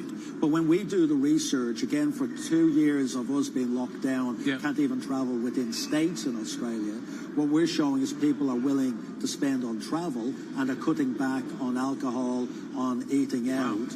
And in our research, there's a 30% more intent to travel domestically and internationally, and yet people are cutting back on these other areas. And when we look at with the desire to travel, the demand for domestic travel is twice what it was before COVID, and the demand for international travel is 80% more, and we have nowhere near that capacity to meet that demand. The Australian regulator out this morning saying the reason why fares are high in Australia is there's not enough competition. Well, the fares are high around the world, so does that mean there's no competition around the world? The reality is there's more competition in Australia than there's ever been. We have 5 carriers operating in Australia today. For decades, it used to be just 2, Qantas and Ansett. And this year alone, Jetstar will carry 10 million people for under $100. They're extremely low for airfares. We've democratized air travel in Australia because of Jetstar, and that's with this supply still being an issue. Next year, we're up to 115% of pre-COVID capacity, and airfares will come down even further. What's Chinese demand like? It's very weak at the moment. It's probably half of what it was before COVID. Do you think it comes back? Do you think it comes back to where it was? I don't think it comes back to where it was before COVID, but we're seeing other markets fill in the gap there. We've started flights to India that we didn't have before COVID. They're booming. We're seeing the Japanese. Is India the new China? I think for us, we think India has better growth prospects than China for us, and we're putting more capacity in, have a great deal with Indigo. And I think in North America as well, we're seeing huge boom in traffic from there and from Europe. So other markets are going to compensate, I think, for the Chinese market. Do you think the geopolitics is going to get in the way of the Chinese market as well? Do you think well, I think the relationship between Australia and China has certainly gotten a lot better with the new government. We're seeing the tariffs that were put on before COVID gradually being removed from products, and we're seeing that market certainly on for the business community rebounding. But I don't think on inbound tourism, I don't think it'll be the same as it was before COVID, because there was a lot of secondary cities served into Australia, which were highly subsidised by those secondary governments, which we don't think will come back. Did you get all the airplanes you want? You got all the engines you want right now? So we've got a big order in. We have delays. We had a 787s, 3 brand new ones, delayed by 2 years. We're just getting them now. We've got A320s and A321s arriving, and we've been informed of a 6-month, maybe up to a year delay on some of those aircraft. So there are delays, but the aircraft are arriving. This year we'll have 12 brand new aircraft arriving, and that's certain. We would have wanted more, but we are just managing those supply chain delays. Just very quickly, you're about to hand over to Vanessa Hudson. What are you leaving her to do? Vanessa's got to implement Sunrise, and she's been my CFO for 3 years, so she's fully behind all of the strategy. So implement Sunrise, take delivery of the new aircraft to change the international network, and double the earnings of loyalty over the next 7 years. So there's still a lot to do. There's still a lot to do. And she's very excited about doing it, and I think she's absolutely the right person to do it. Alan, it's been great speaking to you over the last 15 years. Thanks, Guy. Congratulations on those 15 years. I'll look forward to seeing what happens next. Thanks, Guy. It's a pleasure talking to you all this time. Alan Joyce, the CEO of Qantas. Lisa, back over to you. Thank you so much, Guy Johnson. Great work, as always, with the Qantas CEO. Lori Calvasina here with us. And I wanted to just get your final thoughts on the consumer discretionary, what you said, that you've been underweight. What would it take for you to get overweight, for you to say this is actually the beginning of a new bull market and a bull economy? So it's interesting. We cover small caps as well as large caps. And our big problem with the big cap consumer discretionary space is, frankly, just valuation. It's one of the most expensive sectors out there. If you look at the small cap consumer discretionary sector, it's quite cheap. And so we've actually been telling people, push down cap, go look at things like restaurants, some of, maybe the lower quality retailers, so to speak, more domestically focused, U.S. focused consumer stories as opposed to the more internationally, diversified stories. It's really that valuation pressure. I will tell you the one good thing we are seeing in the big cap consumer discretionary sector right now is that earnings revisions have been turning positive. So that is a very, very good sign and challenge to our underweight. Do you think that we've already had the recession that's just kind of rolled through in different sectors? Yes, and I think that's what's so hard to understand with consumer discretionary. You priced in a recession to the small cap stocks last year when the Russell 2000 made its 2022 low in the summer. Our model in small cap discretionary was 2 standard deviations below the long-term average on valuation, basically where it always goes in a recession. And it started to recover a little bit, but it's still cheap. Large cap never did that. It never experienced that. So we just haven't had that same buying opportunity. So heading into this week, it is a quiet week. People are talking about Jay Powell being at a Grateful Dead concert. We'll talk about that perhaps later, or perhaps we won't. But Lori, what are you looking for over the next 7 days to really get a sense of how to pivot right now? You've scared me. I don't think there's ever a quiet week in equity markets. But again, let's see how we manage this 4,300 test. Lori Calvasina, it has been so wonderful having you. Thank you so much for coming into the office. Very much someone who is hard at work and very much present. Right now, we are seeing basically no action ahead of a day, which is going to be perhaps uneventful, or perhaps that I have just jinxed it. We are seeing oil prices 1.9% higher. A lot's happening on Wall Street. There are so many factors at play today. It remains tight in certain parts of the economy. Need to catch up? This is Bloomberg Wall Street Week. I'm David Weston. We've got the information and insight. Crisis is too strong a word, and words like that get used a lot. From businesses most influential and instrumental. America's economy needs a diversity of institutions. That's something that Wall Street pays a lot of attention to. Bloomberg Wall Street Week, live tonight with replays all weekend on Bloomberg Television and Radio.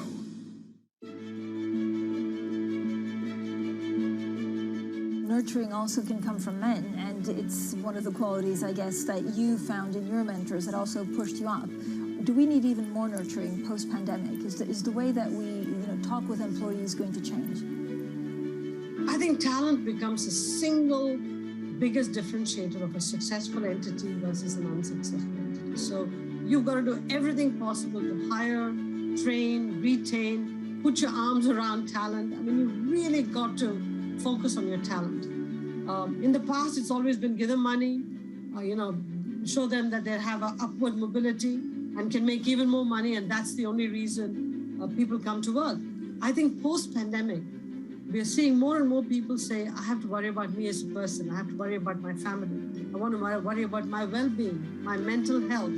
So we've got to start encompassing people as holistic humans as opposed to a tool of the trade, which means that we have to engage with them head, heart, and hands, not just head and hands. The heart has to be engaged. So we have to show more empathy, show that we care, that they're citizens of the community, they're members of a family, and all of those have to come into consideration as we help an executive or an employee be an employee and be a person of the community and the family. The stakes are higher.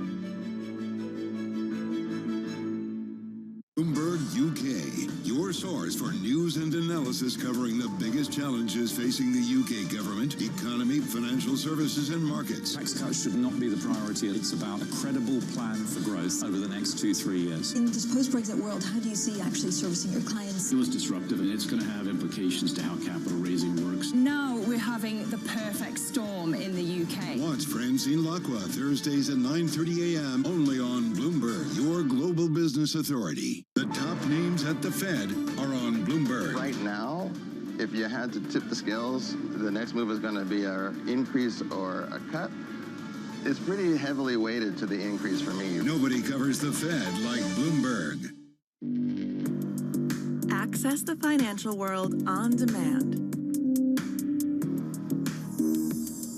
Hear from leading economists, policymakers, and industry experts via live and on-demand webinars, only from Bloomberg. Start exploring to see what's moving the markets. Visit Bloomberg.com/webinars.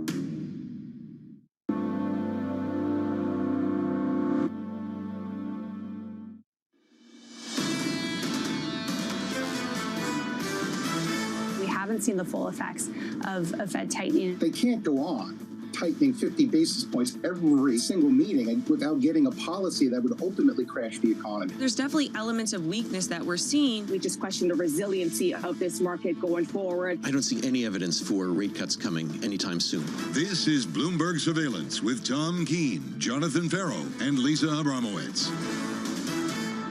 It's a quiet week, and John and Tom have gone quiet. They decided to take a long weekend. I am here. Lisa Abramowitz, Tom and John are both off, and I am so lucky because with me today is Peter Scheer of Academy Securities. Welcome back. This is Bloomberg Surveillance for our audience worldwide. Good morning. Good morning. Thanks for I should having say me. it twice. Thank you for being here. It's a quiet period for the Fed, and you think that it's a quiet period in more ways than one, where they're kind of being increasingly de-emphasized. Yeah, I think Friday was really a clear signal that the Fed is behind us. Maybe they hike once more, maybe they hike twice more, but that's it, right? We're kind of near the end of this, so we can start looking at earnings, where the economy's really headed, and I think we're in a stage where good news is going to be good news for markets, and bad news, if we get it, will be bad news. Are you relieved to not be focused on the Fed anymore? It would be. I think this is maybe the first time I feel like in at least 3 or 4 years, back to probably 2019, that the Fed is not driving investment decisions. They're still important, but I think they're a little bit out of the way. They're taking a back seat. Well, I will say that perhaps Jay Powell is a little less focused right now as well on monetary policy.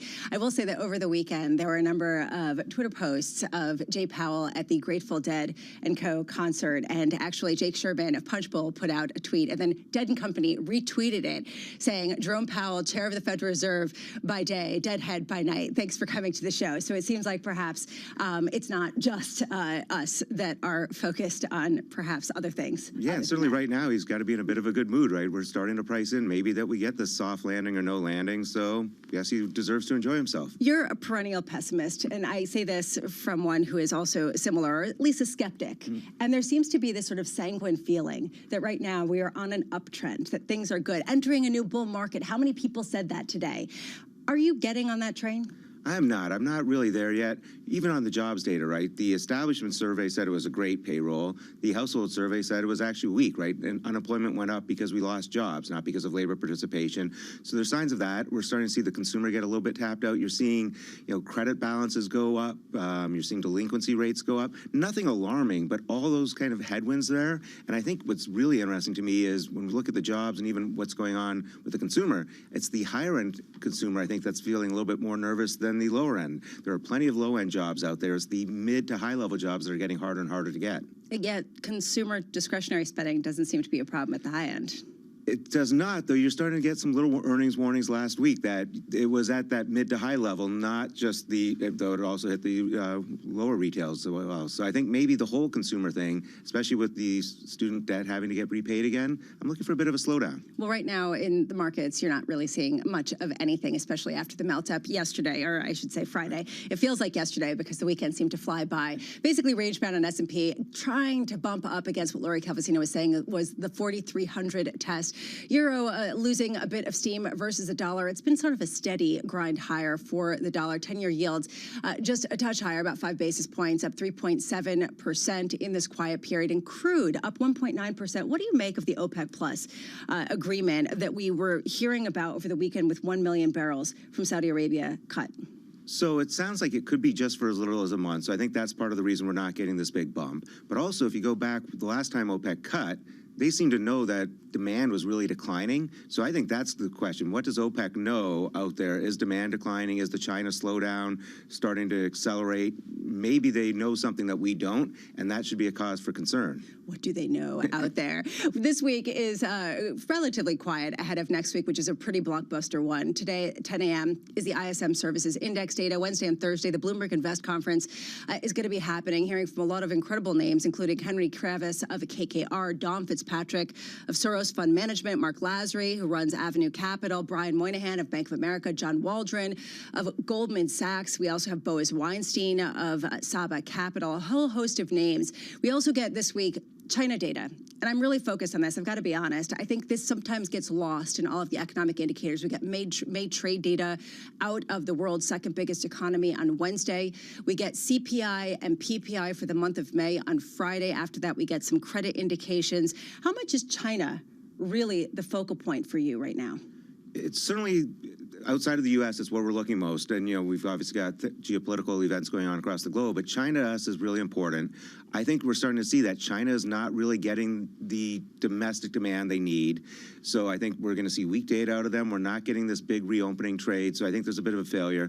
On the other hand, I do think that's going to accelerate this one trend that we've been talking about. I think we've talked about it before, this going from made in China to made by China, where China is going to start trying to more aggressively sell their products to the globe, and they're going to try and compete with us. I'm not sure how effective they're going to be, but that's how I see it. And I really think their strategy is going to be, they're going to offer products that are maybe 80% of the quality of what we have, but at 40 or 50% of the cost. And that's going to be the benefit. And I think it's going to look to a lot of emerging markets countries to start trading more and more directly with China. And I think that's the shift. And in 3 or 4 years, we're going to view China not so much as this big industrial land. They're going to be competitors on the final product side.